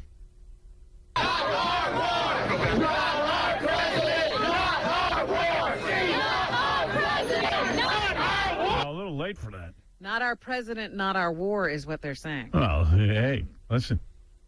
It's over. It is your war. And your president. You sure that wasn't the anal gangbang tape? What's on your mind, Paco? Oh, Howard, please, we have to keep on doing abortions because unwanted children, they're going to grow up and they are going to be the bad guys. They're going to rob the kids of the next generation. We don't want that. Yeah, the Republicans want more poor, unwanted children to grow up. Yeah, I can tell you some unwanted children, usually they grow up to be suicide bombers. And then we'll execute them. That's when we'll get them. Yeah, we like the post-abortion thing. After they're born, we put them to death. Alan Abramowitz is a political science professor at Emory University. He says churchgoers are drawn to the Republican Party. D1. This is now a very important component of the core constituency of the Republican Party, something that's been developing over the past 15 or 20 years. Yeah. But morality wasn't the only priority among voters. Here's Mr. Abramowitz again, D2. There were other factors coming into it, including the concern over the issue of terrorism, concern over security issues, and to some extent, a dispute over the president's economic policies. No, please. I'm tired of hearing about this crap. I could say something, but I won't. The country is not yet overrun with religious zealots. Yes, yes, sir. I don't know your name. There's so many phone calls up here, I can't even get to you. What I don't know your name. What's your name? Hello? Jack Hi. Mayhofer. Jack Mayhofer. Go ahead. You're on the air. Jack Mayhofer. Sir, I don't know your name. You're on the air. Sir? Hello? Yes, you're on the air. Yeah, what's up, Howard? Hey now. I can't even find it. Hey now. Hey now. The phone call should be in order so I could find a line. Forget it. Yeah, what can I do for you? Yeah, I wanted to know if you were getting $5.5 million per year or $5.5 million for the term. Of what? Of, when you go to satellite. $5.5 million a term or a year? You decide. Either one. I'm getting both. Good for you, man. God bless you. What you talking about, Willis? He thinks he knows something. Yasser Arafat, they said that his condition is declining. The other day I said that Good. Doctors said he wasn't going to die. He's been sick for 3 weeks, and yesterday there were reports that he's not doing so well. Great. Here is Saeed Arakat, who is the chief Palestinian negotiator. Here's more information on Mr. Arafat being moved to an intensive care unit, D4. Well, I heard this morning that his situation is stable. Thank God there's no stem cell. Don't need to give him any. But difficult. Yani, he's still undergoing examination. Oh, gee, I'm going to start crying right now. He's so weak, he can't even blow himself up. He seems to be lapsing in and out of consciousness, but nobody will say for sure if he has lapsed into a coma. There's a guy who never blew himself up. He's so into being a terrorist. Well, yeah, you got to have somebody to direct people to blow themselves up. I see. You know, that guy doesn't blow himself up. So he pockets all the money that America sends over there, billions. Yeah.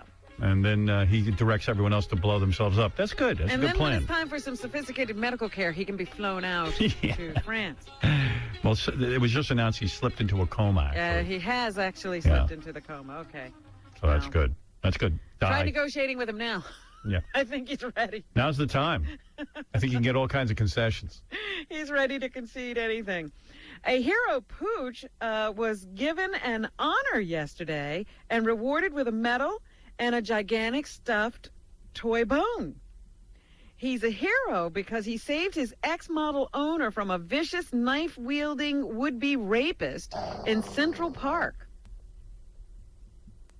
He foiled a attack in May just as, they were walking through the park, and I guess his owner was being accosted by someone, and Cookie, the dog, wheeled around, took matters into her own hands. And they gave the dog a medal? Yes. Yeah, that's what dogs want as a prize, a medal, because they know what a medal is. How about giving a toy bone? How about another dog to F? How about giving him his testicles back? Oh, stop it. That's a female dog, I think. Oh. Gutsy Pup took a chunk out of the accused rapist, and therefore, of course, they were able to catch him. And they gave the dog a medal. That's right. They were able to type the blood of the guy and prove he was the guy who was actually trying to attack Miss Schlesinger, the dog's owner. Well, that's a great story. We'll take a break. We'll come right back.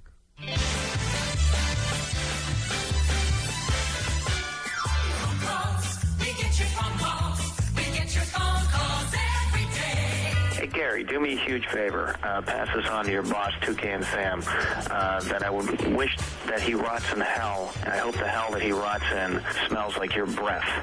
And while you're at it, why don't you go shove it up yours, too? Bye.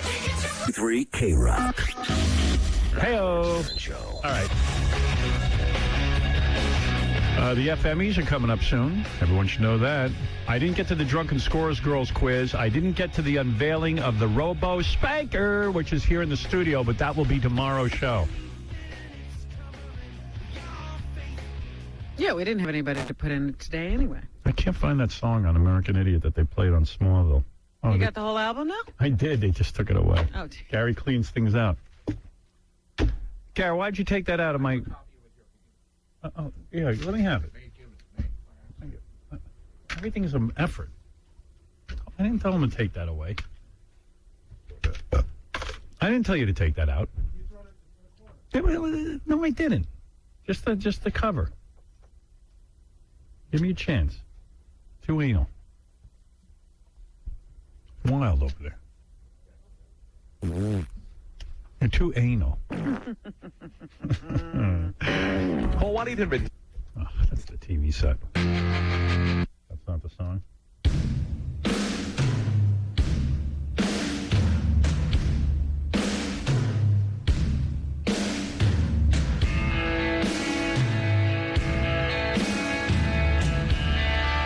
This might be it. It's kind of a ballady thing.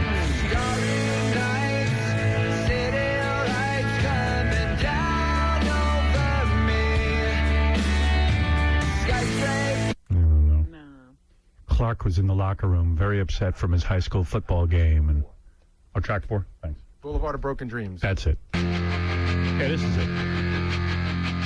Young Clark Kent, who looks about 40 now. I think he looks fine. He looks like a high school student. Yeah, he looks like a high school student. Everybody else in that high school looks old. When's the last time you were in a high school? Look, that girl, Misha Barton, who's supposed to be a high schooler on the OC, that's a woman. I'll say.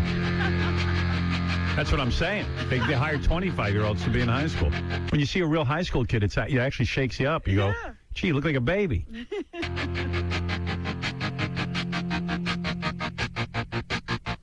I walk a lonely road, the only one that I have ever known.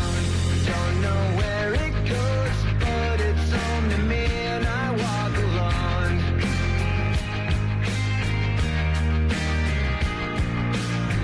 I walk this empty street on the boulevard. These guys are major talents. I don't think they get the credit that they deserve. Do they? I think you're right. I think they were originally seen as just a punk band, and they've evolved. They Broken dreams where the city sleeps, and I'm the only one, and I walk alone. I walk alone. Beth woke up from her Smallville-induced sleep. Said, hey, that sounds like a good song. What is it? I go, Clark's very upset. He's brooding in the locker room after the high school football game. And she said, I'm going back to She school. goes, you're retarded. You're a retarded man. You're a man-child. I don't know. I love that show. I think it's a great show. Yeah, sorry. And Sorry. I like Lost. I don't think Lost is great. I think Lost is great. a lot of problems. Lost is But great. I still watch. That's a great show. Come on. How many shows are good? Not too many. I walk alone, I walk out. My shadow's the only one that walks beside me. My shallow heart's the only thing that's beating. Sometimes I wish someone up there will find me. Till then I walk alone. You know what the dumbest job in radio is? What? Program director. Why do you say it's a dumb job? Well, because you have to listen to records endlessly and then pick out the ones people will like. You know what I mean? It's just such a dumb job. How do you know what records people will like? Like, I like that song. I know there's 50 guys sitting there going, "That's a homo song." You know what I mean? And it's like a dumb job. I always thought it was rather fascinating to take that on, to think you know what other people want to hear. My old man said to me, I was a program director for it. He goes, it's the dumbest job in radio. Don't give up your air shift. I said, why is that? He goes, because they're going to blame you for the entire station's ratings, and you're never going to be able to keep this whole station number one. So just worry about your own show. I go, you got a point there. For somebody who, doesn't leave the house, you seem to know something. That sounds like good advice. I was sitting there knocking my head against them, listening to these records. And I'll tell you, I was the world's worst program director. I used to say to people, you know what? Just pick 16 records and keep playing them over and over again. And they were like, well, don't you want to hear them? I go, no, I want to go home. I'm making $4 an hour. No reason. Well, see, you didn't have the gift. No. What I would do is I'd open up Billboard, and I'd see the top 20 records, and I'd play them. Mm-hmm. I said, what do you want us to do with all these other thousands? I mean, they had an extensive library. I said, Yeah, but what about the new music? I said, throw it out. I don't know. Do whatever you want with it. Who cares? Take it home. I got a life. I just want to announce. I became the program director because I could make $250 a week instead of $96. So that's why I took it on. And I looked like a pretty responsible guy. And I was the worst. I was so lazy. I was in charge of Sunday morning public affairs, which meant you get these records. This is unbelievable. Like the Maryknoll College would send you a religious show for a half hour. Right. And you get it comes on a record. I guess nowadays they use a CD, but it was a record, and you play it, and when you're done, you send it back to them, and then you open up the envelope for the next week and play the next week's show. 16 weeks in a row, I played the same record. The same, half-hour show. Serious? Swear to God, I was too lazy to, I was like, I don't know where that record is, and I got to mail it back to them? In what? Yeah, nobody will notice it's the same show. Yeah, and for 16 weeks in a row, we played the same exact Maryknoll College half-hour religious show, and no one complained. Wow. Not one friggin' person. And right then and there, I knew, this is BS. Doesn't matter what records we play. Well. It was a dumb little crap radio station. Not at that radio station. No. And some idiots, I don't even know who the program director is at like PLJ or Z100, but some idiots got to sit there and listen to try and figure out what records New York wants to hear. It's a dumb job. That's just the same as those guys in artist development at record companies. They got to go out and find them before they get on record. Yeah, our program director here, Chuck Rose, looks like he hasn't eaten in a month. I'm not even sure what they're feeding him. It's a dumb job. It's a stupid job. Most jobs are stupid, though. Yeah. This job's the stupidest. We just got lucky.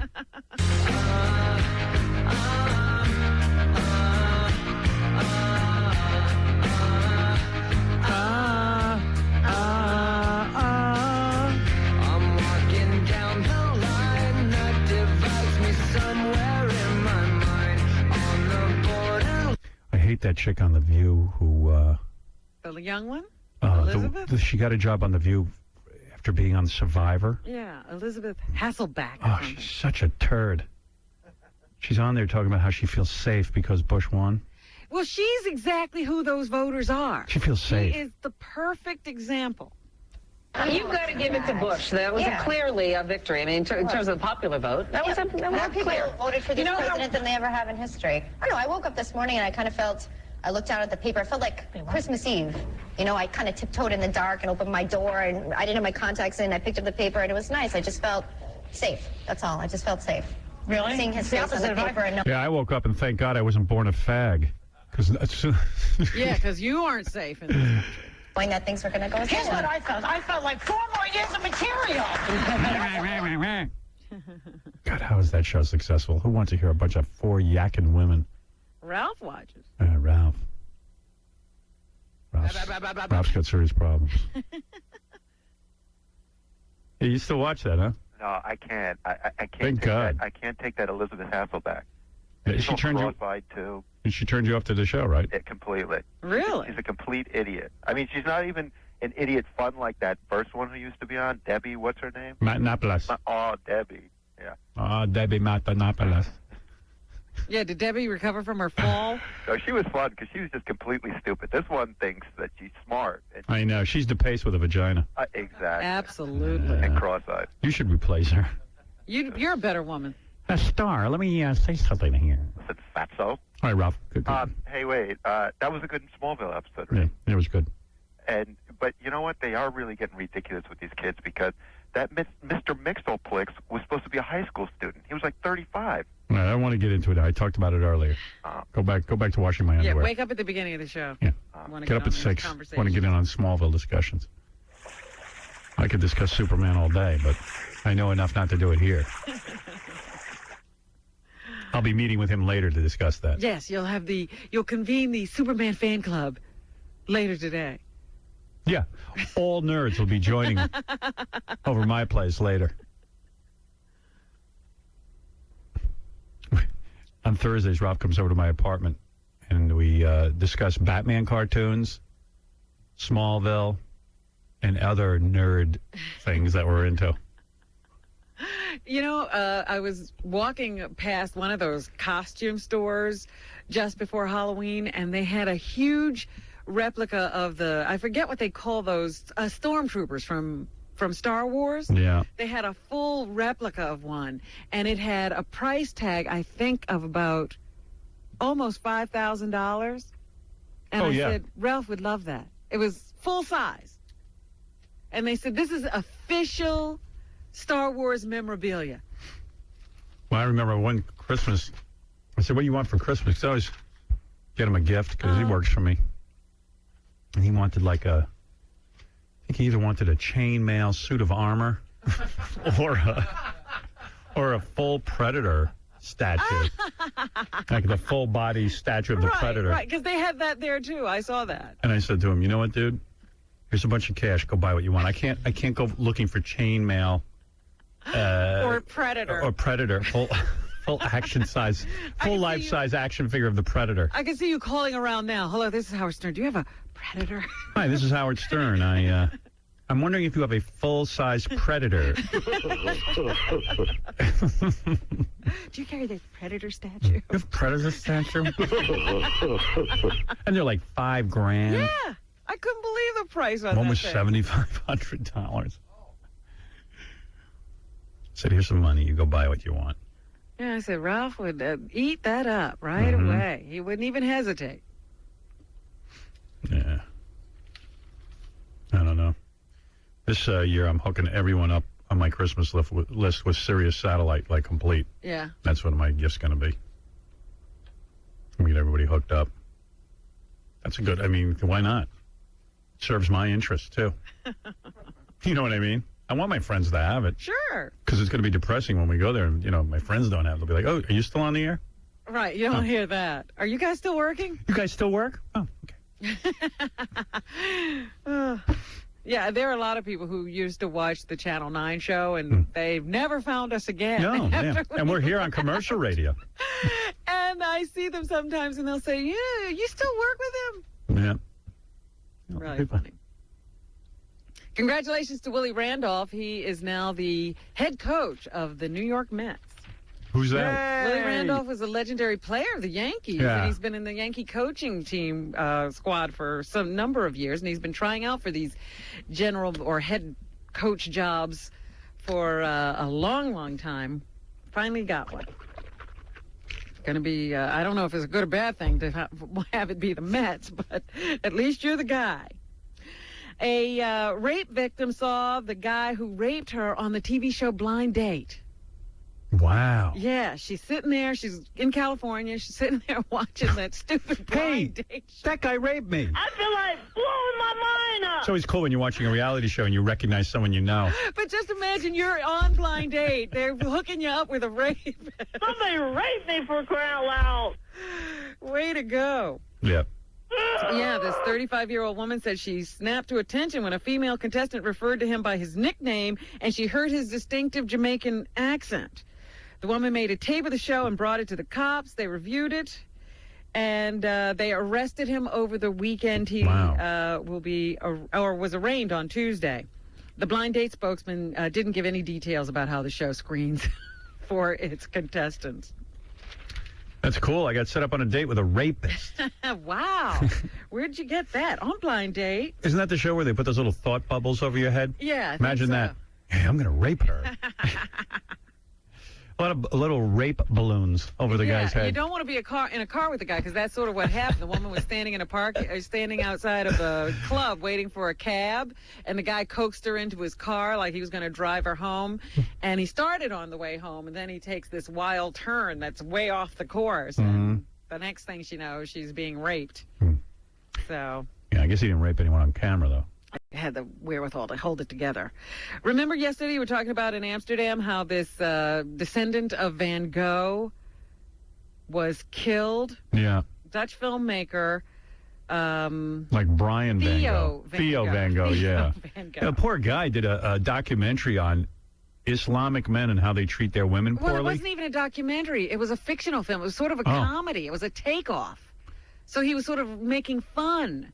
He showed naked women with text from the Quran scrawled over their bodies. And that's it, man. They bumped them off. You don't screw with those guys. Arrested a bunch of people. 8 are suspected of aiding another Islamic guy who's accused of killing the filmmaker. So they've arrested a whole bunch of people. The Dutch community has reacted with outrage at the killing, testing the nation's famed tolerance and straining already tense relations with the Muslim immigrants in their country. Yeah, those Dutch better wake up and smell the roses. Stop being so tame. It's time to take sides. Yeah, time to get involved.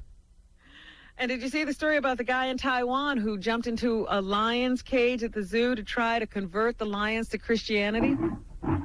That's cool. Yeah, he started praying over them and waving his arms at them. And finally he started screaming, come bite me, and one of them did. But they said his injuries would have been a lot worse had the lions not all just been fed, so they weren't really hungry. So mostly they sort of ignored him, and then finally when he fell backwards while roaming around in their den, the male lion grabbed his arm and his teeth, but the injuries were minor. The people who were at the zoo seeing this called zoo officials, who called police. They then drove the lions back with hoses and then shot them with tranquilizer guns, and so this guy could climb out of the pit. The dude who almost killed Roy was a tiger, right? The dude who almost killed Roy was a tiger? Yeah, that was a tiger, right? Not a lion. Right, it was Montecore the tiger. That's some tiger. He didn't even finish the job. What kind of tiger is that? He has a guy in his mouth and he's shaking him and he lets go of him. Again, if they're well fed, they don't necessarily kill you. They just make you look really bad on TV. Yeah, they shake you around like a little rag doll. Yeah, they shake you around so that, like, you're just half paralyzed. The tigers here, they're like, you know what? I'm just going to really screw you up, but you're going to live. You know what? I'm not going to kill this guy because he did feed me. I'm just going to maim him. Yeah, and watch this jackass not kill me afterwards either. He loves me. In the case of the lions, I don't think they should get it. They were minding their own business. This guy climbed into their home. I got to tell you, if some tiger that I feed every day and put in my act in Vegas takes me, almost kills me, he's going down. He's dead. He's dead. It's a dead tiger. I'm vindictive. I'm going to teach him a lesson. Sad news for Heather Locklear. LAX, her new series on NBC, has, I guess, been canceled. Well, you know what? Shame on her, because I had sent her a script about 2 years ago. That's absolutely fantastic. Would have been a huge hit for her. And she read it. She goes, I don't understand it. I said, well, it's a real good script. No, I don't understand it. I really don't. Okay. Go do LAX. Well, actually, it hasn't been canceled yet, but it could be. It got worse ratings than the thing that had been canceled before it in that time slot. Had a great show for her. And a great part. Probably going to be canceled. And wah. Desperate Housewives continuing to gain audience. Yeah, now there's a show I can't even stomach. I'm trying. You know, I might actually be starting to get into it. Yeah. It's one of those shows where you feel kind of dumb for not getting it, yeah. But I don't like it. I think you have to watch it more than once. VH1 has announced the newest group of celebrities who will be trying to live together for the next season of The Surreal Life. Yeah, that's good. I read it's going to be China Doll. China Doll. I'll watch that. Mini-Me. That's great. Christopher Knight. He's an ex-Brady Buncher, they say. Yeah, Chris Knight. I don't know him. No one knows him. That's why he's on Surreal Life. Jane Weedlin of the Go-Go's. That poor girl. Marcus Schenkenberg, the model. Rapper, The Brat. I don't know that guy. And America's Next Top Model winner, Adrienne Curry. That sounds like a good season. Yeah, I'll watch that. Yeah, I'll we give watch it a all try. that. We like that. And that's what's happening. Thank you, Robin. Oh, I think Robin Givens is going to be on Oprah today. About what? Talking about her life with Yeah? Mike Tyson. Didn't we hear about that a bunch of times? Yeah, but it's the first time she's talked about it, according to Oprah. Well, I've heard plenty. We're all superstars. So that's what's happening. Might want to interview me.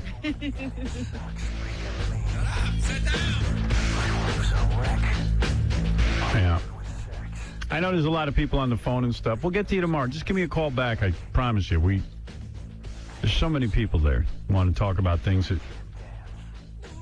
We're going to go have a meeting, actually, where we discuss future bits for the show. Yes. So we're going to go do that. We're working on one right now, actually. We got to go fix it. Working on this bit where the whole Whack Pack sings "We Are the Whack Pack," like "We Are the World." Oh, and they have their individual parts, like, Stevie Wonder and Bob Dylan. Yeah, that's what I do after the show. Like, we have a rough edit of it, and then we're going to soup it up and make it really perfect. All right. Want to hear a little of it? Sure. But this is rough. You see, it's a work in progress. This is what we do. A lot of people want to know, what do you do after the show, Howard? You go home and just sleep? No, we work. All right, I'll play you a little of this, but it's not done. All right, I'll My name is Wendy, and I stick out in a crowd when I lose my power. Please rate me for crying out loud. Hi, Mom and Daddy. Are you proud of me now? I'm Kelly Clarkson, and I love spit in my mouth. There comes a time when my underpants will sink. Oh, boy. But I don't care. I just smoke and drink. This is Daniel Carver. I don't like Mexicans or chinks. Niggers are lazy. Jews are the devil. That's what I think. We are the Whack Pack. Strange and retarded. We are the ones who think my bitch is Kelly Clarkson. So we're working on it. It's a little rough. Yeah, well, it's not done yet. Rough, you wanted to hear the rough edit. But when you hear it, after we work magic on it. Yeah, I'd like to see the kind of magic you can work on that. Yeah. Did you think of teaching them to tune first? No, that's the funny part. This is my part. I got to get that in. And then I got to double up the music. It's the whole thing. The whole process. I am Elton Paul. I sound like I'm Johnny. Yeah. I kept gay sex. I want please on my knees. I am Nicole Bass. Guys, go to the magic shop and get me a magic wand. I'm going to need it. All right, we'll see you tomorrow. Out for a little while, but that's officially the last time that you guys have gotten together. Last time we've gotten together, so I was hoping he was going to be here. Because I had, I wrote up about this internet incident, and I was going to hope, the legal obstacles you have to clear when you're writing a book, and then, you can be sued. So I was going to try to clear it legally through Fred. Put a little pressure, read it out loud on the. So you have a third book coming out as well. Yeah, I've been doing some writing since when I was retired. Now, when you have the first book took everyone by surprise because it was a bestseller. Yeah, it was #1 on the bestseller list.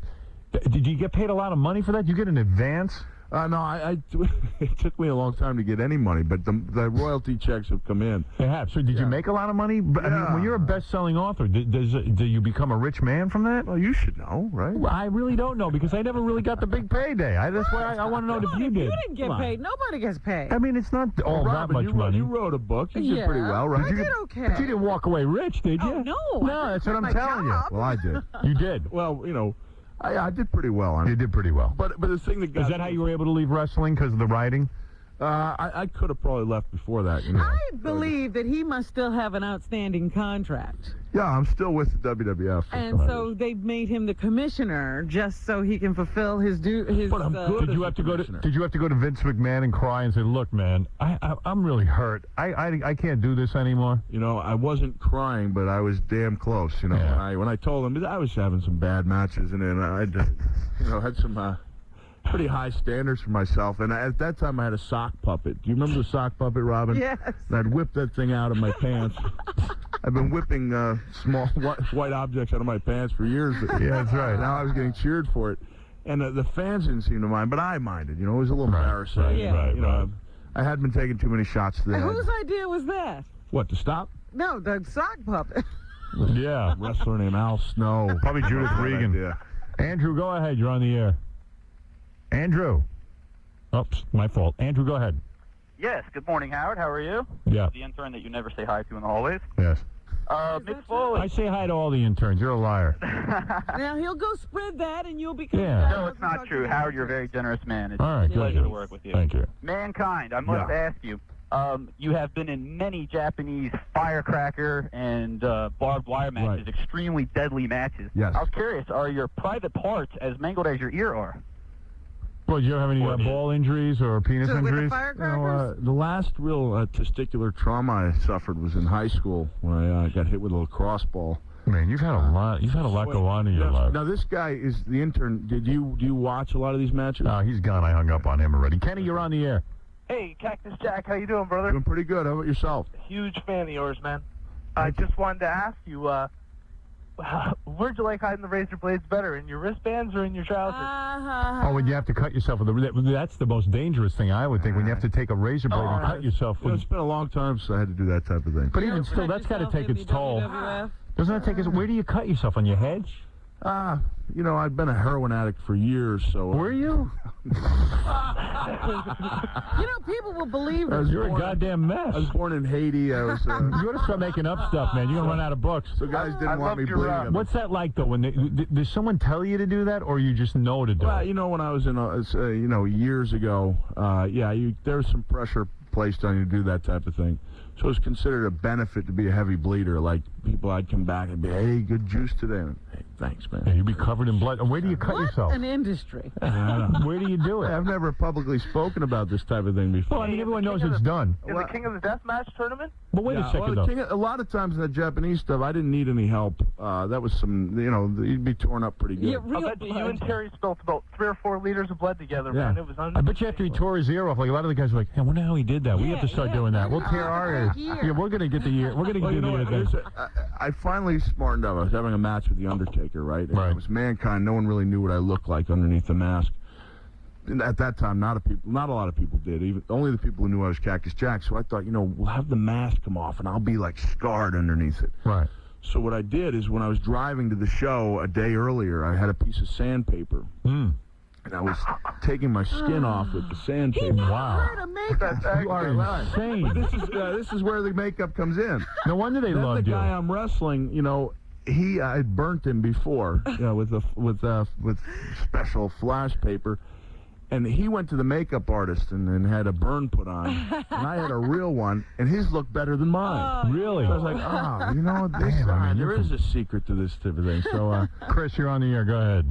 Hi, I just wanted to say hi to Captain Cactus Jack, because he used to pick me up on St. Mark's Place in 10th when I was hustling. Yeah. When you were hustling, Cactus Jack? I remember that. Yeah. He has a big fetish for young guys. He brings a 36-size MC with him, and anybody who fits into it, $125. You calling Cactus Jack a homo? Well, yeah. See, I don't know what an MC is, but apparently you do. And he used to let me play Cactus Jack. He used to let me smack you in the face. He used to tell me to spit on you. Oh. All right, go ahead. What is it, Gary? You know what? This isn't like a too strange a question, but have you ever been afraid of AIDS in any way? Because it sounds like when you guys were in the ring, there's Trading a lot of body fluid. exchanging a lot of blood, too. Yeah. Those were the old days, though, before AIDS, right? No, when I was in Japan and I was bleeding pretty heavily, I remember one time we had it was not the most ridiculous match, but the match was a chain match, but the chain was covered with barbed wire. And I was too dumb to put gloves on, so I had all these little holes in my hands, and then the guy I was wrestling was bleeding, and I was like, I was supposed to be a tough guy over there, and instead I was like, ooh. Yeah, right. He said, get me out of here. He said, hey, wait a second, I don't want to get in touch with this. Well, let me tell you something. You are an exciting man. Mick Foley will be signing his book, Mick Foley's Christmas Chaos, for all wrestling fans and fans of Mick Foley, tonight from 7 to 9 p.m. at the Virgin Megastore, Times Square. You will sign all books. Yes, I won't be like William Shatner. Right, you're not going to leave after an I hour. can't believe it. As an author, I'm listening to your show and Shatner's on. You say, William, now there's a big line. He's only there for an hour, right? Yeah, he said, no, I'm only staying an hour. He doesn't care. You kept saying you're kidding me, right? You kept giving him time to kind of... Well, I was such a douchebag. I used to stay there for 15 to 18 hours, because I figured if somebody's nice enough to show up and buy my book, I'm going to sign it. You know what? William Shatner just keeps writing them, and he won't sign. Shatner's like, you disgust me. You know where you were really out of your mind, Howard? You did, I think it was... California? No, Philly was like 7, 8, 9 hours. 9 hours, and then I got yelled at because I didn't sign all the books. Oh. Yeah, people were mad at me. And I was like, hey, come on. But Stop I even that. remember here, your first book signing was like 5, 7 hours long, and you still had to do a show the next day. California was, I think, 15 hours. Now you're making me feel bad now. Yeah. No, you got to do it. People show up, you do it. No, I didn't have 15-hour lines, but I had good, healthy lines. I don't want to scare anyone away. Plus, if you don't mind, there's a book signing tomorrow night. Tomorrow from 7 to 9 at Borders in Farmingdale, New York, and several other locations throughout the country. If you need some sort of information, go to mickfoley.com, mickfoley.com, and get the new book. The new book is a Christmas book, a stocking stuffer. If you will. Rob, did you know this book has actually been banned in many places? Why? Because look at Mick's picture. It's a Santa with no front teeth. No, honestly. I got the word.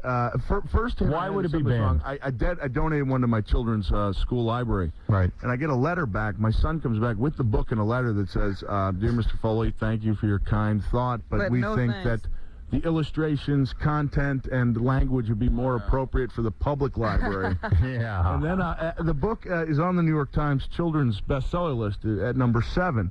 And the publisher said, that's the good news. The bad news is a lot of stores aren't carrying it. Wow. It's like, why? They go, The Naked Elf. Yeah. The Naked Elf? Oh, you got to be kidding me. He's cute, It's a cartoon. Right? Come on, that's crazy. Right. A lot of controversy with this book. What is it, Chauncey? Go ahead. You got the last word with Mick Foley.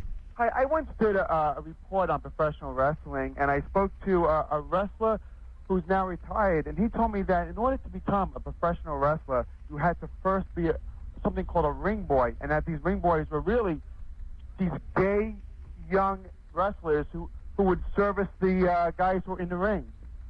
And this is rampant in WWF. Apparently you So what are ran you into saying, the... Chauncey's a journalist, sort of. Is there any truth? I've heard stuff about this. Is there any truth that in order to get into the wrestling business, first you got to do gay sexual acts on the other wrestlers?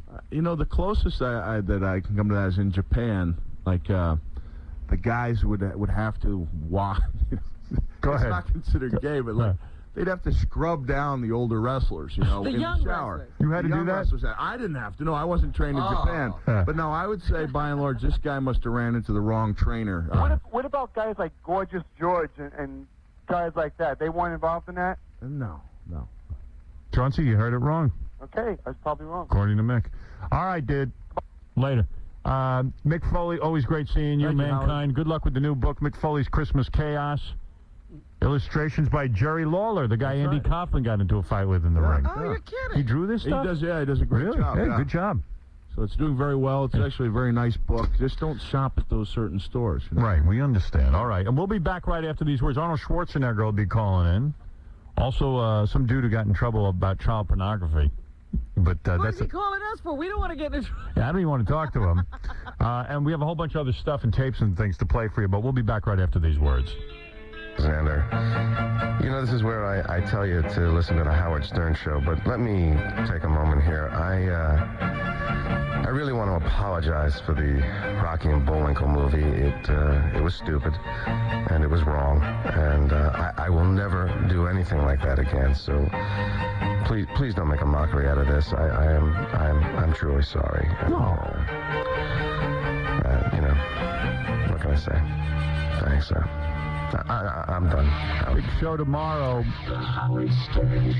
Mr. Skin will announce his Turkey Awards, the top 10 women who should not have been naked in a movie. I'm excited about that. Everyone's excited, Robin, of course. Arnold Schwarzenegger will be calling in just a couple of minutes.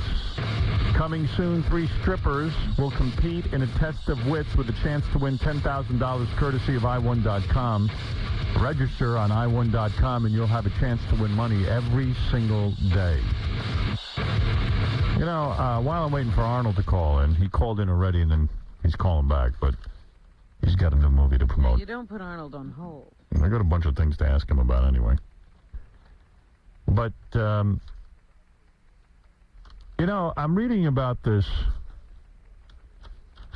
George Harrison case where this is the scariest thing I ever heard. George Harrison is with his wife in his house, some maniac sleeping. And this guy... How'd the guy get in? You know what? It's just him and his wife. I don't think they have a whole big high security They don't have system. a whole staff in this big estate, and the guy broke a window and opened it and we got in. Yeah, right in. And then the guy comes in and he's screaming and yelling and he's stabbing George Harrison in the chest and puncturing his lungs. And but just through a miracle, George Harrison lived. I mean, the guy, George Harrison was dead.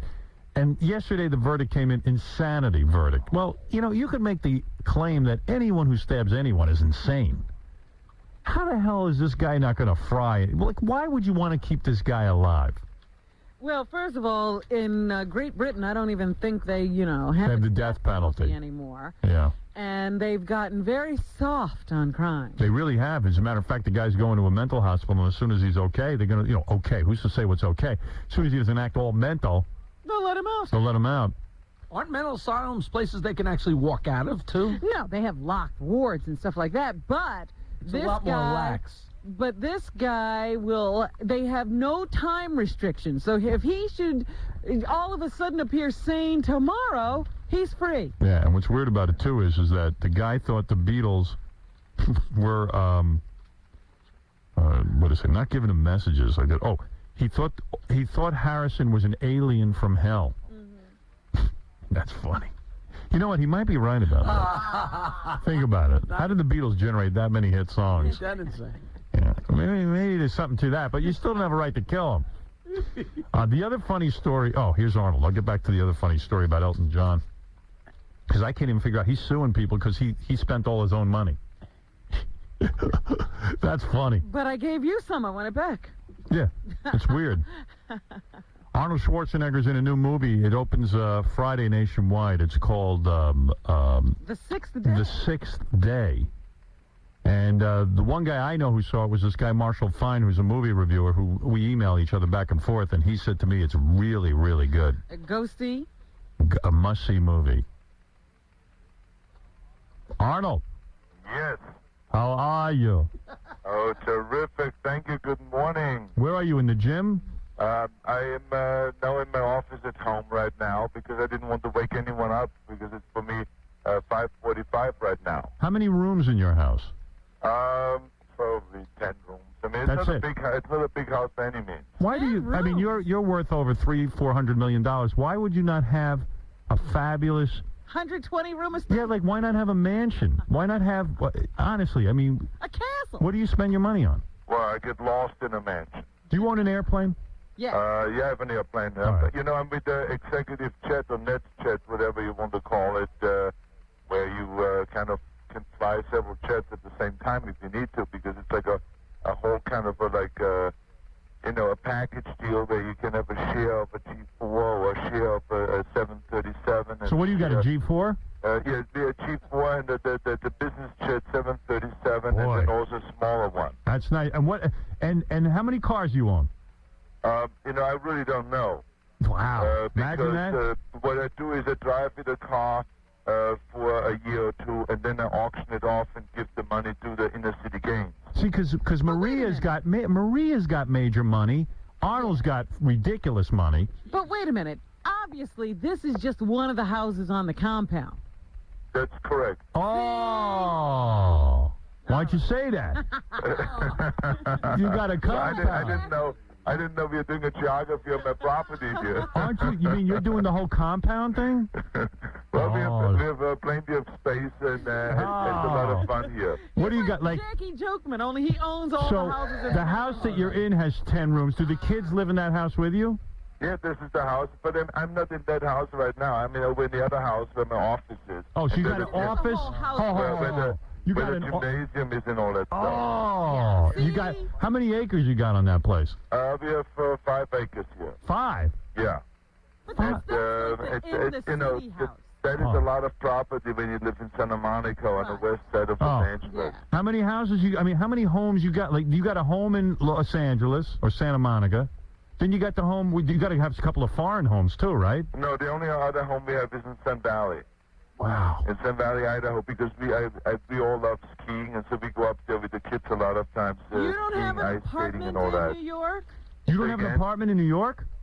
Pardon me? You don't have an apartment in New York? No, I don't. That's because shocking. I like to stay in hotels. Oh. It's much more fun because they can what go do you do? downstairs and just say, look, bring me up some espresso, organize the massage, have the reservation for the restaurant ready. Arnold's real big on massage, from what I hear. I heard. Don't blame him. You know what I heard about you? I heard on the movie set you get full massage. I mean, even your genitalia. Like a happy ending? Happy ending. That's what I heard. That's the rumor going around. Well, that's what can I tell you? Does he get the happy ending from his co-star? No, not from the Let me just tell co-star. you, He's a professional. it's exactly this kind of talk that I will miss when you don't sign your contract. That's all I can tell you. Yeah, let me tell you something, Arnold. As you know, December 15th is my last show. Well, I know it's your last show, but that's how I'm saying it was this kind of sense of humor that you always displayed on the show. Can I say and something you kind to of a little sexy talk and stuff like that is what I'm going to miss. I mean, I was saying to my assistant the other day, I said, are you really telling me that this is going to be the last time I'm on Howard Stern? Well, if because it is, it's going off the air in December now. But and if you it would never is- do another interview, this is ridiculous. Yeah, but if it is the last show, and there's a very good possibility it will be, I want to thank you for the years of calling in. You're a superstar. You don't have to call in here. But let me ask you a question. Howard, are you kidding me? This was an incredible relationship. I mean, this is anything. This is nothing like anything else. I mean, Why do you never have me great over? Relationship. You were very supportive always. Yes, and always. I would never forget that. But no why- matter what you do in the future, All right, no but matter wait a what second. you do in the But wait a Howard, second. I have a question. Howard. I was No matter- shocked. I was shocked to see that you are nude in front of the children. Who says that? You. I saw the picture of you on the boat naked. I mean, you got to change your bathing suit, remember? And I don't have a traveling dressing room. Were you upset about that they caught you naked, or you don't care? I don't care. You don't, because you're proud of your body, and you. Well, no. But I mean, you have to understand that I'm not as hung up about nudity as maybe some people are. Right, and you're up there much freer. I mean, you're up there freer with their naked We body. are much more free in our house and also our whole family. Does Maria go around naked? In no one in our family cared about this photograph whatsoever. Yeah, so you didn't care, and I remember in your early movie, Pumping Iron, you were naked. You were naked, and you didn't care. Oh no, I mean even in my bodybuilding days, remember I was photographed naked. Well, many you have a beautifully developed penis too. Which, Does Maria go around naked too? yeah, what about Maria? She doesn't go around naked. She's American. I have seen her naked. Yes, in the privacy of the bedroom, but the kids don't see it. And the kids see you naked, and they go, "Oh my God, Dad is built," and they see that penis. They must go like, "Oh my God," right? Because it is big. Aren't you worried? Well, we don't concentrate on those things. You don't? No, are you kidding me? I mean, this is not what's going on in our Let me ask you something. If you were small, only you with your sick mind, you would needed to think about the kids. No, but you want to know something? I got to say this. What? When my kids were small, the girls would say to me, "Hey, Dad, let me see you go to the bathroom." And really, it's not a big deal. But I wouldn't show them for one reason. I'm very, very small down there, Arnold. And I was embarrassed. If I had what you were packing in your package... You think Arnold's big? Yes, I've seen it. It's and big. Is he circumcised? No, he is not. He grew up in Austria. You don't get circumcised in Austria. You guys are sick. You didn't get circumcised. It's unbelievable. Do you mind not being let me circumcised? tell you, the one thing that was really interesting was, Howard... Hey, Arnold, let me ask. That's a good question. When I was cloned... Yeah. Oh, wait, I'm going to get to the movie. By the way, the movie's got great reviews and everything. But let me get to that and say, I just got one more question. Because I don't think men should be circumcised. What did you do for your son? Why? What should I do? What I'm saying is, did you get him circumcised? I don't think boys should be circumcised. I think it's mutilation. Well, I mean, I would never want to talk about my son's private parts, if it was circumcised or not, because only if I get permission from him that he wants to expose himself at the age of 7 to those kind of discussions, I would do that. Let me ask you where you stand. Forget about your son for a minute. Forget about your son. Where do you stand on circumcision and not being, because you yourself are not circumcised? I stand on it probably the same way as most people do, which is it doesn't matter to me one way or the other. So you are saying that people should have their children circumcised? I say it doesn't matter to me one way or the other. Really? Because it's not an important issue. Arnold, you like your foreskin. Yeah, you love it. Yeah. You know what they say? It's got 10,000 little nerves in it that I am missing. Oh, poor baby. Maybe that is why. Oh, God. I feel so sorry for you that all those thousands of nerves are missing now. Is George W. Bush circumcised? Ask him. Why don't you give him a call? What do you think's going on with this? I hope he's going to be our next president. You know what's amazing, though? I read that Arnold was supposed to spend the night. His mother-in-law got sick, and he couldn't do it, but he was supposed to spend the night with George W. Bush the night of the election. Wow. That is amazing access, isn't it? Well, I mean, the thing is what happened was really, I was in Mexico shooting collateral damage, and I was down there in the jungle of Mexico filming, so that's what was kind of restricted for me, why I couldn't really campaign with Bush. But I remember there was, on November 3rd, we kind of organized for me to go out there and do a few of the stops for him, and travel all around, and then go in and watch the results and all that stuff. But as you know, my mother-in-law got very, very ill, and and you couldn't. Ill that she had to be on the respirator and on a kidney machine and all those kind of things. That I just couldn't. Is she all right now? I mean, I said to myself, I better spend time with her and spend time with my family. Is she okay now? Yeah, no, she's not. I mean, she's, every day it's a struggle when you're 80 years old and you are in that situation where you are, really that ill. It takes you, a month or two to pull out of that, where you can get out of the emergency room. And why don't you go down to Florida and kick Gore's ass and then end the whole election right there? Just beat him up. That would be beautiful. No, when you have that kind of access to George W. Bush, though, this is amazing.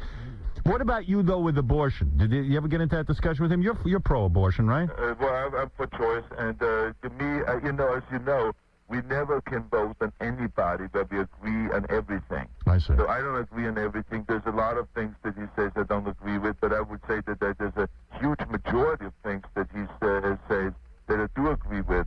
And he definitely says more things than I agree with than Gore says. I see. Will you ever sit around with him and just get drunk?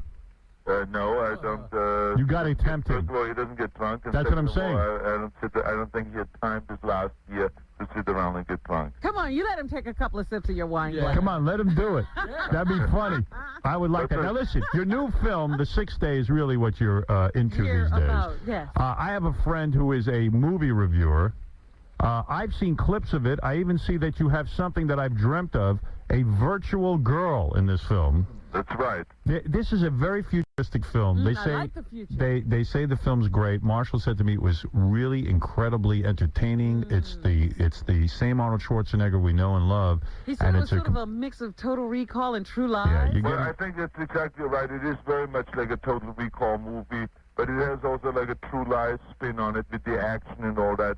And it's really, I'm very proud of it that it came out so well. And you're right, it has all kinds of futuristic kind of gadgets there, like the virtual girlfriend, which is like a hologram that appears at any time that my friend switches it on. He has this beautiful girl there that gets undressed. He can have sex with, right? Huh? He can have sex with the virtual. He can have sex, but it is kind of like in Total Recall. It's then a mental thing more than a physical thing, because he never really. The reality is he cannot really have with a hologram sex, but because he's connected to this machine, he feels like he has sex with her, and he feels like he has this great entertainment. I mean, he comes into the room, and she says, "Hello, Hank.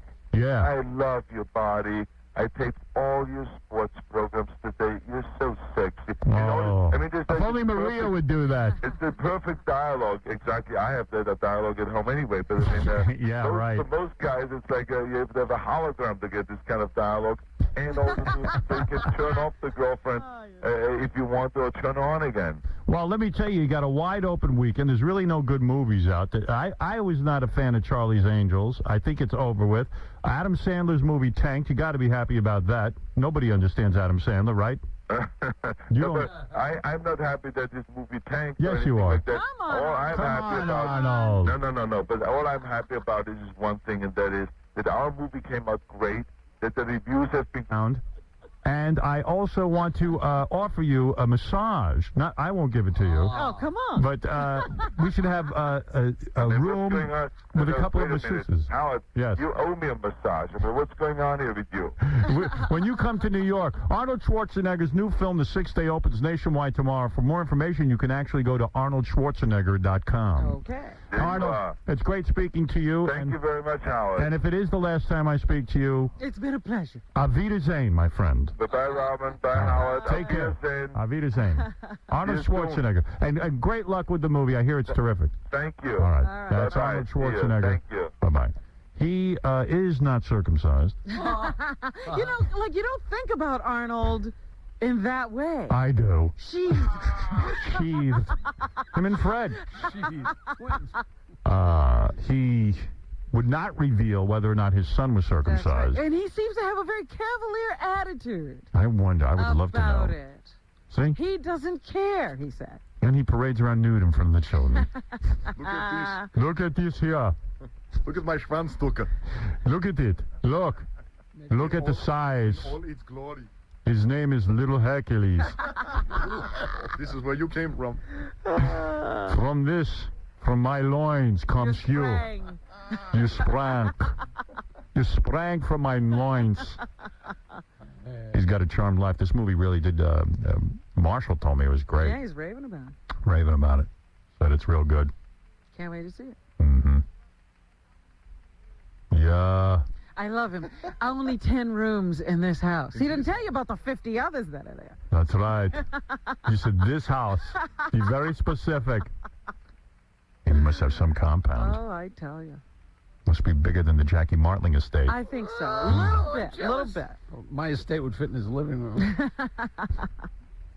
Yes. All right. Anyway, I got to take a break. That was exciting. Always good to talk to Arnold Schwarzenegger, big star. Oh, here, just before we take a break, though, I got to tell you that. Listen to Elton John, man. I mean, I'm a big fan of Elton John music. But he's no businessman. But he's no businessman, and I don't even understand this lawsuit. Maybe someone can explain it to me. Flamboyant Elton John turned deadly serious in a London court yesterday, blaming a past drug addiction for a $57 million spending spree that included almost $500,000 on flowers. Okay, the guy was a drug addict. He says, I was completely crazed. I didn't know what I was doing. And I spent $57 million. Now it seems like he's suing PricewaterhouseCoopers and his former manager. For what, giving him the money? Yeah, it's the Rocket Man donned an uncharacteristically sober gray suit. I love how guys get dressed for court. Right, the court clothes. Probably took off that wig, you know. And those big glasses. Yeah, those big giant specs. Burning ants with those things. He goes, I'm a single man. I like to spend money. He replied when lawyer Mark Hapgood grilled him about the out-of-control expenses. When Hapgood added that $419,000 of that money went to flowers, John said, yes, I like flowers.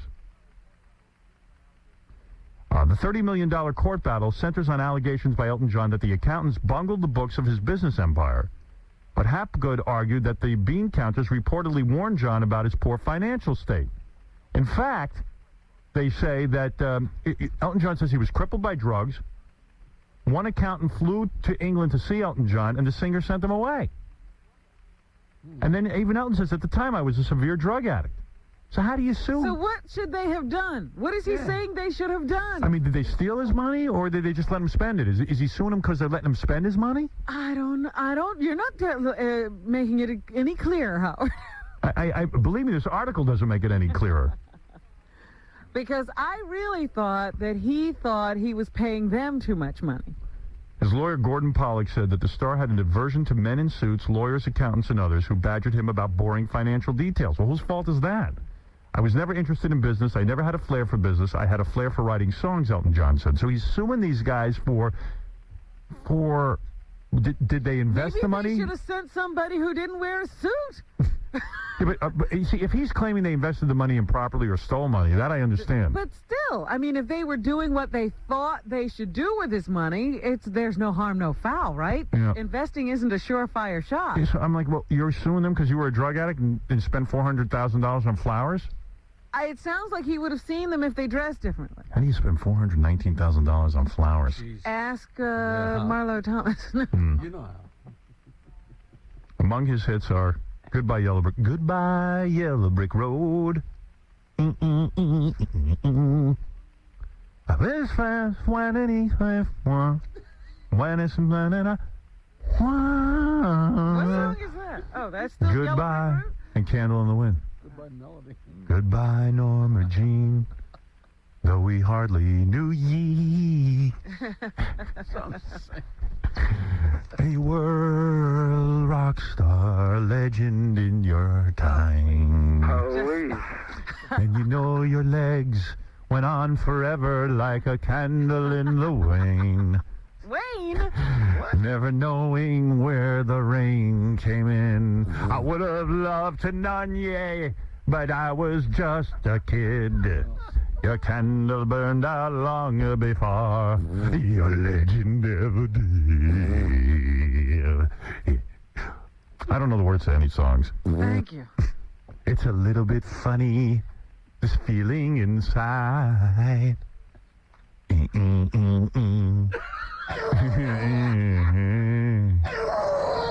But you know not.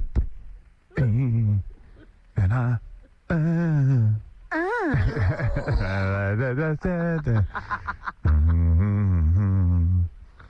don't know the words. I wish I had the words. I'd sing it to you. All right, here's Miss Universe one more I time. wonder how he could spend all of his money, though, with all the money he must have made. Yeah, right? No wonder he's still out on tour, like with Billy Joel. Yeah, he's grabbing Billy Joel out of retirement. Yeah, hey, I need some dough. Here's Miss Universe one more time in case you missed it, Robin. Miss Universe, would you ever go on a date with Howard Stern? Probably, if we all never tried out. Let's get some photos of her. You know, sometimes these beauty pageant winners aren't that hot. Yeah, but Miss Universe is the hot one. Really? Yeah. That's the Donald Trump one. I'd tie her up and put her on the toilet bowl. He's not looking for girls who want an education. I think she'd be into that. Yeah, a lot of... Oh, dude, just stop being stupid. Why do you think, Mike asked you a question, why do you think all those signs are up from the health department? There's a reason. It's just gross. You know what, just because it's gross. You know, it's a good time, every once in a while, wash your hands. And that's a good time to do it. I do wash my hands. You know. That's a good point. All right, we're done with you. Mike, you are all calling away from England, so I won't waste your time. There are four stories. It's an expensive call. Yeah. It's 4 stories that you have, and 3 of them are true, 1 is fake. These are fun stories about celebrities and things. Pick out the fake one. Play along with us. Let's go. Mike, Okay. NationalEnquirer.com, everything else. All right. 3 from my column next week, 1 not true. First, amidst filming his new flick Troy on the island of Malta, Brad Pitt groaned when wife Jennifer Aniston asked what he'd gotten his mom for Mother's Day. "Oh, no, I forgot," said Brad. Moving swiftly, he purchased a stunning necklace and had it jetted to his mom's Missouri hometown just in the nick of time.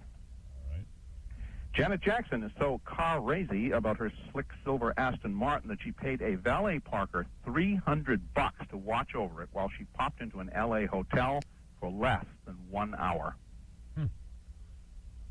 Number 3. Number 3, American Idol judge Simon Cowell didn't even blink when girlfriend Terry showed up on the set unexpectedly on the day he and Paula Abdul shot that super steamy whipped cream and kisses scene for the season finale. Terry had been freaking since she heard Simon and Paula were actually going to French kiss, and as the scene began, she kept glaring at Paula, who told Simon, "She's making me so nervous." Simon whispered, "Ignore her. This is your job. Go for it like you mean it." Cast and crew gasped as Paula gave it her all, and jealous Terry suddenly walked off the set. Paula told Simon to go after her, but Captain Cruel just shrugged and said, "She'll get over it." And number 4. Tom Cruise and Emilio Estevez snubbed movie mogul Francis Ford Coppola, who directed him in his movie The Outsiders, when they turned down his invite to a celebration of its 20th anniversary. Now, The Outsiders co-starred Matt Dillon, C. Thomas Howell, Ralph Macchio, Patrick Swayze, and Leif Garrett, and they all flew in to attend the bash at Coppola's California estate. But Stars Tom and Emilio stayed away, even after the director offered a private jet. Tom pleaded a heavy schedule, but Emilio told Coppola flatly that he never, ever wanted to see any of his old castmates again. Here's what you got. Brad Pitt forgot Mother's Day quickly. Got a necklace to her. Janet Jackson paid a guy $300 to watch her car. Simon Cowell didn't chase after Terry, his girlfriend, after making out with Paul Abdul on set. And Tom Cruise And Emilio Estevez. do not want to be a part of a reunion of their old movie. All right. All right. The fake story is, to my mind, Simon Cowell. Really? I don't think this guy's getting so much poontang that he's not going to chase after his girlfriend. I don't believe that for a minute. I think he's crazy about that chick, and any guy who wants to hold on to his poontang isn't going to make out with Paul Abdul in front of her and isn't going to get up and try and explain things. All right, you're thinking Simon's like you. Exactly. I'm thinking Yeah, good Simon's point, like a Robin. guy. And Howard, I'm not trying to. I just want to tell you, read the new Inquirer when it comes out about Simon Cowell. Remember what you said, but go ahead. All right, so maybe I'm wrong, but that's what I think. Robin, go ahead. All right. I think it's the Brad Pitt. Nah, it's not the Brad Pitt. I'm going to go with Janet Jackson didn't give the $300 tip. All right. Artie? I agree with Robin. I think, if she's going to do it, you give 100, 300. That's a weird figure. Yeah. And Fred? Between the fourth story and the third story, I'm going to say Simon Cowell. I think she'd be nervous if he was kissing Clay, but not the other. Paula? All right, Howard and Fred say Simon Cowell and Paul Abdul. Robin and Artie say Janet Jackson. All right, Benji, who doesn't wash his hands after touching himself. What do you think's a fake story? I haven't heard a thing. I've been obsessing over the thing for the last... All right, so good. You're out. All right, Mike, who is right, Robin and Artie or Howard and Fred? Well, a big win for you, Howard. Howard and Fred. And Fred it's just amazing. Fred is at the string now. Yeah, what is going on here? He's sneaking in advance of the paper. Something's going on. Simon Cowell? No guy. I don't care if he's Simon Cowell or anything. He's got this hot piece of ass. He's not going to get up and make out in front of her. And It's going to be a little sensitive. Yeah, everybody who's a little bit of a player knows not to do that. What is the real deal? This didn't happen at all? No. Well, no. By the way, that kiss was disgusting. Was it? I didn't it was see it. I've heard. grotesque. It was. First of all, Paul Abdul's looking more and more monkey-ish every week on that show. Doesn't she look like a little monkey? I don't watch it anymore. And Simon Cowell, the open mouth kissed, and it was just vile. Well, it was really stomach turning. Ugh. And believe me, this guy is lucky to have who he has. Well, yeah, she's a very attractive girl, but there is a story about Simon in this week's Inquirer. I recommend to all of you about Simon and a porn star who says she would definitely do it, who has met Simon and oh yeah, I know. To do him. That story came from my show. In Really? fact, she admitted it here. You know who that was? Yeah. Oh, Tabitha? Tabitha. Yeah. Tabitha said it on. Hey, by the way, ask him to give me a little credit for that stuff. Well, how about a check? Or check every week between the Inquirer and the Globe. I'm filling the pages. All these pages. Tabitha played her answering messages from Simon Cowell on this show. All right. Well, I mean, you've always been a newsmaker. You're the king of all media. Why wouldn't we? Do you think they credit me with that story? No. Oh, they did. Yeah, Gary says they did. Oh, okay. Stop screaming. Well, no, Mike didn't know I came from this show. No, I didn't. Yeah, there it is. Sexy. All right, Howard, I will make sure. I Now, let me get this straight. Now, you want your name mentioned more. Well, I'm credited about halfway through the article. I mean, it could be, Howard. You can put the name Howard Stern, admitted on the Howard Stern show. Next time they don't, because I can't hear everything that goes on the show. Next time you think that a story was taken from your show and you were not credited fairly, all right, tell Gary to call me. Thank you. All right. Mike Walker, the great Mike Walker from the National Enquirer. He, of course, can be read in the National Enquirer every week, and you can go to nationalenquirer.com and play along with Mike. And play the game. All right, thanks, Mike. Okay, Good thanks, luck in England. Bye-bye. Thank you. Bye.